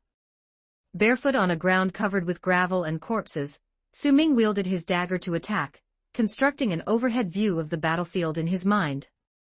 At 9 o'clock, 20 meters away, a mage is casting flame magic. At 11 o'clock, 15 meters away, another mage. At 2 o'clock, an attempt at a sneak attack, hiding behind a broken water barrel 10 meters away. Ahead of me, one intends to rush for melee combat, using Dormammu's Black Blade technique. The situation he was about to face appeared in his mind in an instant, and tactics followed. Melee combat seemed closest, but in reality posed the least threat. The rushing mage had black glowing eyes and foaming at the mouth, indicating they had lost the ability to think, choosing close combat to the bitter end. So long as he kept a distance to keep them at bay, giving them the illusion of being able to hit him, they would pursue him relentlessly like a dog chasing a bone. Then there's the one hiding behind the water barrel. Though he hasn't started casting, he thinks he's well hidden, but his associate's eyes sneakily glance over there, betraying him. Su Ming was prepared for this, so it was not a problem. The remaining threat was the two flame magic casters from the left. They had almost completed casting, except one is a fireball, the other a flame ray. Flame is generally hell magic, unclear of the specific name, but manageable. Thus, Su-Ming charged head-on to the mage planning to engage him in melee, then suddenly ducked, slipping underneath the mage's arm.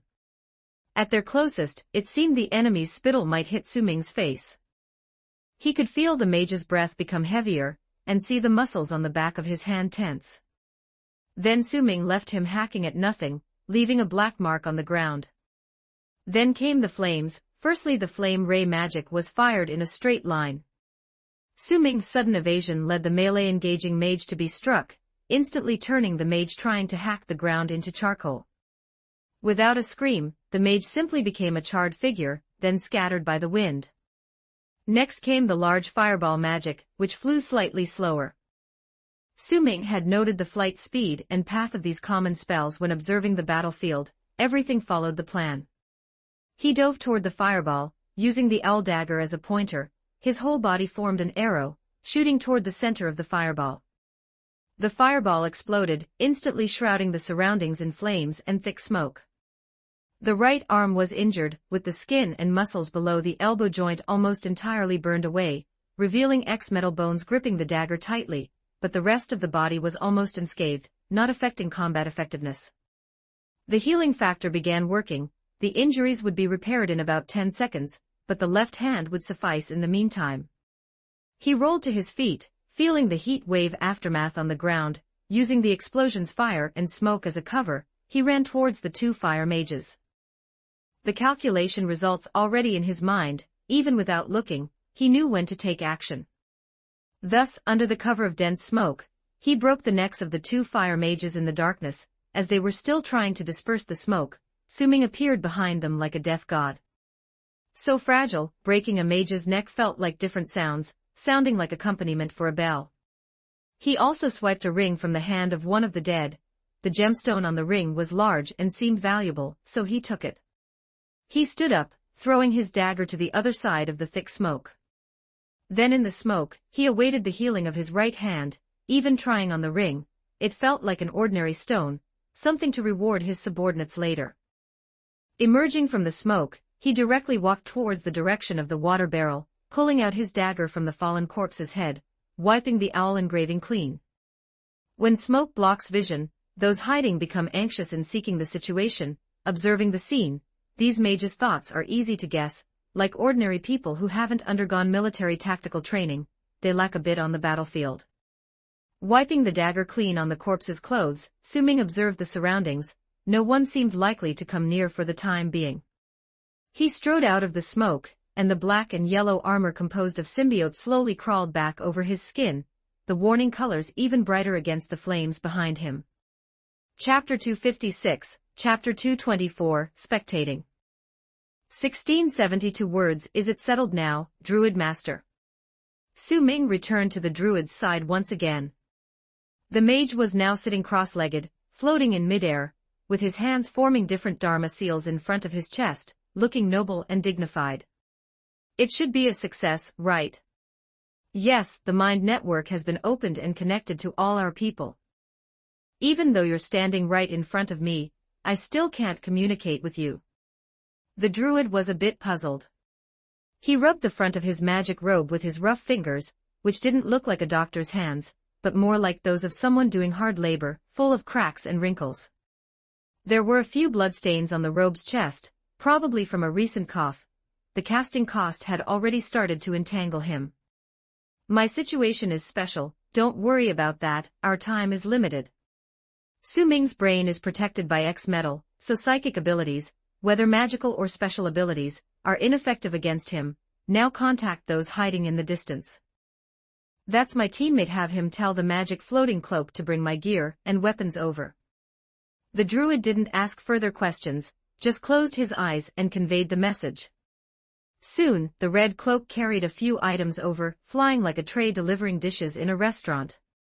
Su-Ming used the symbiote suit as an inner layer, directly putting the holy statue armor over it. The symbiote wriggled a bit, making the body slender and slim enough to fit in. The armor's defense, coupled with two powerful weapons, along with the symbiote's strength and speed enhancement, this is the master's complete form. However, having the symbiote and armor simply cobbled together like this, they'll have to come up with a solution later. The magic floating cloak hovered nearby, seemingly admiring the battlefield scenery. It curled one corner and waved, as if greeting the druid. The druid glanced at Su Ming again, seemingly understanding something, and nodded slightly. "All right, druid master, earlier I knocked Jibwa away and eliminated several enemies on the left wing. So next, I will spearhead once more to completely tear open a gap on their left flank. Let Kama Taiji's people know to prepare, maintain this gap, and launch a counterattack." Su Ming drew out the Godslayer. Its multifunctional capability suits this situation better. These mages lack defense, no need for the Nightfall Greatsword to cleave. The Druid Master didn't have many options left. Although the location the two were in was relatively safe, terrifying sounds were emanating from not far away. Kama Taiji can't hold out much longer. Once the battlefield collapses entirely, even the Supreme Sorcerer would be unable to support himself. So, even though he knew almost everyone was weighed down by the heavy casting cost, they must defeat the enemy before being overwhelmed. After the druid signaled readiness, Su Ming led the charge, advancing towards the breach just created. The mage's formation wasn't dense. This scattered formation might work against other mages, but was no match for a warrior's charge. Flashy magic was dodged, spells recognized and deemed non-threatening were endured directly. Although the holy statue armor spanned a cosmos, its magical resistance remained undiminished. It didn't take long before Su Ming, wielding the giant sword, broke through the opposing formation, completely disrupting their deployment, while Kama Taiji mages, under his cover, quickly flowed into the breach and thoroughly altered the battlefield's course. Both sides incurred significant losses, with dismembered and gruesomely deceased bodies carpeting the ground. But that's the nature of war.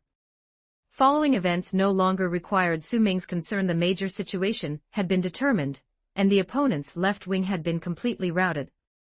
In a few more minutes, Kama Taiji would encircle from the left wing, fully trapping the enemy. The symbiote on his body still clamored for him to kill more people, but Su Ming simply took a few deep breaths, suppressing his bloodthirsty desire, ignoring its noise. It is a creature with combat instincts. On the symbiote planet, they often engaged in playful fighting, competing to evolve stronger mechanisms. But this is Earth, and Su Ming isn't crazy. Mass slaughter was unnecessary. If the opposing Supreme Mage wasn't foolish, retreat would be the only sensible choice.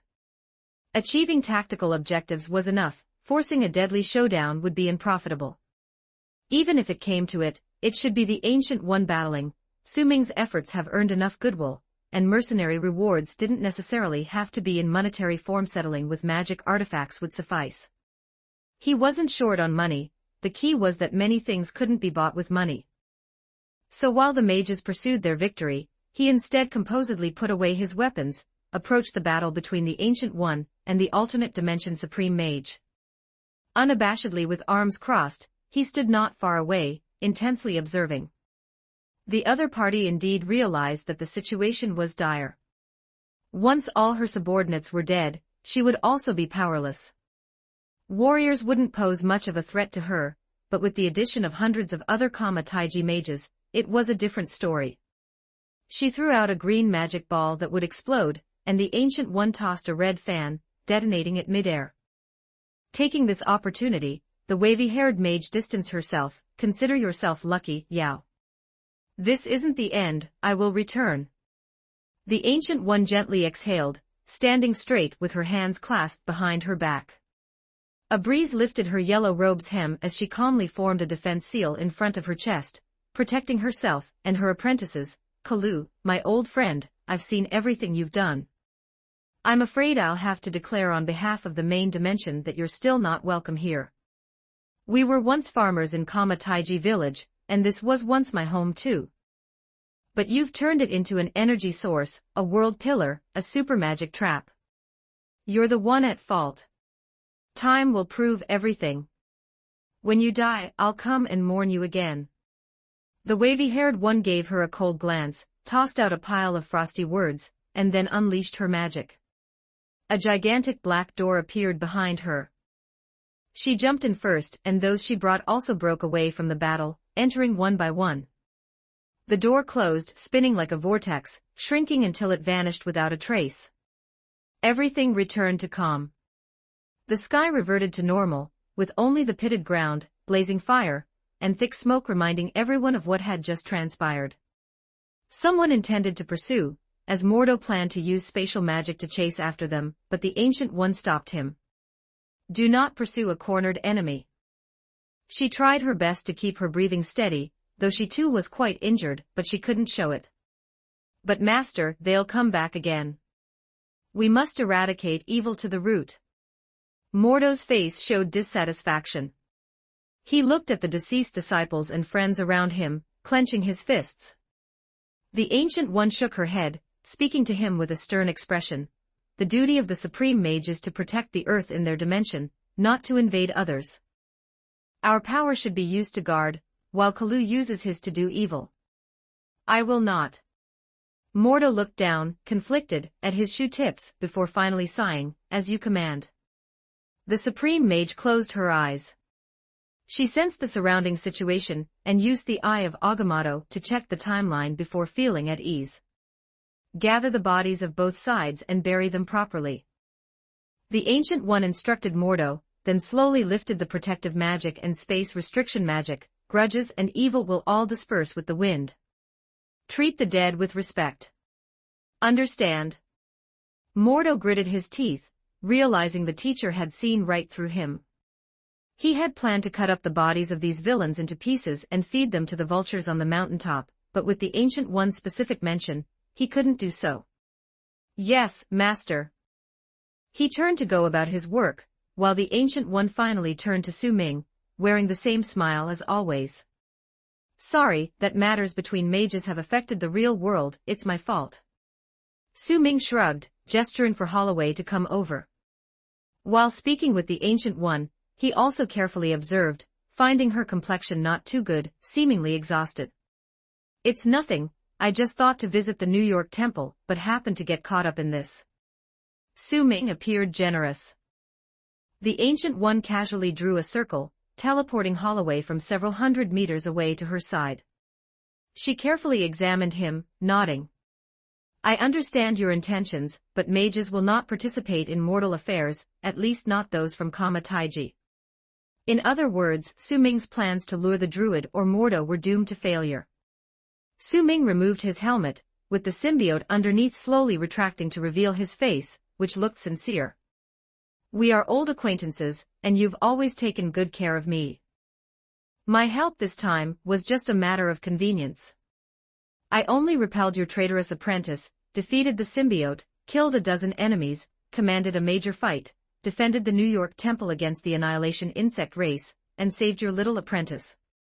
You don't need to take it to heart. The Ancient One's smile stiffened. Saying it like that, she felt as if she owed a debt to the demon god, which was practically a blatant hint. He had helped Kama Taiji, and if she didn't know how to reciprocate, wouldn't it be inappropriate? Her skin was thin. If this thing got out, how could she still mingle in the magic realm? Surely, she couldn't seal everyone's mouths. She glanced at Su Ming, whose face showed sincerity and righteousness, and then touched the time gemstone on her chest. She pondered for a moment before sighing. Please, have tea in the side hall. Chapter 257, Chapter 225, Don't want to take the blame 1587 words. The two followed behind the Ancient One, crossing the damaged square. Holloway looked around curiously at the Supreme Mage, while Su Ming was calculating in his mind. They bypassed craters filled with dark ashes, charred pine trees, and the varied corpses of mages as the Ancient One sighed incessantly. The loss this time was not small, almost equal to the battle against Dormammu's descent centuries ago. A childhood friend who became an enemy, Kalu, surprisingly left alternate space, and became a supreme mage of a dimension. The days ahead would only become tougher. The so-called side hall no longer existed, only four broken columns, and a chair still smoldering remained where it used to be.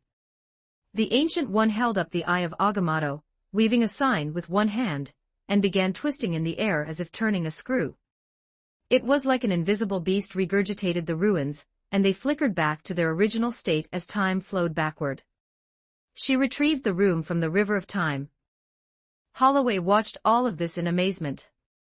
He couldn't comprehend the principles involved, as it clashed intensely with his decades of materialist worldview. Su Ming, however, was quite relaxed since he understood what it was, a very strong power.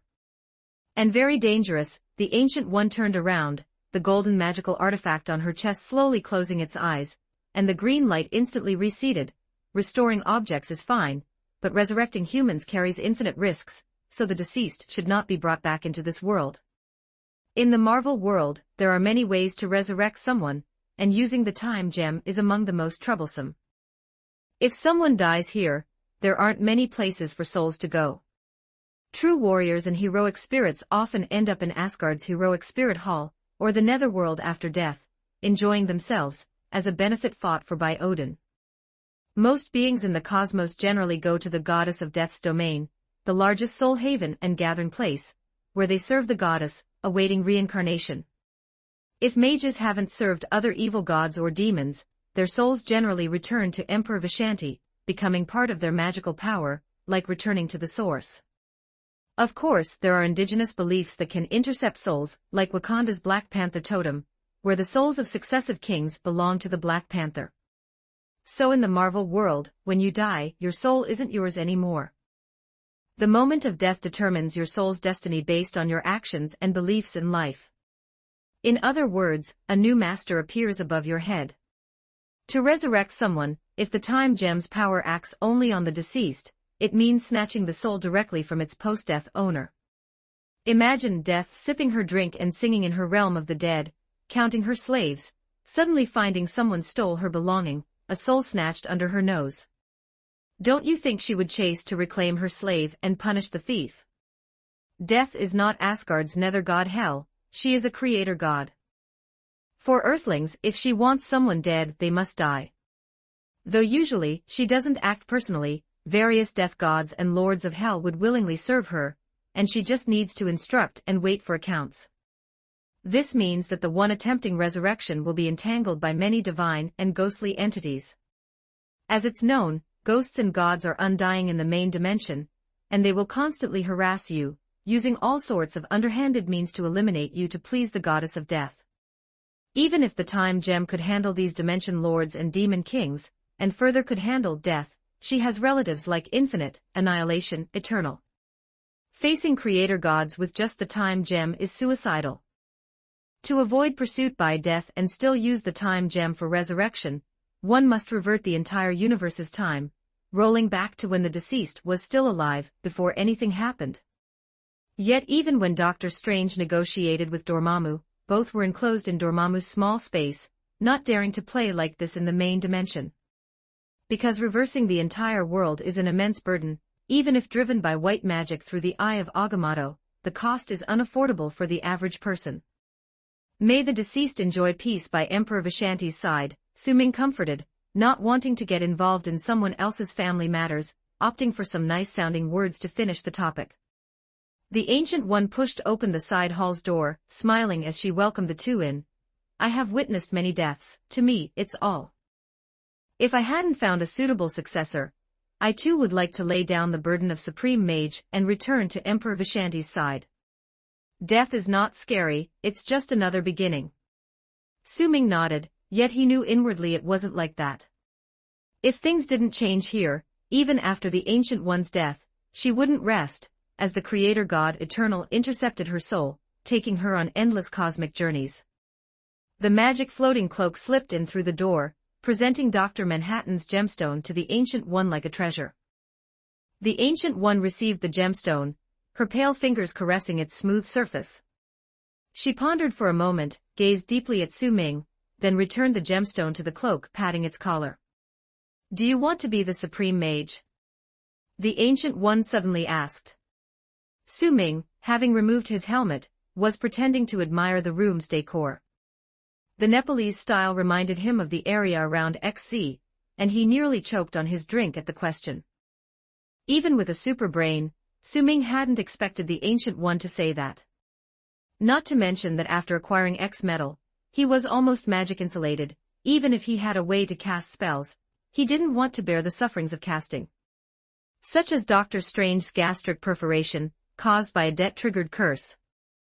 That hole would always be that size, and with Su Ming's self-healing ability, the perforation would turn into a tug-of-war on him, with constant stomach wall corrosion and healing, creating an endless loop. He immediately wanted to leave.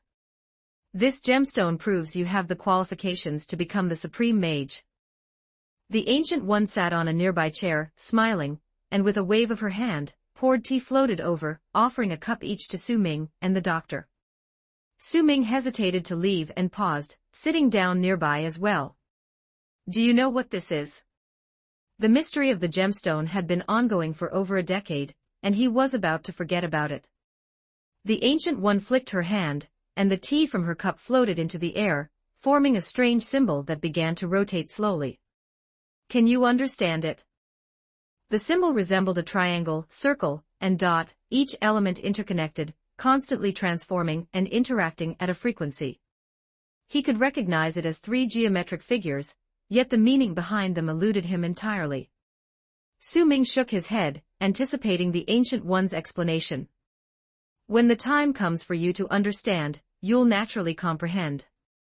For now, all I can tell you is that such gemstones represent the recognition of a universe, and its abilities will manifest when you need them. The Ancient One smiled as she retrieved the tea, without further explanation. Speaking of which, I think you could become the Supreme. When the Ancient One stumbled over the word mage, she looked around before managing to say it. Su Ming couldn't help but laugh bitterly, finding the Ancient One's answer even more intriguing. Gaining no new information apart from knowing the gemstone was akin to a medal. And her insistence on foisting the Supreme Mage role on him seemed nonsensical. Was it an outbreak of post-casting syndrome?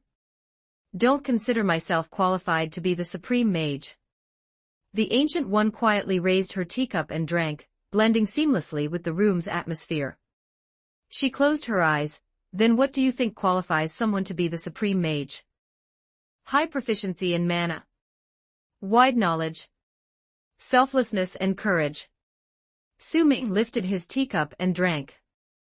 The tea was good, but he was more focused on finding an excuse to decline. So, this is how you perceive me. The Ancient One smiled, opening her eyes and nodding, seemingly pleased or amused, but you saw earlier that the intruder was also a Supreme Mage of another dimension. Which of those qualities do you think applies to her? Indeed, that woman is a bit crazy, the doctor interjected. He couldn't quite grasp what the Supreme Mage position entailed, or how it related to being the head of a hospital. Would it be all right for Deathstroke to take over, and perhaps keep the mages from playing with dangerous creatures? A traitorous teammate throwing the responsibility of Supreme Mage onto someone would crush them, with a tragic ending just a matter of time. Su Ming wished he could sew his friend's mouth shut. As it stands, he's living a long, blissful life without death. Why take on that black pot? The Ancient One nodded appreciatively at Holloway, indicating his comment was spot on. She sipped her tea, sighing contentedly. Your friend is right. Those aforementioned qualities are merely superficial, not what the Supreme Mage truly requires. For the Supreme Mage, what's most important is how well you can fight. Chapter 258, Chapter 226, Answering Questions and Dispelling Doubts 1702 words. The Ancient One's response surprised the doctor, who thought it would be about some admirable virtue, but it turned out to be about fists. He immediately felt awkward. Mage, huh? Isn't this just like barbarians choosing a chieftain? Su Ming knew this was true. Every dimension had a supreme contest held by Emperor Vishanti every few years. The process was to lock all participants in a confined space, letting them play a big battle royale without limits on methods and strategies. Props and contracts could be used freely, and the winner would be the king. You don't need to kill everyone, but the last person standing would be the Supreme Mage of that dimension. Only with enough power can the safety of the dimension and Earth be maintained. Otherwise, this wouldn't be the Marvel Universe but the Holy Mother White Lotus Universe. Even if you're a kind person in 100 lifetimes, without power, you can't be chosen. But now the Ancient One is too strong. If she participates, other contestants just forfeit, so she's remained steadily in the position of Supreme Mage. The supreme contest in the main dimension was practically non-existent. If the Ancient One wanted him to succeed, She only needed to take him to the next contest, and then she could voluntarily concede, making Emperor Vishanti acknowledge Su Ming as the supreme mage. With only 2 participants, what else is there to say? You say he's a warrior and not a mage. The Ancient One will make you see the truth. Whoever she says is a mage, then he definitely is. No, thank you for your high regard, but I have no sense of responsibility. Having me guard Earth and sit in the holy temple every day waiting for trouble is worse than killing me. Su Ming wouldn't accept her goodwill. Magic is precious, and the Supreme's position is even more valuable. But for freedom, both can be discarded. Occasionally, for self-defense or good mood, he might help protect Earth, but to take it as a job is a no-go. The Supreme Mage has to sleep with one eye open to guard against some evil god's sneak attack. That's not the life Su Ming wants. That's a pity. After all, that gemstone told me you have had great experiences, that you protected a world. The Ancient One put down the teacup with a sigh. She had been wanting to lay down this burden for a long time. Deathstroke is an earthling, recognized by the magic floating cloak, has the strength to defeat almost all mages, and is immune to mind magic. Then what's the difference between a supreme warrior and a supreme mage? Even if magic isn't opened up, with the time gem, you have several millennia to learn magic. Why fear you won't learn it? But Su Ming simply didn't want to learn. Many things are best relied upon oneself, and both evil gods and demon gods are unreliable. Magic borrows their power, and what if they don't want to lend it to you one day? It's not like this hasn't happened in comics before. Not to mention those side effects. The Ancient One looked at the outright refusal on Su Ming's face, sighed again. Those who could be the supreme mage didn't want it, while those unqualified scrambled for it. Truly a paradox. The druid didn't want to be the supreme mage at all. He often hid in an alternate dimension before the supreme contest. Jibwa betrayed them. The Ancient One could capture him anytime, but she wanted to see how much power he could gain, if enough to be the supreme mage, but it wasn't.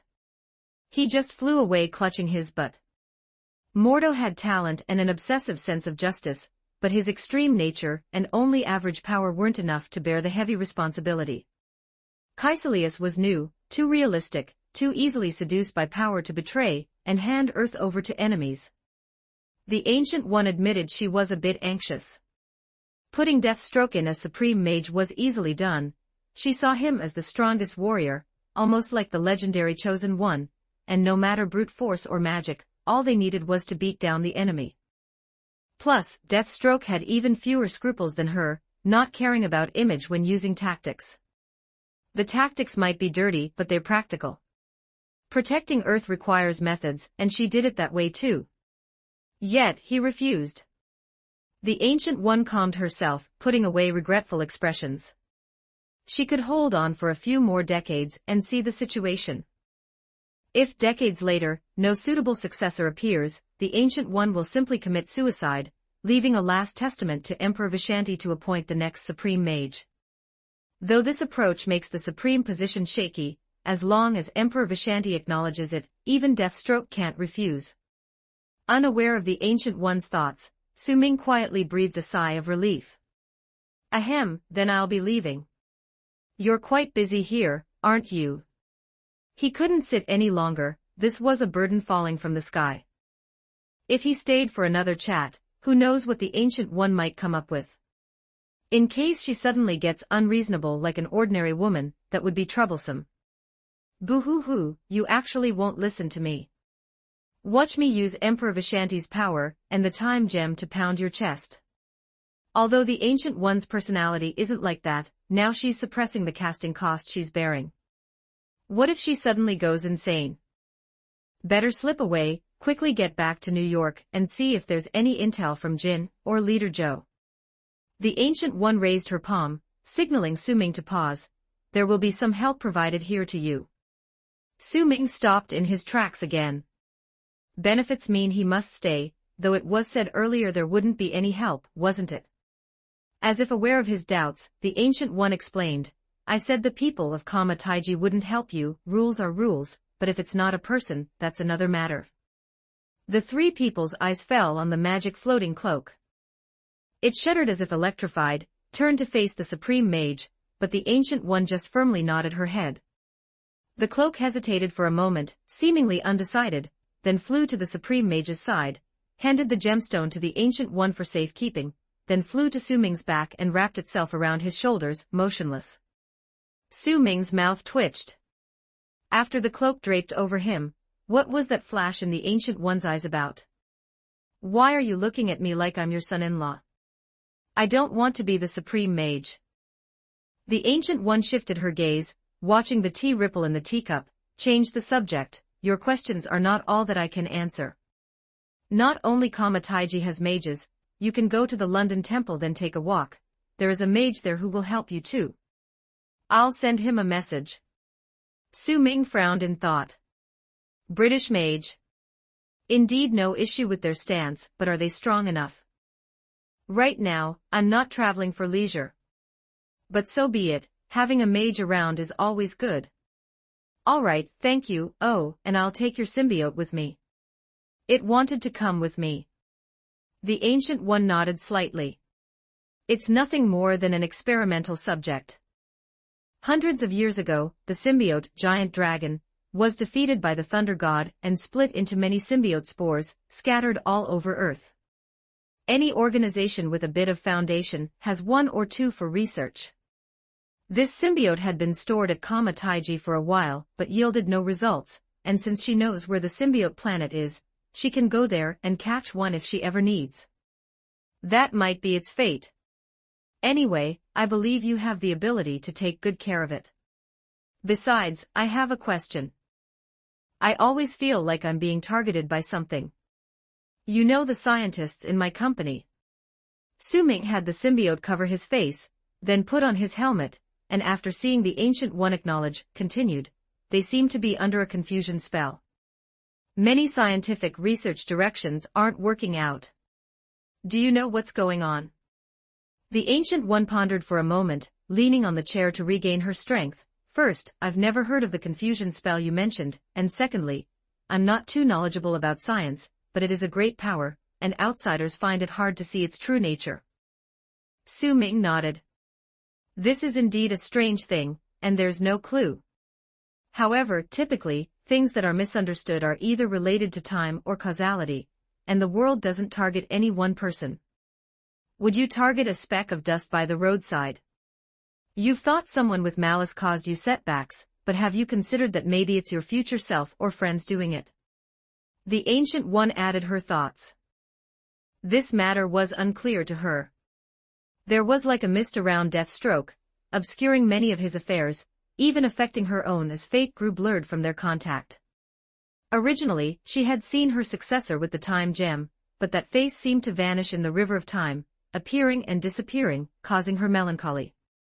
Su Ming hadn't ruled this out, but there were too many suspects with no lead. All right, it's just a bit of confusion, not a big deal. After all, everything will have an answer someday. He'll have his way to resolve it then. I'll be going now, you take care. He and Holloway left the side hall. Just asking around could get them to use a fixed teleportation gate to the London Temple. If that British mage is strong enough, they should soon find out about Namor. The Ancient One waved her hand, and the incense burner in the side hall was lit. She watched the two figures depart through the green smoke with a peculiar expression, deep in thought. Chapter 259, Chapter 227, London Temple 1277 words. The teleportation gate to the London Temple is easy to find. Despite the collapsed buildings, the three gates still stand tall, like monuments amidst the ruins. The mages are busy rescuing the injured and repairing the buildings. When they see the two, they only cast a hurried glance. Standing before a row of teleportation gates, Su Ming observes briefly. The side with Celestial Dynasty features should be the Hong Kong Temple, given the incense burner and guqin. As for the New York Temple, he's been there before, it's covered in bloodstains now. So the entirely unfamiliar scenery is the London Temple. The two step through the golden ring of fire, and the debris beneath their feet instantly turns into solid wood flooring. Opulent and magnificent, that's the first impression the London Temple gives. The tall dome is made entirely of marble, the splendid crystal chandelier lighting up the temple like daylight. The room is filled with stable yet rich decorations, showcasing the might of the old empire. A mage with a long white beard waits for them, resembling Gandalf from The Lord of the Rings. He's quite old, with wrinkles and age spots covering his face and hands, dressed in a brown robe. He must be some great mage, but to watch over the London Temple, he did not participate in the earlier battle at Kamataiji. The three great temples always need guardians to prevent opportunists like Dormammu from invading. His demeanor is friendly, like an old friend. Welcome to the London sanctuary. Unfortunately, the weather hasn't been good lately, not ideal for sightseeing, but I can lend you umbrellas. Thank you. While courteous, Su Ming has no time. Sightseeing isn't necessary, we have serious business to attend to. As if the war in the United Kingdom has nothing to do with him, the elder master nods calmly and leads them to the gate. With a wave, two black umbrellas fly in from who knows where, and he hands them over with a smile. I received a message from the Supreme Mage, aware of your purpose, but I can't leave the sanctuary. I'm sorry, you'll have to find it yourselves. No worries, can you give us an address? It's a mage's abode, so you won't see it even with the address. The elder master chuckles, stroking his beard, his wrinkles all bunching up, but there's a better method. Turn left along the street after exiting, follow the smell, and close your eyes to turn left again when you hit the stench, just crash into the wall. Su Ming's expression turns odd. If any magic user can be associated with a stench, it's likely a shaman, or witch doctor, recluse, even more than mages. Could they really be convinced? But he doesn't say much, just smiles and thanks the elder master before opening the door. He shuts the door again. Outside, it's typhoon weather. As soon as he opened the door, the rain drenched him, and he saw a tree flying at high speed from outside, crashing into a wall next to them. Is this what you call the weather isn't good? Su Ming gazes at the elder master with deadpan eyes, sensing he might be secretly chuckling, like setting up a prank with a blackboard eraser on a door. No wonder the Ancient One kept him in London to watch the temple. Sending this guy to the battlefield would be worrying indeed. The elder master holds back a laugh. Just remember to use the umbrella. It has an array that protects you from the wind and rain. I won't be returning the umbrella, farewell. Su Ming dons his helmet, opens the umbrella, and pulls Holloway into the terrifying storm. They vaguely hear the elder master's farewell, come visit often. Impossible, the entire London Temple is unreliable. Until the stationary mage is replaced, returning is unthinkable. The two walk through the rain, and the umbrella works surprisingly well. Who knows whose power it borrows, but in the streets where raindrops fly horizontally, they feel none of the gale or rain. But with the wind so strong, can the smell still be discerned? The answer is yes. After walking a few hundred meters along the street, Su Ming detects a foul stench sharply. Even the gale outside doesn't affect it. The stench is almost tangible, like a viscous swamp enveloping them. Deathstroke's specially modified helmet can block toxic gases, but it must retain the ability to detect smells for combat reasons. It's dozens of times more expensive than a regular antitoxic mask, without sufficient technology here in Marvel to repair or upgrade. Su Ming now ponders whether to add a switch to this feature. This is unbearably smelly. The residents around here have it rough. Living in a stinking neighborhood and unable to find where it's coming from. Compared to that, Holloway's workplace, a nursing home with a faint smell of urine, is practically an immortal realm. The doctor pinches his nose, muffling his voice. This smells like... Well, this is it. Su Ming sighs, looking at the azure wall through dense rains. Close your eyes, follow me. Just like entering the New York Temple back then, they pass through a magic shield.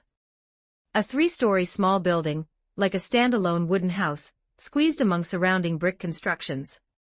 There is no wind or rain at its entrance, but correspondingly, the stench is even stronger. Before Su Ming can knock, the door opens automatically, as if black smoke pours out, making Holloway's eyes water from the stench. Which master is inside? Could you please come out to talk?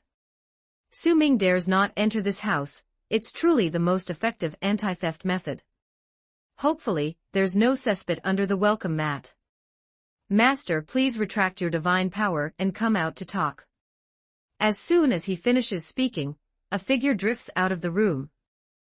He looks about 30, dressed neatly in a gentleman's three-piece suit, white vest, white shirt, black suit, topped with a black bowler hat. He carries a black wooden cane, groomed with a meticulous mustache, his handsome face adorned with a smile, with bright eyes shining. Welcome, welcome to my humble abode. He speaks warmly, using magic to adjust his white bow tie. He is impeccably clean and fresh, starkly contrasting with the house's odor. Well, at least like this, no worries about contagious diseases from a handshake. Come, have a drink inside. The weather indeed isn't pleasant today, is it? The mage shakes hands with them, making space at the entrance, inviting them inside for a chat. Is there magic to block smells? Su Ming decides to be upfront, otherwise, there's no entering this house. The mage doesn't seem embarrassed at all, instead smiling as he admits, you reminded me. I have been using breath-holding magic learned from the East. A small, simple magic. He raises his cane, letting it float in midair, and begins chanting incantations. Perhaps to show no ill intent, the incantations are allowed.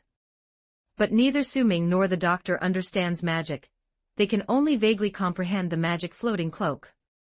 Nonetheless, trusting the introduction from the Ancient One, Su Ming removes his helmet, allowing the magic to take effect. Almost instantly, both Su Ming and Holloway lose their sense of smell. They smell nothing, feeling refreshed. Upon entering the room, they find it very neat inside. Although a bachelor's residence, it appears just as a normal person's might, without any trace of magic. This makes the doctor suspect the mage might have hidden hundreds of corpses under the floorboards as the source of the stench. Chapter 260, Chapter 228, Magic Prince 1400 words.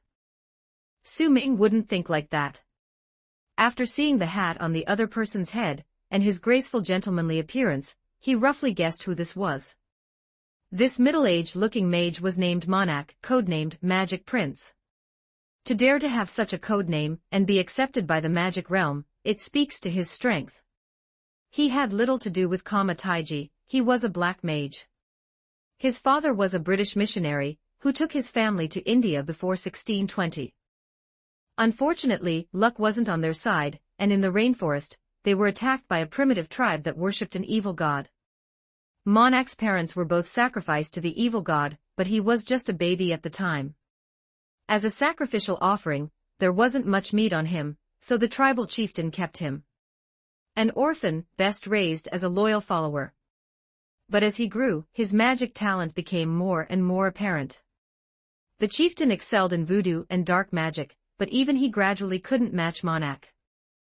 So he gradually hinted at passing the position to Monarch. After all, the stronger the mage serving the gods, the better, bringing more blessings to the tribe.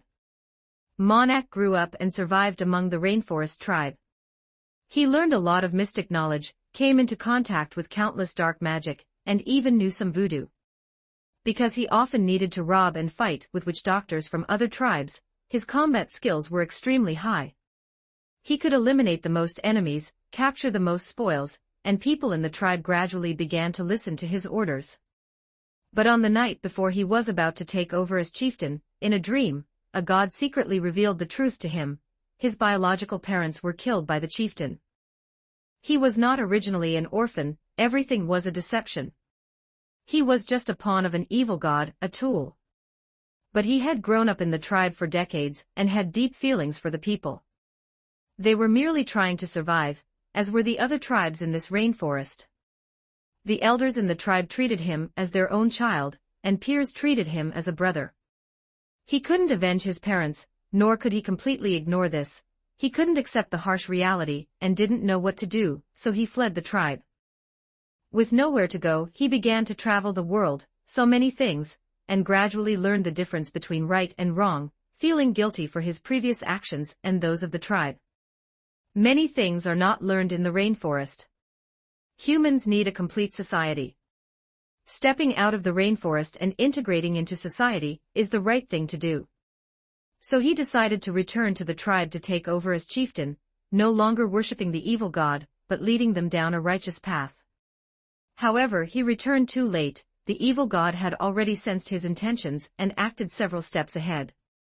After Monak left, although his tribe was disappointed, they still needed to live, so they continued to go out and rob, but as if guided by fate, they chose the British Colonial Expeditionary Force sent to India. The old chieftain had considerable strength, but he could not resist a professional army of 70,000. So when Monak returned to the rainforest, he was greeted only by ashes. Everyone was dead.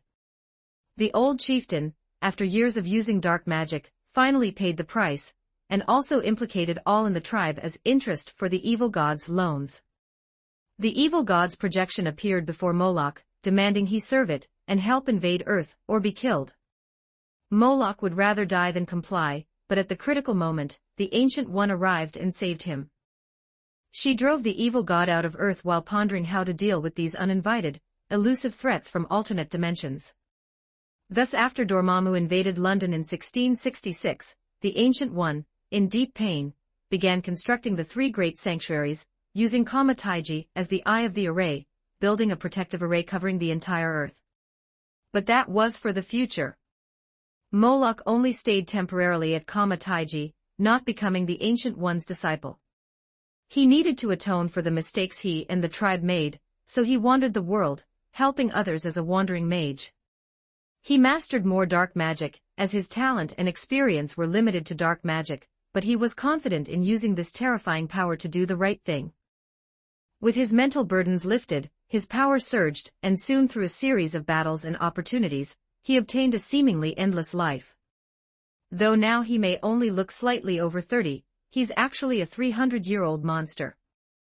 The information in the comics was just this. The situation in reality still needed observation, but at least Su Ming could be sure the source of the stench wasn't any corpses, but rather the rabbits Moloch kept. The cost of dark magic was too great. He had to find sacrifices to transfer it. He couldn't kill people for sacrifices anymore, so he thought of using animals to transfer a portion. This wasn't easy. Ordinary rabbits weren't satisfying to the evil gods. He had to pour emotion and blood into the rabbits, hypnotize himself, raising them as if his own children, caring for and loving them, before using dark magic, drowning a few rabbits personally afterward. The slow death of these rabbits, carrying Monak's fatherly emotions, combined with the painful self-hypnosis as he kills rabbits as if killing his own children, feeling heart-wrenching despair, were barely satisfactory as sacrifices for the evil gods. The evil gods liked flesh and souls, but occasionally a touch of human emotion was also enjoyable.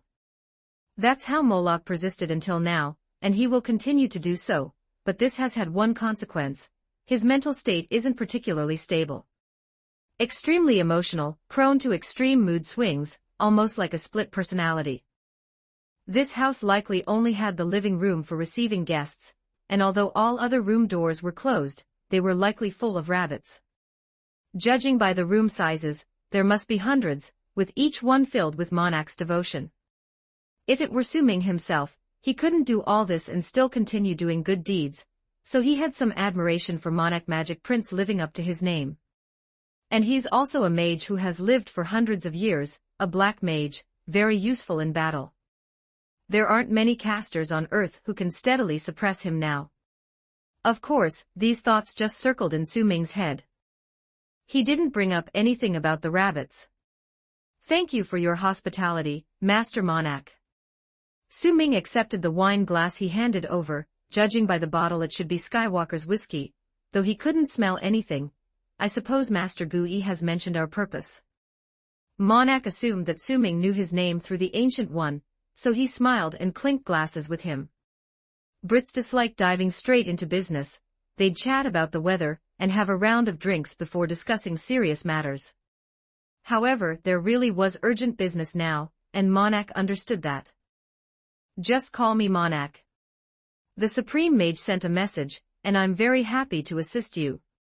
He paused, tidying his clothes, checking his magic props, with a warm smile on his face. "The Nazi war is unjust.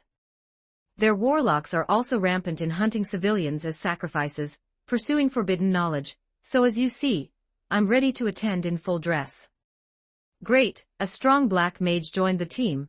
With the warrior mage healer trifecta, they were powerful against any enemy, just that the healer's equipment was lacking. Su Ming likewise nodded with a smile. Thank you, I am Slade, codename Deathstroke, and this is Holloway, codename Avenging Angels. When Su Ming introduced them, Holloway also removed his eye patch, greeting Moloch, though they both were examining each other's mustaches.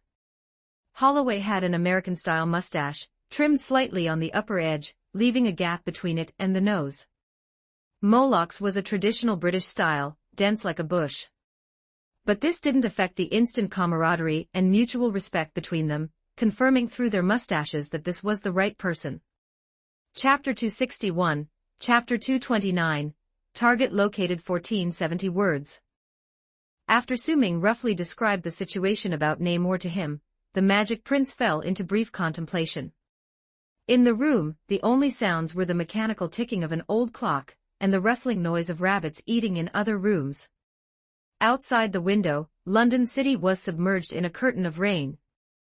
Are you saying the King of Atlantis has gone missing, which will cause a shift in the world's timeline? Was it the Ancient One who told you this? His first thought was of the Eye of Agamotto, a gemstone that could inspect the endless timelines and possibilities to avoid harm and make plans. Su Ming could never say he himself discovered that events deviated from the original comics. This secret must never be known. Yes, that's it. All right, I'll give it a try. Do you have any of his personal items or something like hair or nails? Monarch turned his gaze to Su Ming, pulling out a piece of coal-like black stone from his person. Does knowing his name count? Monarch's smile didn't change, but he shook his head and sighed. Magic isn't omnipotent. Without related items, it's impossible to smoothly conduct the ritual. I can indeed do something to select the owners of these names, but there are at least tens of thousands of people with the same name. Su Ming's brain spun rapidly. Sitting on the sofa, he leaned forward, but among these Namors, only he is closely tied to the sea. Monarch was taken aback for a moment, his eyes rolled. You're right, among the Atlanteans, there may be only this one Namor. Wait a moment. He took off his top hat and pulled out a rabbit from it, whispering a few incomprehensible words to it. E. Then the rabbit ran off, squeezing into a small door in the wall. Soon, it brought back a cup of seawater. Monarch petted the rabbit's head, its snow-white soft fur poking through his fingers, and the rabbit seemed quite happy, looking at him with shining eyes. Then he forcefully twisted its neck.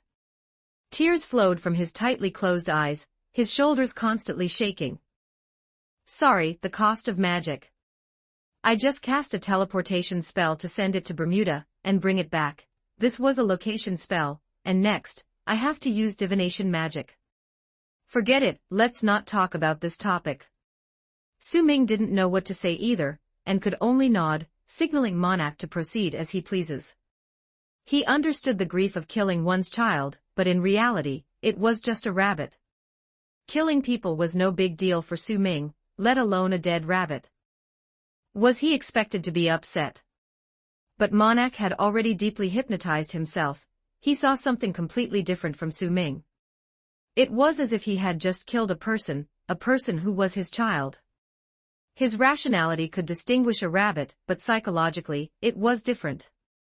So Su Ming gave him some time to calm down.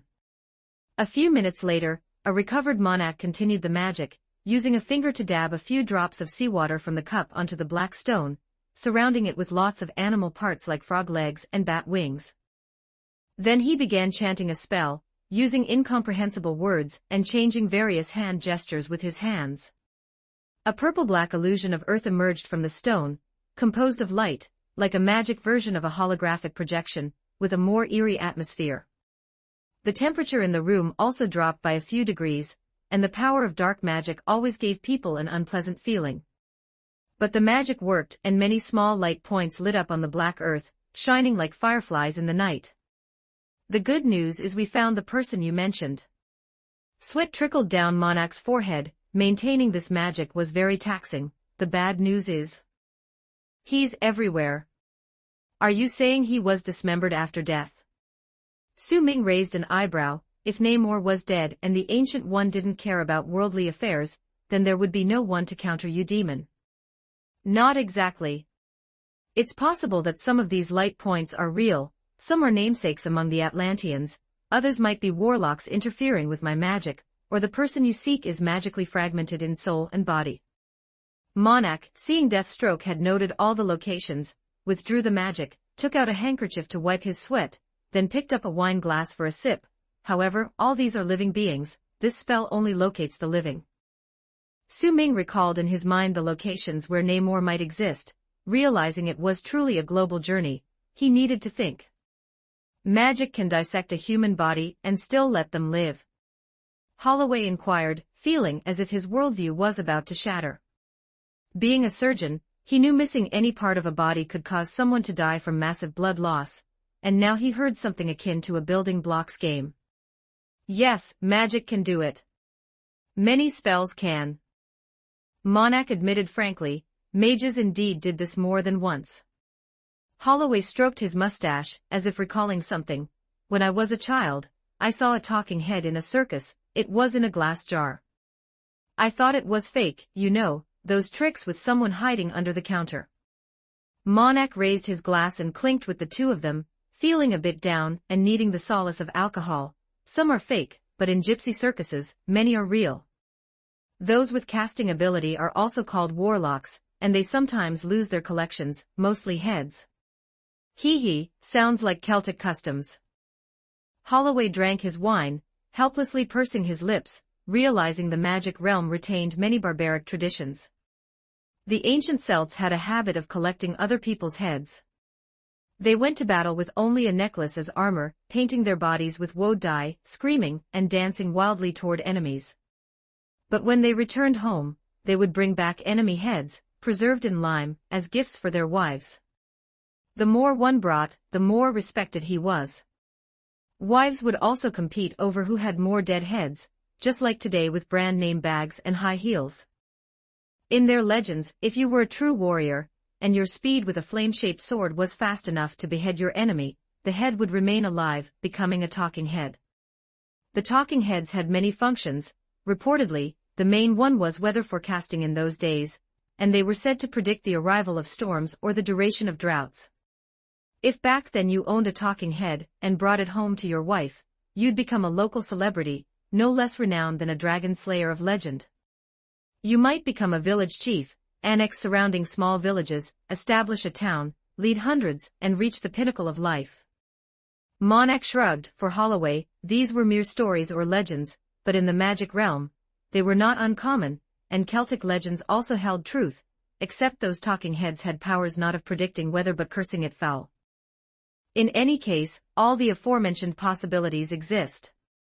While Holloway and Monarch chatted, Su Ming quickly drew a map from his memory, a world map with potentially inaccurate details but precisely marked key highlighted locations. Alright then, let's find this guy.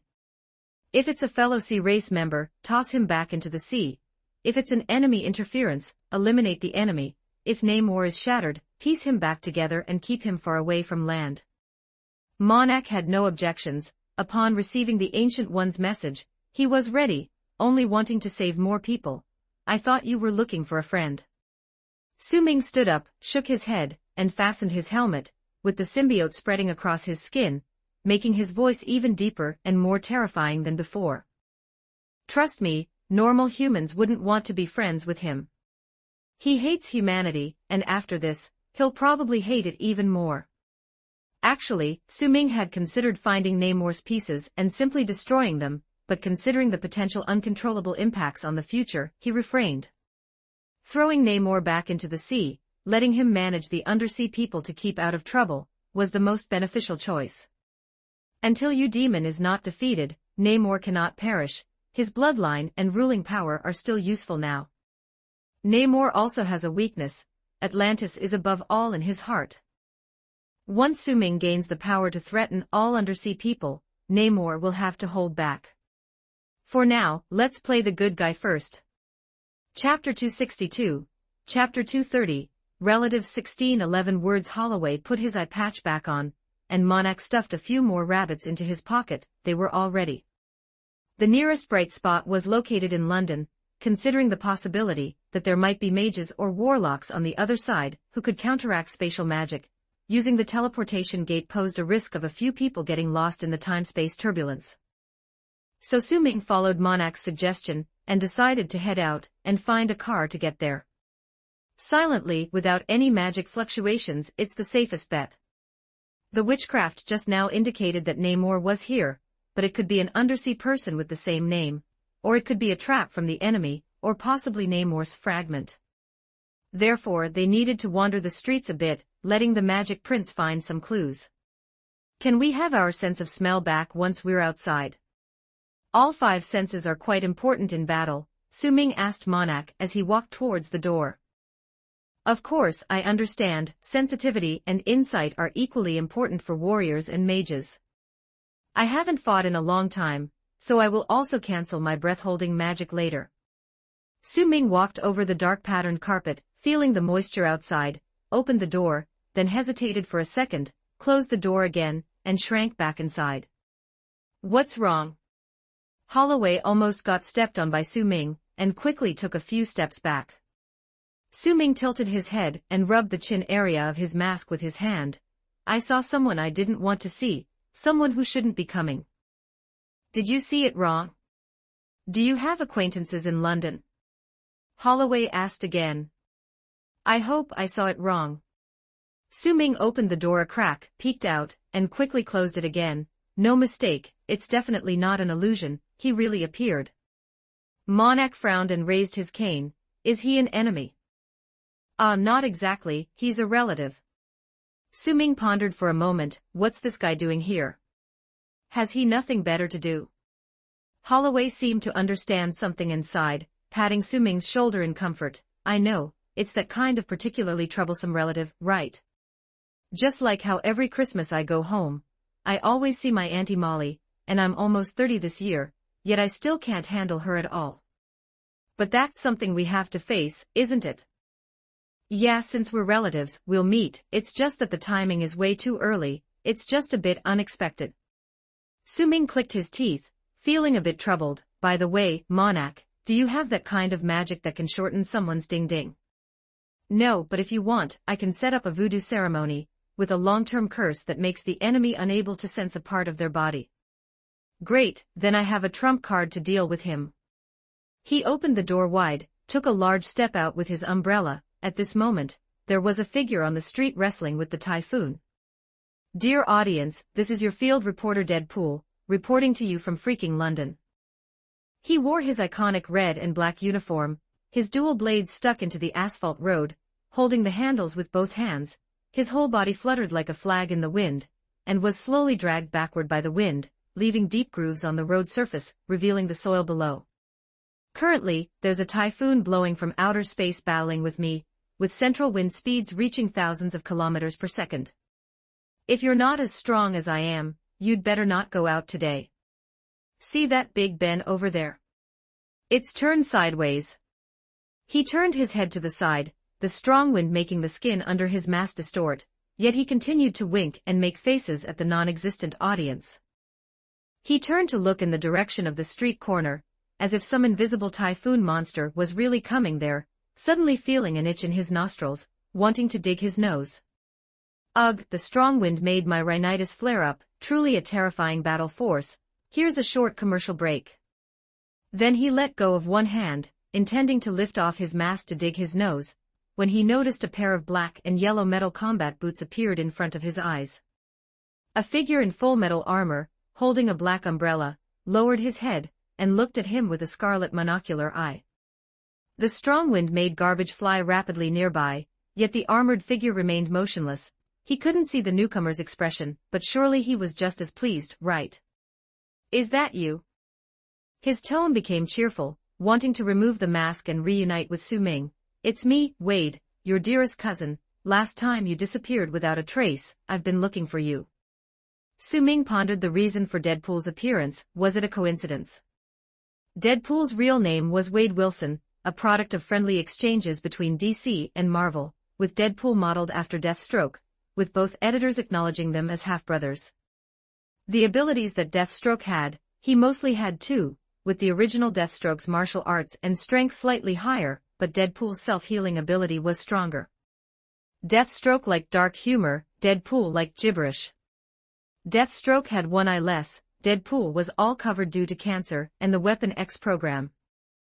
His forever decaying face had made many people puke before. Don't remove the mask, it's windy today. A black tentacle extended from the armor's gaps, grabbing Wade's hand to stop his action. Who needs to see that wrinkled avocado? Ah, you're so sweet to me, I must take it off. Let you see the look of being touched in my eyes, they're already brimming with tears. Under the mask, his facial contours showed exaggerated expressions. Wade simply let go of his other hand, knowing that the symbiote had grabbed him. He wouldn't be blown away, so he boldly reached out his other hand to lift off the mask. No, I don't want to see it, not at all. Su Ming directly bent down to grab his arm, pulling him from flying sideways under the umbrella. Wade seemed to understand, punching his palm with his fist. I get it, you're envious that I have two eyes, right? No worries, I can dig one for you, anyway, new ones will grow back. Your cancer cells have already spread throughout your body, remember? The United States Department of Agriculture has stated that your meat is not for consumption. Su Ming swatted away his finger ready to dig out his eyeball, sighing helplessly. This wasn't Sharingan, digging it out and ignoring rejection wouldn't work, giving it to Su Ming wouldn't do much. Besides, having one eye didn't affect combat, to go to great lengths just to find suitable eyes purely for looks was a waste of life. Damn bureaucrats. You know, last time they banned using mad cow disease beef for hamburgers, I already complained about them once. Seriously, mad cow beef is particularly robust. So I called the president's office, the secretary told me the president went bear hunting, and she was at the Kremlin and said her English wasn't that good, but I think she was lying. Deadpool started to ramble, standing now under the fantastic umbrella, feet on the ground, finally able to pull his weapons from the ground, and after sheathing his dual blades, he began to babble. Incidentally, he also warmly embraced Deathstroke, rubbing his armor chest with red water stains. Apparently, Deadpool bought some cheap stuff again. His uniform was losing color in the rain. All right, tell me why you're here then. Su Ming, expressionless, used the symbiote to push him away. Thankfully the sense of smell hadn't yet returned, or this year-round, unwashed guy would definitely make him puke. Well, it's a long story. Deadpool peeked around Su Ming at the people and house behind him. Was that where they came from just now? Why not go inside for a bit, nibble on some cookies while chatting? Isn't a rainy day the perfect time for cookie snacks? Chocolate cookies and such.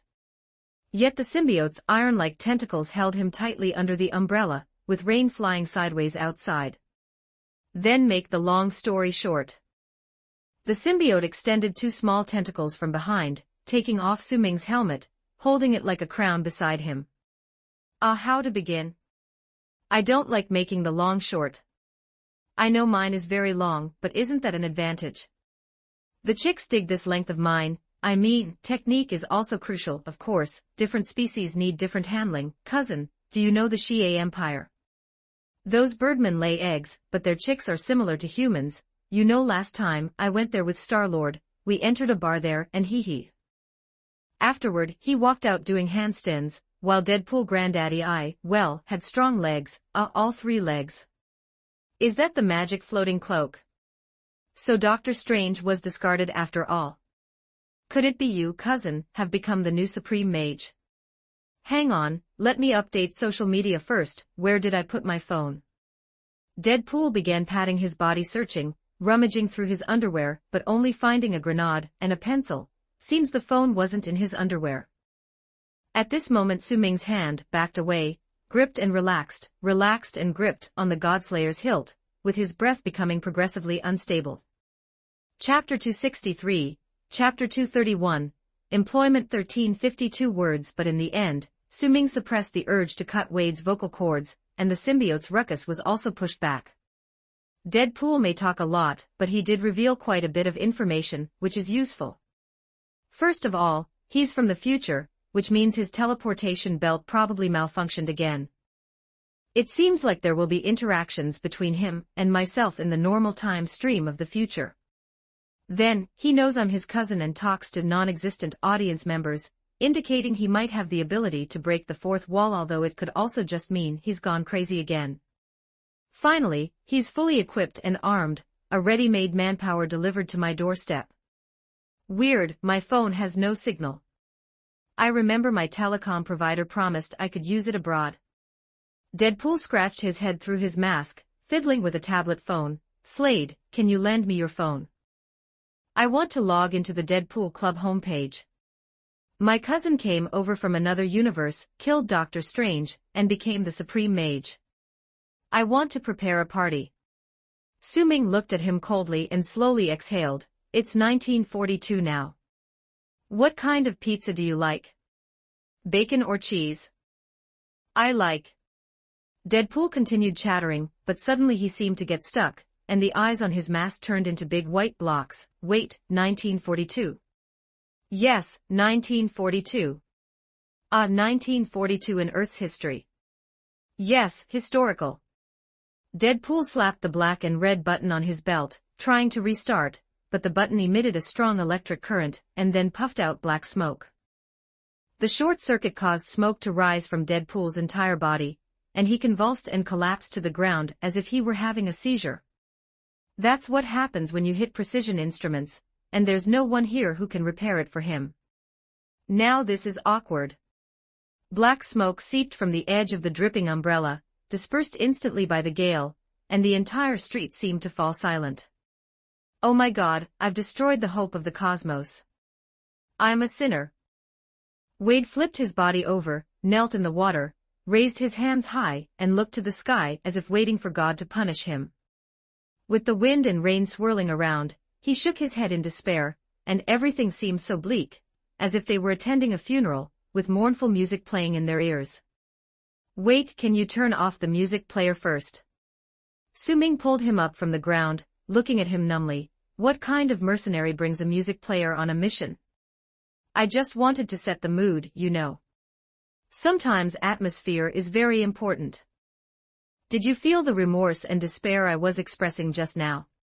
Deadpool shook his head and elaborated. Under Su-Ming's murderous gaze, Deadpool turned off the music player in his pouch, which he bought from a street corner secondhand shop and modified for powerful playback and battery. He also illegally downloaded some pirated songs, all classic hits recommended by Star-Lord. Well, now it's a mess. I've ended up in 1942's London.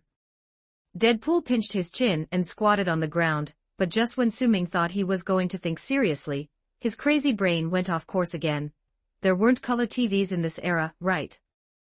Stop the nonsense, tell me what's going on your side.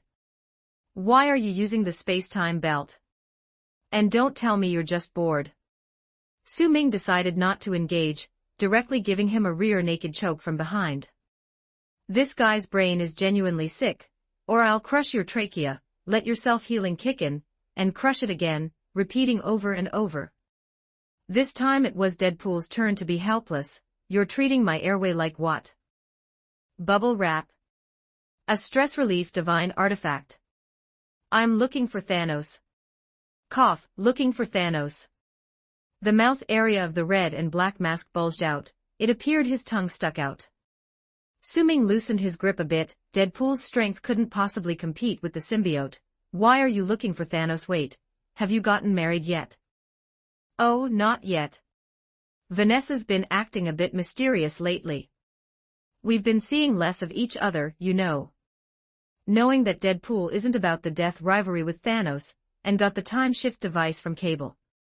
Su-Ming roughly knew which time period Deadpool came from, and he didn't pay any attention to the nonsense afterward. Continue about Thanos. I'm having trouble breathing. Anyway, Thanos killed my good friend, I'm looking to settle the score. Deadpool gasped, using his fingers to create a breathing space around his neck. Su-Ming nodded and released him. Those so-called good friends are probably just a few people, and with Thanos' appearance, it's likely the Infinite War, similar to the movie version. So you're using the teleportation belt to find him, but bullet-head young lady's technology seems a bit lacking, and you ended up in this era. That's the case. This belt, although often problematic, is still useful in critical moments. Didn't expect trouble this time. In the distance, Holloway was thoroughly entertained, learning a lot about the future from Dual Gun Hero, and now witnessed another future traveler. His eyes fixated on the small device in Deadpool's hand, full of interest. Meanwhile, Monarch was cautious, since time travelers, like alternate dimension evil gods, pose significant threats to the world. He was secretly informing the Ancient One using magic. Su Ming patted Deadpool's shoulder to help him catch his breath, gazing down the street. All right, come with me. Since you're here, give your brother a hand. But I want to find Dr. Pym to help me fix the belt. Deadpool tilted his head, scratching his itchy chin. The low-quality uniform was making his whole body itch after getting soaked. I'll pay you a commission. You know, a nice car costs only $500 in this era. Su Ming pulled out a wad of US dollars from his backpack and tossed it to him, probably around 10 to 20,000 as a down payment. Deadpool immediately got serious, lifting a corner of his mask to wet his finger and start counting the money. All right, who do you need me to cut? Though we're both mercenaries, talking about money is awkward since we're relatives. Su Ming anticipated this. Deadpool earns money fast and spends it even faster. He can blow a few million in one night at a nightclub, with no clue what he's done. The Guardians of the Galaxy often bleed him dry, and when Star-Lord returns to Earth, he acts like a parasitic host demanding others to take him out, always excusing it as needing a tour guide to understand modern society. Then they'd all go out partying hard, but none of them carry Earth currency, so Earthlings end up footing the bill. Tony suffers the most frequently because he's wealthy and indifferent about money, followed by Deadpool, because of their common ground. Is fixing the belt not urgent now? No worries, I reckon Peter can chill a bit more, considering he's already dead, right? Thanos is over there too, I'll look again later. Good, right, since you're from the future, do you know where Namor is? Ah, Namor, the fish who hates humans. That one always reeks of a nasty stench. You never mentioned anything about World War II before, have you done something? Well, for Deadpool it's the past, but for Su Ming it's the future. Who knows what I might have done. He's gone missing, and we're currently looking for him. Why bother?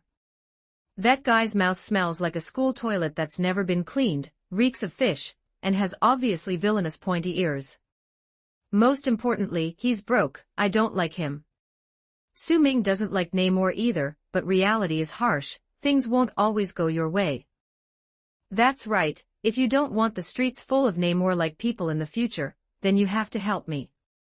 Chapter 264, Chapter 232, New Tactics. 1466 words. Wade put away the cash, and he roughly understood what was going on.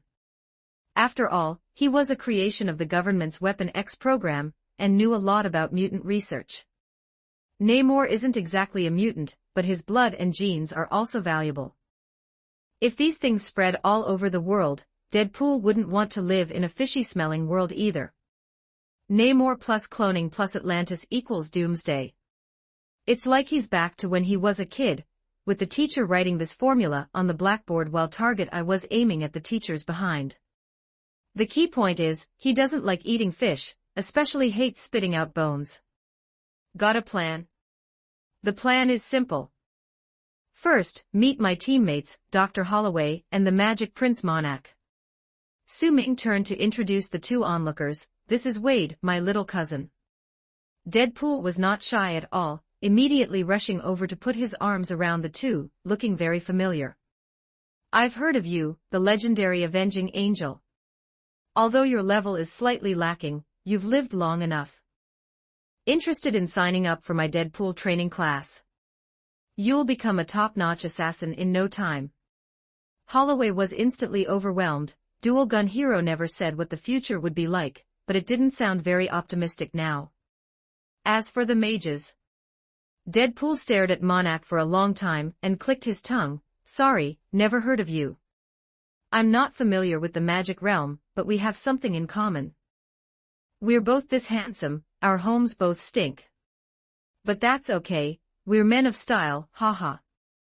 Monarch merely lifted his bowler hat in a gesture of friendly greeting. Mages usually hide in the shadows and don't mingle with ordinary people. It seems that in the future, at least he hasn't gone mad and caused any big trouble. Alright, we've locked down dozens of potential locations where Namor could be. Your task is to go to each place, burst in, and curse at everyone you see, so they'll attack you. Wade scratched his head. Sounds straightforward, but you also have a healing factor and a great set of armor. Shouldn't you be the one doing this task? You're more creative with insults. I'll support you from the back. Su Ming said dismissively. Sure, he had a healing ability, but it wasn't invincible. It still hurt when hit by certain attacks. Since they spent the money, they might as well enjoy the service, right? Haha, of course, Deadpool is creative. I'm Earth's strongest mercenary with the best rhetoric. He glanced at Deathstroke beside him and immediately changed his tone. Anyway, the process is breaking in, cursing, slashing, and done. Right, and if things go south and we need to retreat, you're covering the back. Su Ming wrapped an arm around his shoulder, and they continued walking towards the street corner under the umbrella, with the doctor and mage following. Can we get a little more money? Because of the weather, there wasn't a single car on the street, dashing Su Ming and Wade's hopes of a heist. But luckily, other than the doctor, none of them were ordinary people, so walking wouldn't be a problem. About 2 hours later, they approached the target area. It was a massive sewer entrance resembling a large gate channeling water into a medieval city wall, where countless street drains converged, with torrents pouring into the pitch-black hole below, creating a waterfall-like roar. Looks like someone tossed him down the drain. Wade clapped loudly beside Su Ming, with an obvious mischievous expression on his face under the mask. We're going down. Su Ming noticed a row of steel ladders leading below, though now covered with water, very slippery. Wow, hopping down a sewer at the drop of a hat, cousin, you really have that DC vibe, so dark. I never go into sewers, too smelly. Do those peculiar voices in your head tell you anything? If Deadpool could break the fourth wall, Su Ming didn't mind cheating to get answers. There was a time when a lewd voice constantly talked in my head, like a bearded man squinting at you, even licking his lips, but after I underwent the transformation experiment, the voice disappeared. How did you know? Did I tell you? I only know you're from another universe, but you're my cousin, and many people are secretly watching our performance, that's about it. Deadpool looked at Su Ming in surprise, scratching his head and trying to recall, but the cancer cells had damaged his brain, and he often suffered from memory loss. Su Ming sighed imperceptibly. It seemed Deadpool's wall-breaking ability was also wasted. It didn't matter, they couldn't expect everything to be just like the comics, given it's a real world here. With that decided, a symbiote's tendril flicked Deadpool onto the ladder. Off you go. The group climbed onto the ladder, continuing downward towards the unknown, as Su Ming drifted beside them using the magic floating cloak, slowly descending.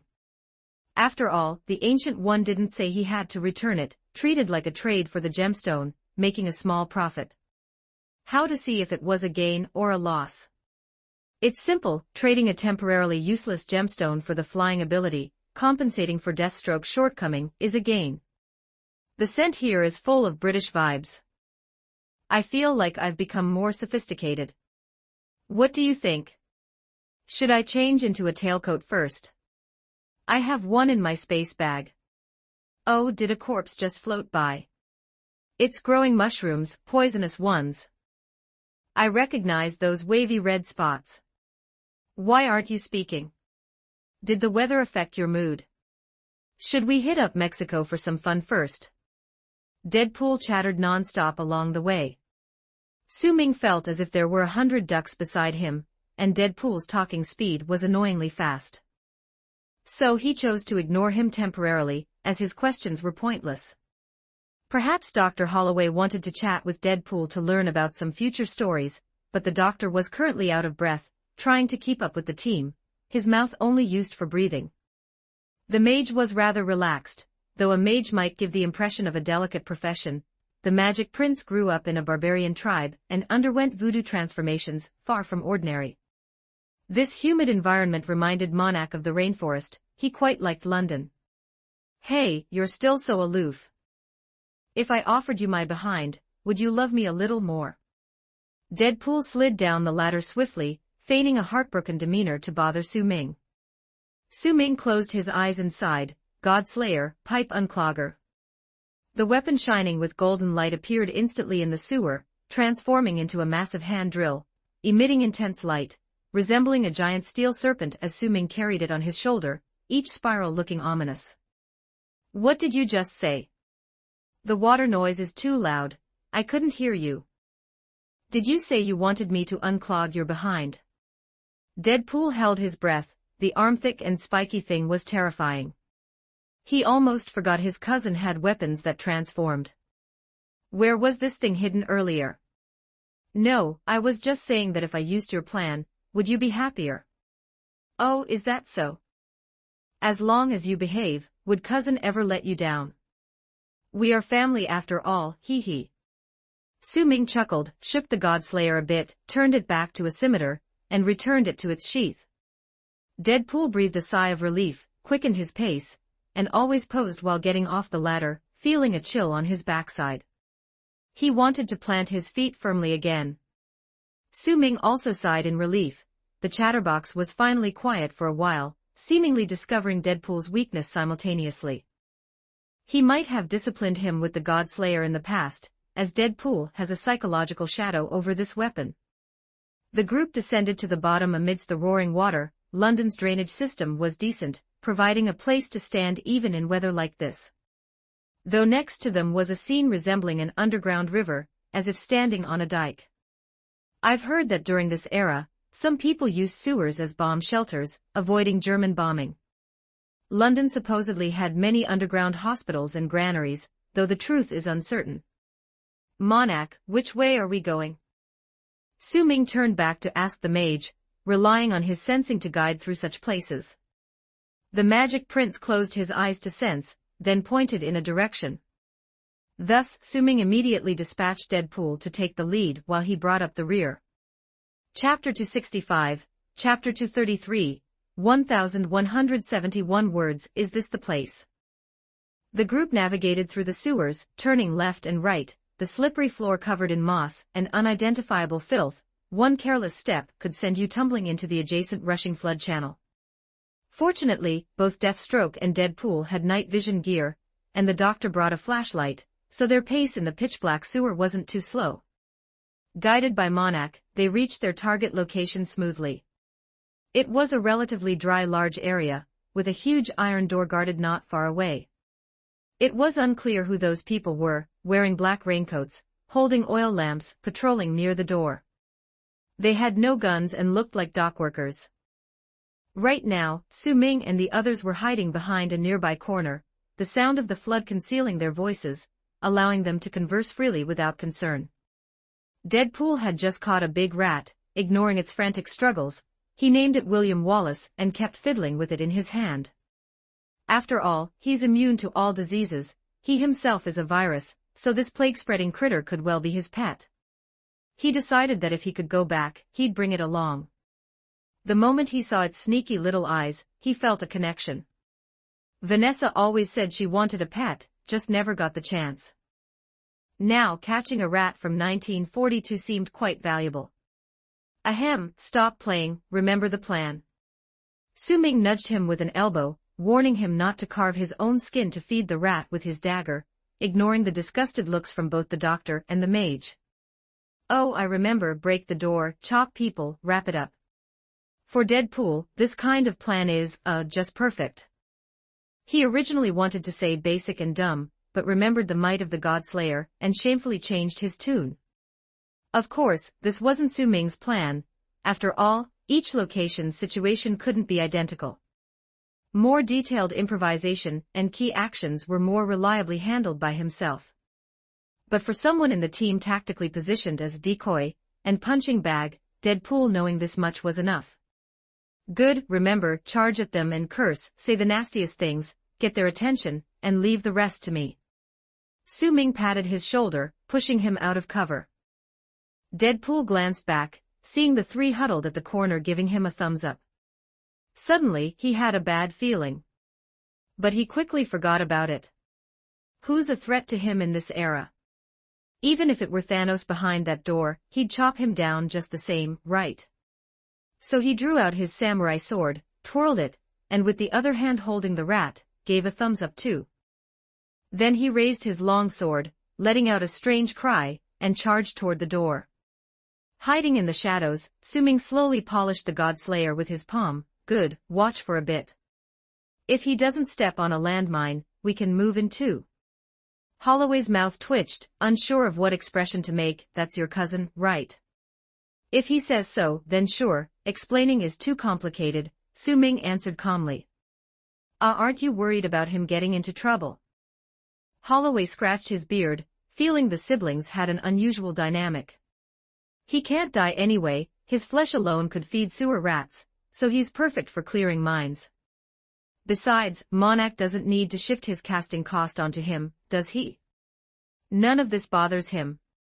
Su Ming first answered Holloway, telling him to just quietly watch, then turned to ask the mage beside him.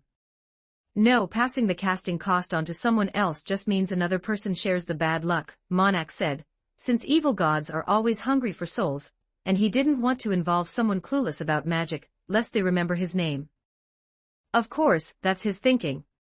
If it were up to Su Ming, even the evil gods wouldn't bear Deadpool's antics, just like how Hal from DC doesn't welcome Harley Quinn. Harley once made a deal with the devil through Zatanna, trading herself for a few ghost souls to play with. As per the agreement, the devil returned the freedom of the souls, but Harley had to entertain the devil in hell for a month. Yet, not even 3 days later, the devil sent her back, unable to tolerate Harley's incessant chatter and madness. The devil broke the contract himself, suffering the backlash, never wanting to see Harley's crazy face again. Harley's face might still be considered pleasant, but Wade's face. He's just one big shriveled up, dried avocado. But Monarch didn't want to, so be it. The chap is a righteous hero, after all, completely different in style from Su Ming. With no more issues, the three poked their heads out from the corner, watching Deadpool charging at the enemy in the darkness. Waha, your Lord Deadpool is here, stick your necks out, you manure and DNA splice deviant freaks. Abnormalities grown from a butthole. Deadpool truly carried out Su Ming's tactics, spewing venomous curses right from the get-go. Even if Su Ming hadn't encouraged it, he wouldn't be able to hold back anyway. Those patrolling near the door naturally saw the fast-approaching Deadpool, and his bright, shiny long sword in the lamplight. As Deadpool got closer, his filthy language became clear, which caused one of the raincoat wearers to explode on the spot. It was an actual explosion, not a metaphorical one. The person's black raincoat was blown upward by a powerful airflow, their body swelling like a balloon being filled with air, right before a thunderous bang. Flesh and bones were torn apart from the burst belly, showering towards Deadpool's direction. In an instant, Deadpool became a figure drenched in blood, with several broken ribs stabbed into his head, and a piece of intestine draped over it. The mix of flesh and blood caused him to slip, landing flat on his back. Holloway grinned, watching from afar so couldn't see clearly, but this scenario cussing someone into an explosion that was a first. This isn't magic, Monarch could manage a bit, yet still couldn't fathom why this happened, only able to voice his judgment for Su Ming to decide. Of course, Su Ming knew this wasn't some D&D level 1 spell, color spray, although that guy with guts and intestines spilling out wasn't dead. With his keen eyesight, he saw that bloated figure, belly burst open, nonetheless flaunting proudly as if already confirmed as the victor. That guy's abdomen was healing rapidly, with internal organs first, then bones, and finally muscles, fat, and skin. Within seconds, he was restored to his original form. Yet Su Ming calmly observed. The enemy might not be dead, but neither did he'd suffered casualties. He had roughly figured out who these folks were, so Deadpool could restrain them as he seized the opportunity. With someone taking the front, focusing solely on offense felt this good. No wonder superheroes liked forming teams.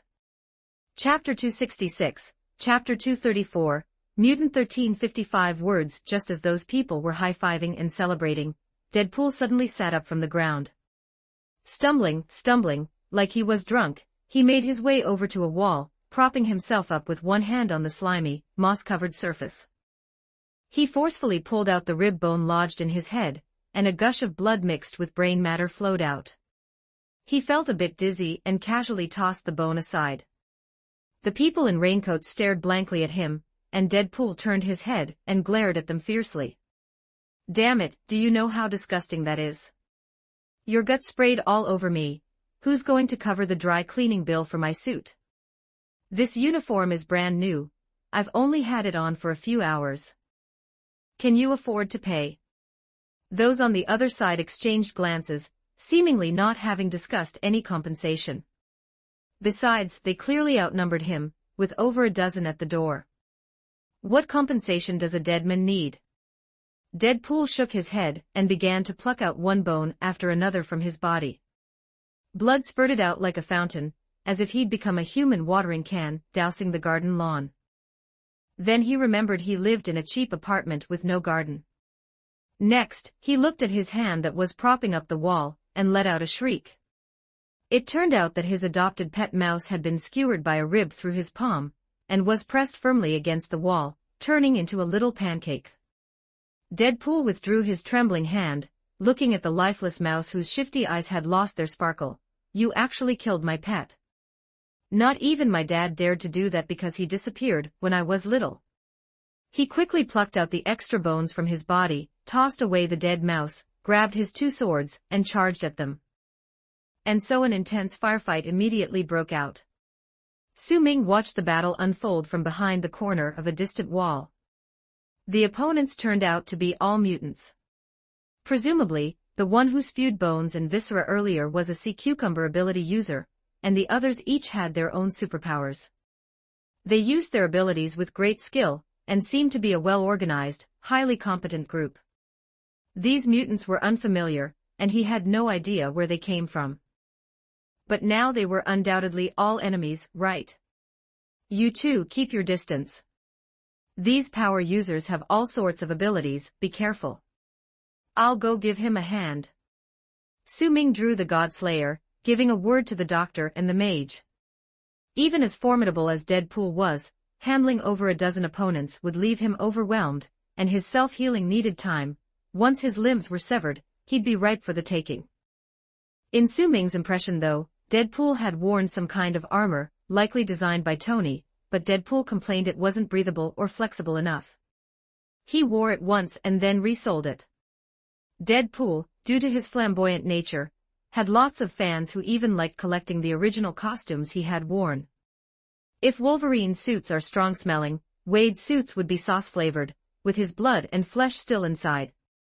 Good thing he's a cancer patient, so his tissues and blood can't be used, otherwise there'd surely be someone keen on cloning them. The symbiote seeped out from the gaps in the chain armor, with tendrils extending and anchoring to the sewer ceiling. Su Ming, emulating Spider Hero, crawled from the darkness of the roof towards the back of the battlefield. The moment he landed, his golden scimitar lopped off a head. That bastard had green skin, somewhat resembling a lizard, and had the ability to spit flames. Flames posed a great threat to symbiotes, so Su Ming chose him as his target for the surprise attack, ambushing and eliminating the greatest threat first. Only after the head hit the ground did the sound of Su Ming landing reach them, but no one noticed him. They were all attacking Deadpool. "Oh dear, you're stabbing my eye with your tongue. Here's my move, Monkey Chops the Peach. Oh ho, you're a feisty one. You look like a little wolf pup, reminds me of someone. Here, try this, is Wade's almighty fart fragrant or not?" After chopping off someone's third leg with his sword, he then caught a mutant and rubbed his rear end across the guy's face, and Su Ming thought he heard a pfft sound. In any case, he perfectly completed the task Su Ming assigned, firmly holding the aggro of all the mutants at the door. His mind was quick, able to pick the right tactics to target and counter the opponents. And he was incredibly annoying. He had no bottom line, spewing insults and slurs at the mutants incessantly, causing their eyes to redden with fury, and completely ignoring Su Ming slipping onto the battlefield behind them. In the distance from the battlefront, Monarch's magical light effects were very powerful. Through dark magic, he summoned lightning from an alternate dimension, instantly turning a mutant into a charred corpse. The pitch-black tunnel suddenly lit up like daylight, and Su Ming saw a skeleton frantically gyrating in place, then collapsed with a crash. This battle definitely saw Holloway achieve the best results. It seemed he awakened a knack for ambush shots. These mutants indeed had commendable abilities, but few could resist bullets, and the continuous gunfire from Holloway's dual pistols brought down mutant after mutant. With Deadpool locking down the front line, Deathstroke flanking, and the remote mage and doctor providing support, soon enough, only the self-healing ability user who initially spewed viscera remained on the other side.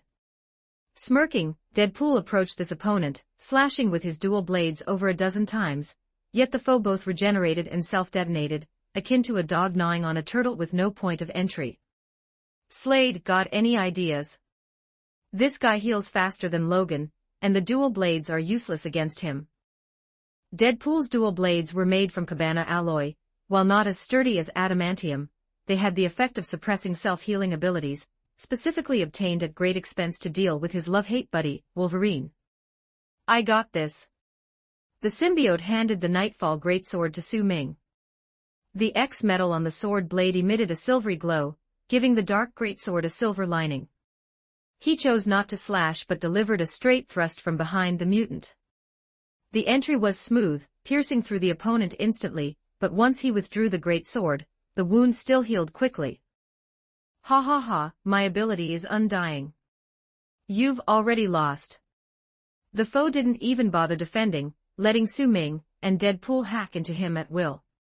But indeed, as he said, his regeneration was shockingly rapid, and he showed no signs of pain or unease. I think I get it now. Su Ming was once again blasted back by an explosion of viscera, and amid the carnage, reached out to grab the airborne Deadpool. We've got the wrong approach against this guy. He seems like a mass of infinite putty. Chopping away won't destroy his integrity. Then isn't he really invincible? This seemingly enhanced self-healing is a real hassle. I've already chopped off over a dozen of his heads and nearly 100 limbs. I feel like I've stumbled into a slaughterhouse worker's nightmare, perpetually unable to kill the pig in front of me as it keeps grinning. Deadpool dodged the enemy lunging at him, not noticing when the guy had gotten a bone-made cleaver, and was now chasing Deadpool down, opting to hack him instead of Deathstroke. Logically speaking, even self-healing should require energy, like food or medicine, but where was the energy coming from? The severed arms, legs, and heads from their cutting lay scattered and piled like a small hill to the side. Even the law of energy conservation seemed to be defied, and for a moment, Su Ming pondered but then decided to skip that part. Chapter 267, Chapter 235, Lift Him Up High. 1322 words. Su Ming is a warrior, not a scientist researching the X gene. If this guy can't be killed, then just don't kill him. Studying the principles of phenomena is a good idea, but if it doesn't work, there's no need to dwell on it. You grab his legs and I'll grab his hands, let's turn his belly skyward. Su Ming reminded Wade, as he already had a plan. This mutant indeed has self-healing ability, but he seems too reliant on his power. He has no fighting techniques, and his strength is crushed by both Deathstroke and Deadpool. As long as we don't destroy his body, just pin him down, what else can he do? Deadpool immediately lay on the ground, grabbing the opponent's ankles. When the mutant intended to slash Deadpool, Su Ming chased from behind, seized the opponent's wrist, and the symbiote extended several tendrils, firmly fixing him so he couldn't twist. The two exerted force together, lifting the enemy high instantly. This is a two-person version of the Overlord's cauldron lifting. What next? Deadpool asked Su Ming, tilting his head. We caught him, now what? Send him to 10 Downing Street, or Buckingham Palace. The opponent exploded his belly again, instantly turning their insides and blood into rain, drenching the two, while the magic floating cloak, reacting fastest, escaped from Su Ming's shoulder before exploding, flying far away to observe. The two were below the mutant, with the explosion's recoil not even shaking their arms, continuing towards Dr. Holloway and the others. His superpower doesn't make sense, and we have some irrational methods too, don't we? Su Ming tilted his chin, signaling Wade to continue forward. We're a team with mages after all. Another blood rain poured down, with chunks of lungs and liver hanging on Su Ming's head. The symbiote flowed over, wrapping around the pieces and consuming them, not sure how it digests, but it wiped over the holy statue armor like a black towel, leaving it shiny new. For a moment, Su Ming even considered keeping this mutant as food for the symbiote. It's a never-ending supply. Raising a cat or dog costs money, let alone a symbiote. However, this thought quickly dissipated because such an inhumane idea obviously came from the symbiote.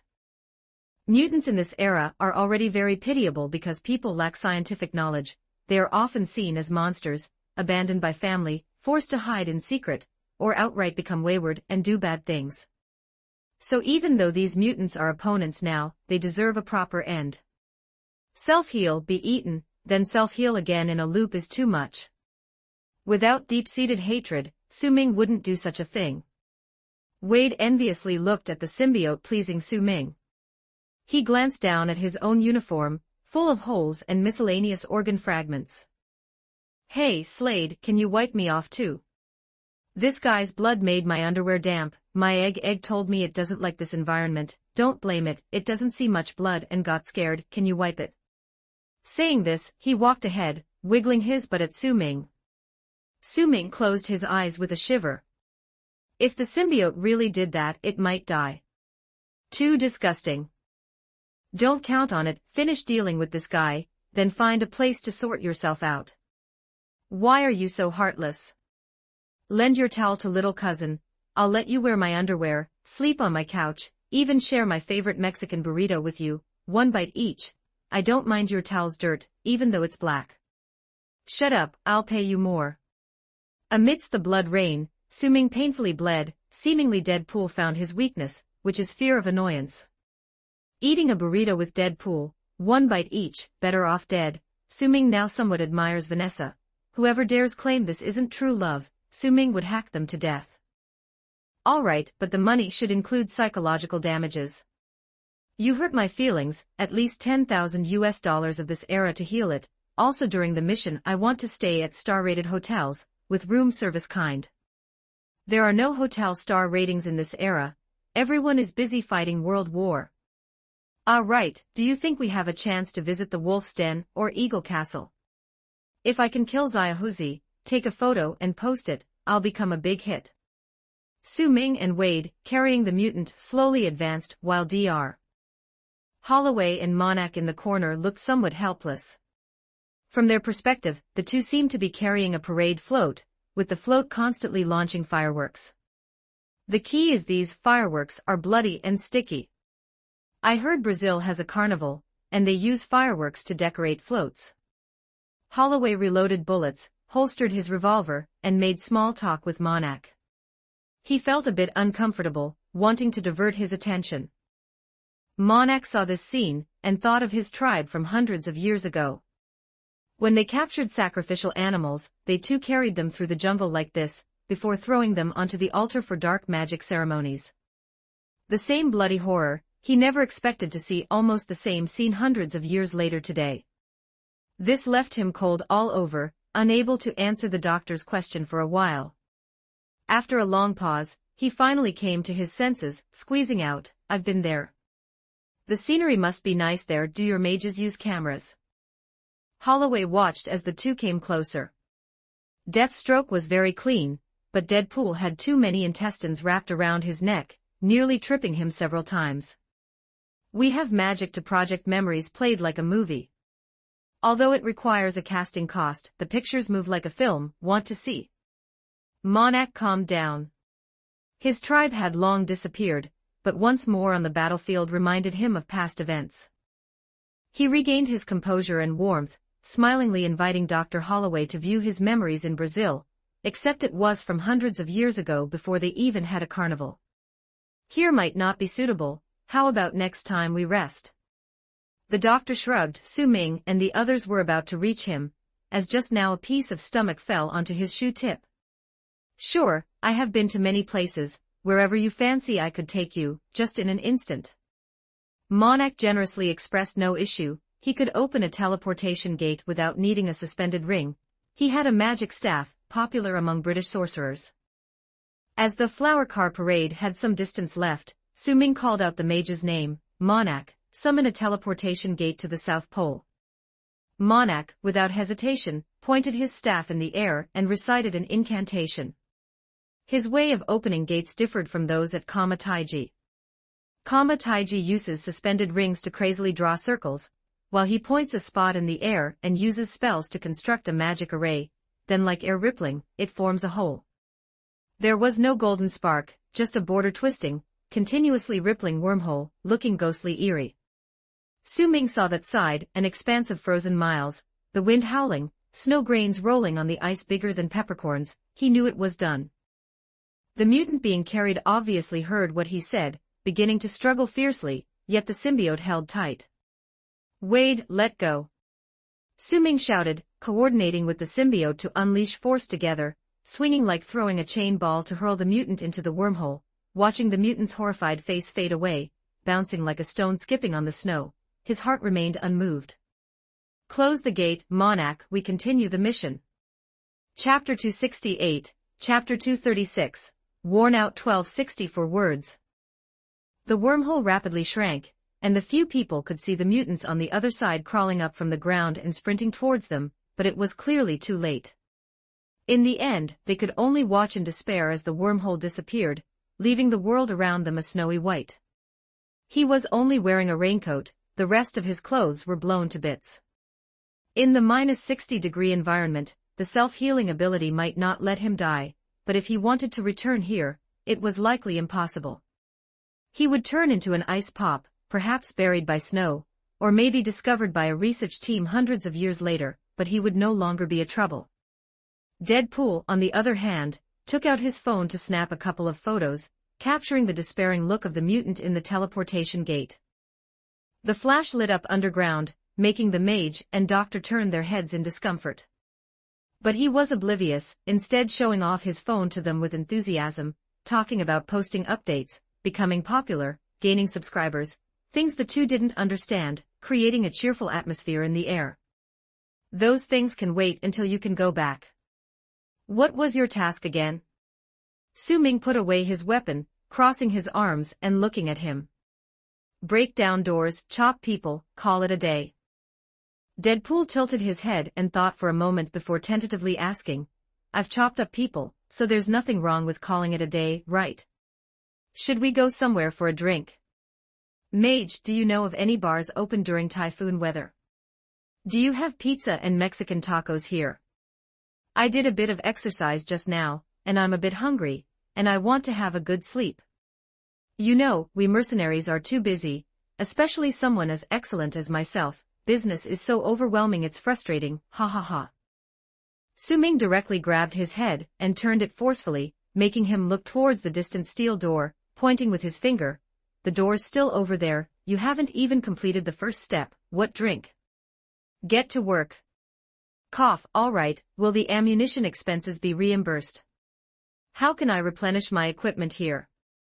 Deadpool rambled while twisting his face back from behind, his cervical spine having snapped into several sections, but that was just a small problem. "I wonder what I brought. When was the last time I organized my equipment? Oh no, I forgot my munitions in the taxi again." Deadpool began searching through his pockets, and like Batman's utility belt, his dimensional pocket could pull out completely illogical items. Batman could use his gadgets to defeat enemies or escape danger. While Deadpool's gadgets often had the opposite effect, his pocket might contain an inflatable swimming pool, a few crates of tomato ketchup, an entire set of Elvis-style performance costumes, or disguises like wigs and dresses. What power these things could exert in battle, even Su Ming couldn't say for sure. After all, he wasn't MacGyver, and this wasn't 100-battle celestial dragon. "Damn, I didn't bring anything. I only have 2 knives, 2 guns, and I'll need you to support me with some bullets." Deadpool searched for a long time, and only pulled a yellow rubber chicken toy from his pocket, its beak shaped in an "oh." Deadpool mimicked this expression, and regretfully said to Su Ming, "All right, let me break down the door then. You go download some songs for background music, instead of sorting out your equipment." Su Ming drew the Nightfall greatsword, the X-metal flowing up the spine of the sword to the blade, emitting a faint glow. Hey, background music is really important, we should agree on that. When you're moonwalking, do you want to hear Billie Jean, or Old Donald Has a Farm? Deadpool followed behind Su Ming, muttering his quirky logic. First of all, there's no air on the moon, so sound can't travel. Secondly, Deathstroke's background music is usually dubbed by enemies, using their screams. Su Ming said while forcefully thrusting the great sword in his hand, piercing through the thick steel door instantly. He gripped the sword handle, carving an arc like hollowing a pumpkin for Halloween, and a thick piece of metal fell down with a clanging sound. Okay, using a cold weapon to cut down a door is going to cost a lot in special effects. Can our investors really allow you to do that?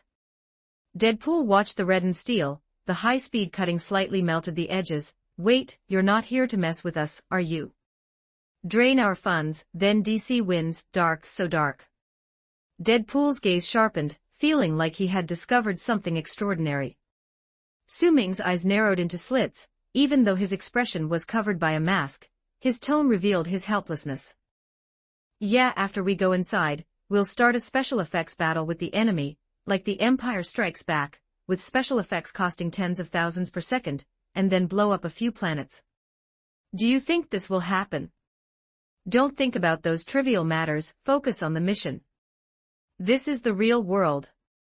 Su Ming stepped across the threshold, the noise from cutting the door should have alerted those inside, now was not the time for casual conversation. Deadpool turned his head towards the sky, his expression serious, pointing at his head and quietly saying to the non-existent audience, music is really important, but Slade doesn't see it that way. I think DC's darkness drove him mad, poor thing, you do know us super soldiers have super hearing, right? The Godslayer appeared instantly in Su Ming's other hand, the black and yellow swords glowing differently. Do you want to scout ahead, or should I use my buddy to give you a hand? I'll scout ahead, excuse me. Deadpool tiptoed past Su Ming, looking cautiously at the Godslayer, as if worrying about something. Su Ming took a deep breath, feeling like he was about to have a nervous breakdown. With Deadpool outside and the symbiote inside, the harassment from these two was constant and relentless. Even if Deadpool didn't mention it, once this side is resolved, he himself would need to head back to New York for a drink. It was too nerve-wracking. Holloway and Monarch joined in, entering the room through the hole in the door. This was an isolated area separated by iron doors, inside it was dry and ventilated, with no noise. There were no signs of mice or cockroaches in the corners. This was very unusual, Su Ming heightened his vigilance. Their current position was a corridor, where it led was unknown, but there were guards outside, yet this place was pitch black without a single light, equally illogical. Something's off, it's too quiet here. Monarch noticed something wrong immediately after entering and quietly reminded Su Ming, raising his staff to cast a few protective spells, but these spells bounced off Su Ming's armor. These are protective magic, used for defending against psychic attacks and spatial magic, but it seems you don't need them, Deathstroke, you have a great set of anti-magic equipment. Su Ming's scarlet monocular scanned every corner of the corridor, tightening his grip on his weapon. It's a bit strange, stay alert. Just then, Deadpool, who had gone to scout ahead, ran back, like making a schoolyard diss. He placed a hand beside his mouth and quietly said to Su Ming, "There are dogs up ahead, human-headed dogs." Chapter 269, Chapter 237, Kobold. 1180 words, human-headed dog.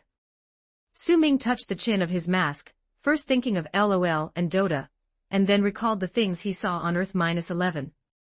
Even though he knew gene experiments were generally like that, he didn't expect the British to also enjoy this kind of thing. Then he heard dense footsteps coming from the hallway, sounding like a giant spider crawling, with many legs hitting the ground, and the sound echoing in the narrow space. Tap, tap, tap. This sound didn't seem like a dog. Although dogs aren't silent like cats, the height of their leg lifts wouldn't make such a big noise. They seem to have found me. You don't mind if I lead them over here, do you? Wade seemed a bit embarrassed, with his hands behind his back, asking hesitantly. No problem, it's just money deductions. Su Ming smiled and drew the Godslayer, in a narrow place like the hallway, transforming weapons worked better. However, contrary to his imagination, what appeared at the end of the hallway wasn't some gene-spliced monster, but a group of small, bipedal, lizard-like humanoid creatures. They wore beast hides, held crude sticks and short spears, and hissed as they approached. These aren't human-headed dogs, they're kobolds. Su Ming sighed helplessly. These are two completely different creatures, okay. One is a failed gene experiment, the other a magic creature, completely unrelated. Deadpool clicked his tongue at the corner of his mouth and scratched his head. Oh, that's the word. I couldn't think of it suddenly. So do we fight? These little guys look pretty crazy. Monarch took a few steps forward, raised his staff high, and it emitted a strong light, turning the entire passage snow-white. Kobolds are underground creatures. Their appearance here is likely an accident. Let me try to communicate with them. Marvel's underworld has everything and belongs to a realm of unknowns. As Su Ming knew, underground there are the mole people and their kingdom, a bunch of fantasy creatures including dragons and minotaurs, various aliens fleeing to Earth, and the corpses of the first generation of celestial gods group members. Handling the affairs of the underworld usually falls under the responsibility of the mages. Not all of these underground creatures are beyond comprehension. For example, the Goblin Black Market, often trading with mages, has its headquarters underground with very convenient passages that can bring rare magic props and materials from different dimensions to Earth and organize auctions. They exchange Earth's specialties and energy, then sell back to other dimensions for profits. Of course, they do not consider bidders' privacy. If you do not have strong skills, attending their auctions might leave you with nothing but bones. After all, by then, you might be bidding against humanoid dragons or lords of hell. Displeasing them isn't something easy to escape from. In the future, a group of dark elves under spicy chicken strips will also relocate underground. Losing their leader, they have no choice but to sell goods across the cosmos to maintain a living, establishing another Marvel World auction house, the Hell Trading Association. By then, you could barter to trade for almost the entire Cosmos tech products from them. From major Kree warships to those Cosmos game consoles played by Groot, they sell everything, but of course, they do not care about what consequences the trade might lead to. At this moment, Monarch is ready to fulfill the duty of a mage, driving the magic creatures back underground, as they should not appear before ordinary people. Right above everyone is London, and it's still wartime, so if these strange things make it to the surface, the ensuing chain reaction is unimaginable. Now there are rampant rumors that the German Zyahuzi gained power from hell, with countless devils serving the Third Empire, causing widespread panic. As underground creatures, kobolds fear bright light. Monarch used restrictive magic to intimidate them, borrowing its strong light from the unspeakable light ball evil god. Yes, this bright, dazzling white light like the sun is actually an authentic dark magic. His tribe was once deceived by this warm, beautiful scene, leading to a tragic end. No more thinking, this strong light magic can't last too long. He stretched his staff forward, and as expected, the kobolds on the opposite side started to retreat fearfully, making chatter. The other three became spectators, watching as the mage and kobolds communicated in an incomprehensible language. Is he making friends with those little monsters? Deadpool sheathed his samurai sword, crossed his arms standing by Su Ming, seemingly eager to try making kobolds pets. These little creatures look fierce, just like bulldogs. Check out their scales and sharp fangs. Su Ming shrugged, non-committal. If you want to raise kobolds, you should consider how to prevent it from biting off your sausage while you sleep with Vanessa. Forget it, I suddenly lost interest in raising dogs. Wade clamped his legs tightly, as if envisioning that situation. Though with self-healing abilities, he wouldn't take chances with the sausage. I reconsidered, maybe I'll raise something like little spiders or lizards instead. Who knows if a newly grown sausage will still work. Holloway closed his eyes to rest while they chatted, pinching his brow continuously. He had seen so much today, enough to change his worldview. So many unknowns and dangers exist in the world, and he used to think helping a few people on the streets of New York made him a hero. How laughable, his past self was still too naive. He's very thankful to Deathstroke for showing him the dark side of the world. Having lived for 30 years, he finally saw a peek beneath the world's veil. He must try even harder in the future.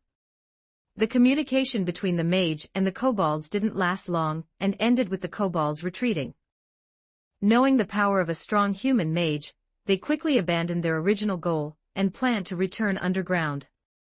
Monarch watched them retreat along the original path and disappear from view, then extinguished the magic in his hand, sighed, and again pulled 2 rabbits from his hat, slowly strangled them, and began to sob. Your friend seems a bit sentimental," Deadpool whispered to Su Ming. Having seen many crazy people, some laugh after killing, some cry, but killing rabbits. Is it that hard? Su Ming patted his shoulder. Mages differ from ordinary folks, it's their choice and their freedom. True, I once saw Dr. Strange streaking naked on the street. It must also be his personal hobby. Deadpool nodded approvingly. People should be free and unfettered. Speaking of which, Slade, where did you get this magic floating cloak? Now that you have it, what about Dr. Strange? The cloak swayed slightly behind Su Ming, seemingly intrigued as well. Who cares? It's not like there's only one magical cloak. If he's really that capable, he could try to snatch. Dr. Deadpool gave a mischievous grin, patted Su Ming's shoulder, while the collar of the cloak slightly fluttered, as if it heard something interesting. Chapter 270, Chapter 238, Digging the Cellar. 1207 words. Monarch gradually calmed down. The dry and cold underground space always helps to restore composure. However, this dark and icy environment can also feel bone-chilling and lonely. He turned around, wiped his face, and walked over to Su Ming, saying, I just found out that this kobold tribe has over 3,000 members. They live deep underground in London, and coming to the surface this time was just an accident. Because there's been a lot of construction and blasting above them recently, they came up to investigate. I've already asked them to return underground, but I also promised to help them solve the problem of earthquake-induced collapses. You did the right thing, Monarch. Since I'm here, I must find traces of Namor. Whatever is going on here, we can't let him continue. Su Ming acknowledged his efforts and then contemplated before adding, their so-called excavation action should be someone building an underground laboratory. Because London has consistently been bombed by the Germans, they can use the sound of bomb explosions as cover, which is quite clever. Deadpool didn't listen to what Su Ming was saying. Instead, he looked at the 2 dead rabbits on the ground, touching his chin. And with today's typhoon, the German bombers and rockets can't perform their tasks, so they stopped work here too, and thus the kobolds came up to have a look. Monarch shared the intel he gathered. Deathstroke's guess fits the situation the kobolds described. That's exactly the case. Do they know who's doing the excavation? Su Ming asked him. The mage didn't look particularly well, and he was forcing a smile. Monarch made a helpless gesture, rubbing his face with his cane, probably thinking his smile looked too fake. I'm afraid the kobolds can't distinguish between the British and the Germans. They only know it's humans building a huge underground structure. The strong vibrations damaged the roof of their temple and hurt their companions. Underground structures are generally laboratories or air raid shelters, but if the British military wanted to build an air raid shelter, they wouldn't need to sneak around under the cover of German bombings. Therefore, the likelihood that the mole digging here is the enemy is over 80%, and coupled with the doorman mutant silencing attitude earlier, this likelihood is nearly 100%. Su Ming had selectively forgotten Deadpool's foul mouth. If he hadn't rushed over with knives, spewing profanities, maybe people wouldn't have had such an attitude. Did they mention the location of the structure? Yes, follow me. Monarch walked in the direction the kobolds left, and Su Ming and the others followed. But when no one was looking, Deadpool sneakily stuffed the 2 rabbit corpses into his pants pockets and whistled as he looked around. The way was very calm. Besides the kobolds' faint footprints on the ground, there were no other traces. This made Su Ming start to doubt whether this underground facility had begun operations. But that's better if they can find traces of Namor without much effort. It's undoubtedly a good thing. This corridor connected with several sewer lines in London. After passing through, they soon encountered a rapid stream. Not far away, there was a large hole leading underground, which seemed to be the kobold's way home. Su Ming thought for a moment and asked Monak to block this path with magic. Otherwise, they might come up again, or some maniac might go down. After paying the price of 2 rabbits again, Monak completed the task, but his mood became unusually low, as if a world-ending sorrow enveloped his heart. So much so that he didn't notice Deadpool collecting the rabbit corpses again. On the other side of the flood channel, distant lights could be seen seeping from the passage, not very visible, but Su Ming's helmet goggles had a photometer. The kobolds likely noticed the light on the other side too, but they couldn't cross the river, so they chose to take a detour, coincidentally meeting up with Su Ming's group. The flood channel, formerly a sewage channel, is about 10 meters wide. If Deathstroke and Deadpool had a running start, they could undoubtedly jump across, and Monak could fly over, except Holloway was left with no option. But with the magic floating cloak and symbiote, Su Ming had no such problem. Except for the doctor turning a bit pale, the 4 safely reached the other side. "All right, Wade, it's time for you to take action according to the plan." Su Ming pointed to the distant door and patted his shoulder. While drawing his dual blades, Deadpool grumbled, "Had I known I'd be working in the sewers, I would have asked for some mood compensation. Everything that happens here feels quite dirty. I'm a good person, I've never killed so many mutants in one day. I feel as if my little heart is wounded. Is it internal? Have you had heat stroke?" Su Ming pulled out the Godslayer casually, glancing back and forth to check if the blade had dulled, with the demeanor of preparing to sharpen it. Although I don't know what you mean by heat stroke, it doesn't sound like a good word. Here I go." Deadpool dashed towards the tunnel's end in a flash. The ceiling was quite high, likely enough for ample underground space. Like a secret granary or an arsenal. Digging more tunnels and storing grain isn't an idiom exclusive to the Celestial Dynasty, many countries have similar strategies. Hiding plundered treasure or stored food is a well-known practice for a pirate nation like Britain. The human history of the top 10 pirates refers to Blackbeard, female pirate, and Pirate Prince Black Sam, Celestial Dynasty female pirate Jing Shirshir, Bartholomew Roberts, Captain Kidd, Henry Morgan, Cotton Jack, Francis Drake, and Hayreddin. Except for Jing Shirshir and Hayreddin, the other 8 are all British. Many of their treasures still haven't been found on some isolated island. London, needless to say, has seen many mysterious events in history. Various nobles would dig cellars to store wealth, and when lacking funds, they turned to sewers. By intercepting an unused section of the sewer and walling it off, they could use it as their secret chamber. For centuries, it has seen countless mysterious people, politicians, and killers. The London sewer was built in 1848, spanning 2,000 kilometers, a brick structure embodying British aesthetic thought everywhere. The United States New York sewer, on the other hand, is reinforced concrete, whereas in London, they even use bricks to construct archways and mosaics at intervals, known as one of the world's 7 industrial wonders.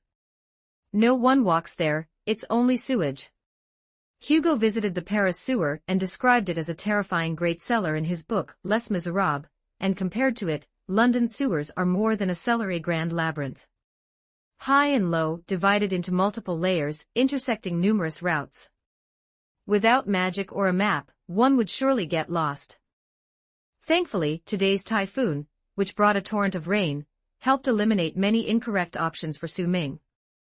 After all, constructing a secret base underground should definitely avoid the possibility of flooding by sewage. The place in front fulfilled the conditions, very dry.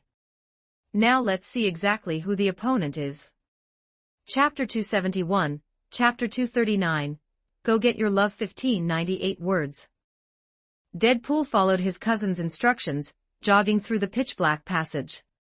He reached the door at the end, slid his sword into the door gap, and then kicked the door wide open, charging inside.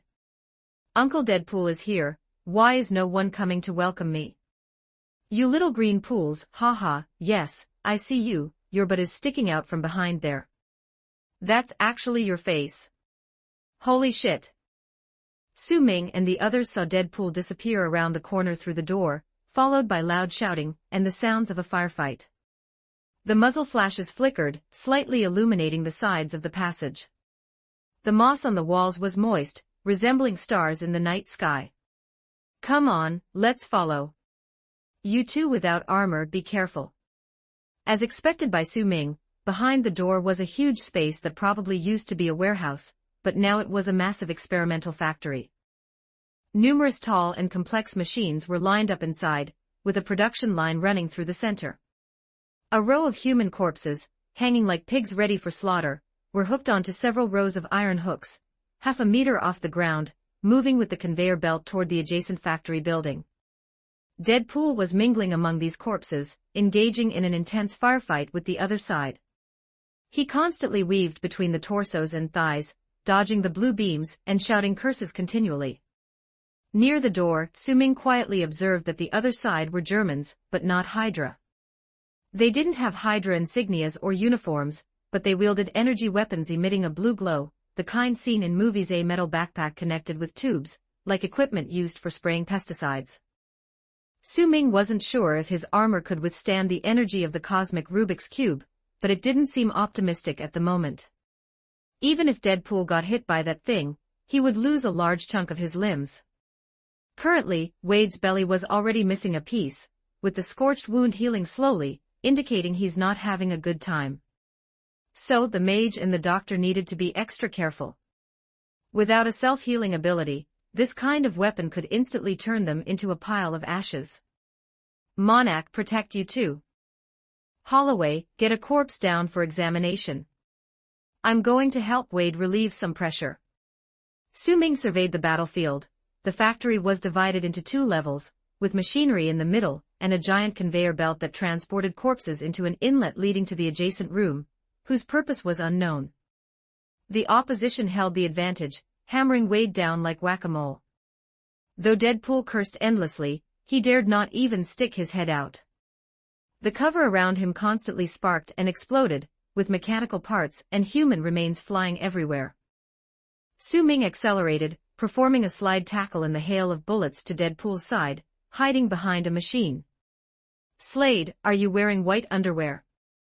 Take it off and give it to me to make a white flag. Let's surrender." Wade held his belly, which had already healed. However, his suit was missing a piece, revealing the constantly rotting and shedding skin beneath. Su Ming knocked on his head. "If you want to surrender, go ahead, I'd be embarrassed." Wade said, aggrieved, "I would, but today I'm wearing red underwear. They'll think I'm with a certain party, and then I'm really screwed. I'll take care of these guys. Watch and learn well." The enemies on the second floor were currently moving, trying to flank them from above. Su Ming couldn't hesitate. In such a situation, the tactical options were limited, either capturing the leader or eliminating the enemy's advantage. Currently, the enemy held firepower, height, and numerical advantages. Eliminating just one wasn't enough. As a tactical master, Su Ming chose to create a new advantage for himself and Deadpool. Beside the door they had just burst through, there was a red-lit iron box higher up. It was a power distribution box. Whether they were generating their own electricity or siphoning off London's grid, there would always be such a thing in a German factory. Precision and meticulousness were in their national character. Su Ming extended his hand from behind cover. His superbrain's spatial calculation ability allowed him to calculate any angle and distance without looking and accurately hit the target. He quickly emptied the pistol's magazine. The power distribution box exploded in a flurry of sparks, resulting in an explosion. Immediately following, the entire factory plunged into darkness. Even if the other side had backup power, it would take at least 30 seconds to reboot. This amount of time was enough for Su Ming. Assuming the enemies were human, and humans needed light due to the structure of their eyes, this era lacked night vision devices. Now the advantage in the field instantly shifted to Deadpool and Deathstroke, the future super soldiers, rendering the opposition's three major advantages null. "Wow, cousin, I really admire you. You're so cool." Deadpool clasped his hands together in front of his chest, mimicking a pose straight out of a shoujo manga, using his mask's white, creepy big eyes to look at Su Ming. Now that the lights are out, you can do anything you want with me, oh.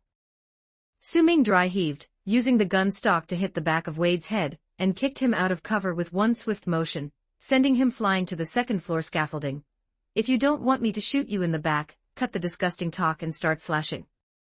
Deadpool clung to the scaffolding, crawling up using both hands and feet. He didn't immediately start slashing people, but instead twisted his head toward the sky, starting his antics. Ladies and gentlemen, I know many of you have suspected that my handsome cousin is gay, but I just tested him. He remains unmoved by someone as outstanding, dashing, invincible, handsome, and charming as me. I even told him he could do anything he wanted, and we're in a taboo relationship, which should be more stimulating. Yet, he still beat the crap out of me, so I conclude he's straight, super straight. If you still have questions, feel free to leave them on my account, or follow my social media live stream every Thursday night. I'll pick one lucky viewer to come. A bullet shot from below went straight through his left temple and exited out the right, brain matter splattering, accompanied by Su Ming's angry shout. Didn't I tell you super soldiers have super hearing? Get to work. Deadpool made a hic sound, swaying and slumping to the ground. He stupidly sat there, his brain damage making everything appear haloed, making everything seem wonderful, and he seemed to hear Star-Lord's favorite song. Hail, what's the matter with your head? Hail, what's the matter with your mind and your sign? Come and get your love. Come and get your love. Ah, a beautiful, warm afternoon. Then a second bullet flew over, entering his forehead and exiting through the back of his head, carrying out another large plume of brain matter as he fell backward. Su Ming's voice arrived slightly later than the bullet. Turn off. Finally, Su Ming felt satisfied. He had endured for quite a while. After carving a cross in Wade's brain with bullets, he grabbed the Nightfall greatsword, leaping over cover, charging towards enemies fumbling in the darkness. And Deadpool lay there quietly, eyes stupidly open, his hands reaching towards the sky moments later, as if seeing Vanessa smiling at him, wanting to embrace her. Then he discovered that Vanessa was surprisingly strong, carrying him in a princess hold. But it wasn't bad. They had tried this pose before, seems she liked it, swapping roles to play. He nestled his head against Vanessa's chest like a docile bird. Something felt off though. Although the size was similar, Vanessa's chest wasn't this hard. However, she was bringing her mouth over, why overthink? Just enjoy it first. Yet, his brain self-healing completed at that moment, changing his vision, and he realized it wasn't Vanessa who was holding him, but a monster with a mouth full of sharp fangs, as if a great white shark head had been installed on a muscular, naked man. That mouth wasn't Vanessa's tender red lips, but the creature's bloodthirsty maw. It wasn't his girlfriend wanting to eat him, but a muscle monster wanting to eat him. What the hell is this? Deadpool severed its head with a slash, the fanged head floundering a few more times like a fish out of water before finally settling down, something he had never seen before. Jolted out from a blissful dream back into harsh reality made Deadpool retch, holding onto the railing beside, a certain part of his body softening instantly. It was his legs going soft, nothing else. Shit, that's disgusting, trying to take advantage of Lord Deadpool. Such sudden twists could cause performance issues in me. Who wrote this damn script? I didn't get big budget effects, and they couldn't even afford my girlfriend's appearance fee. Her cameo was too brief even for a guest role. He not only ranted wildly but spat viciously. Unfortunately, he forgot to lift his mask, so he had to swallow it back down. But he no longer cared. Now he just wanted to vent out the psychological shadow of his shattered dream. He dashed forward, brandishing his dual blades towards the endless stream of emerging enemies. Don't forget to like and subscribe to Novels Wonderland.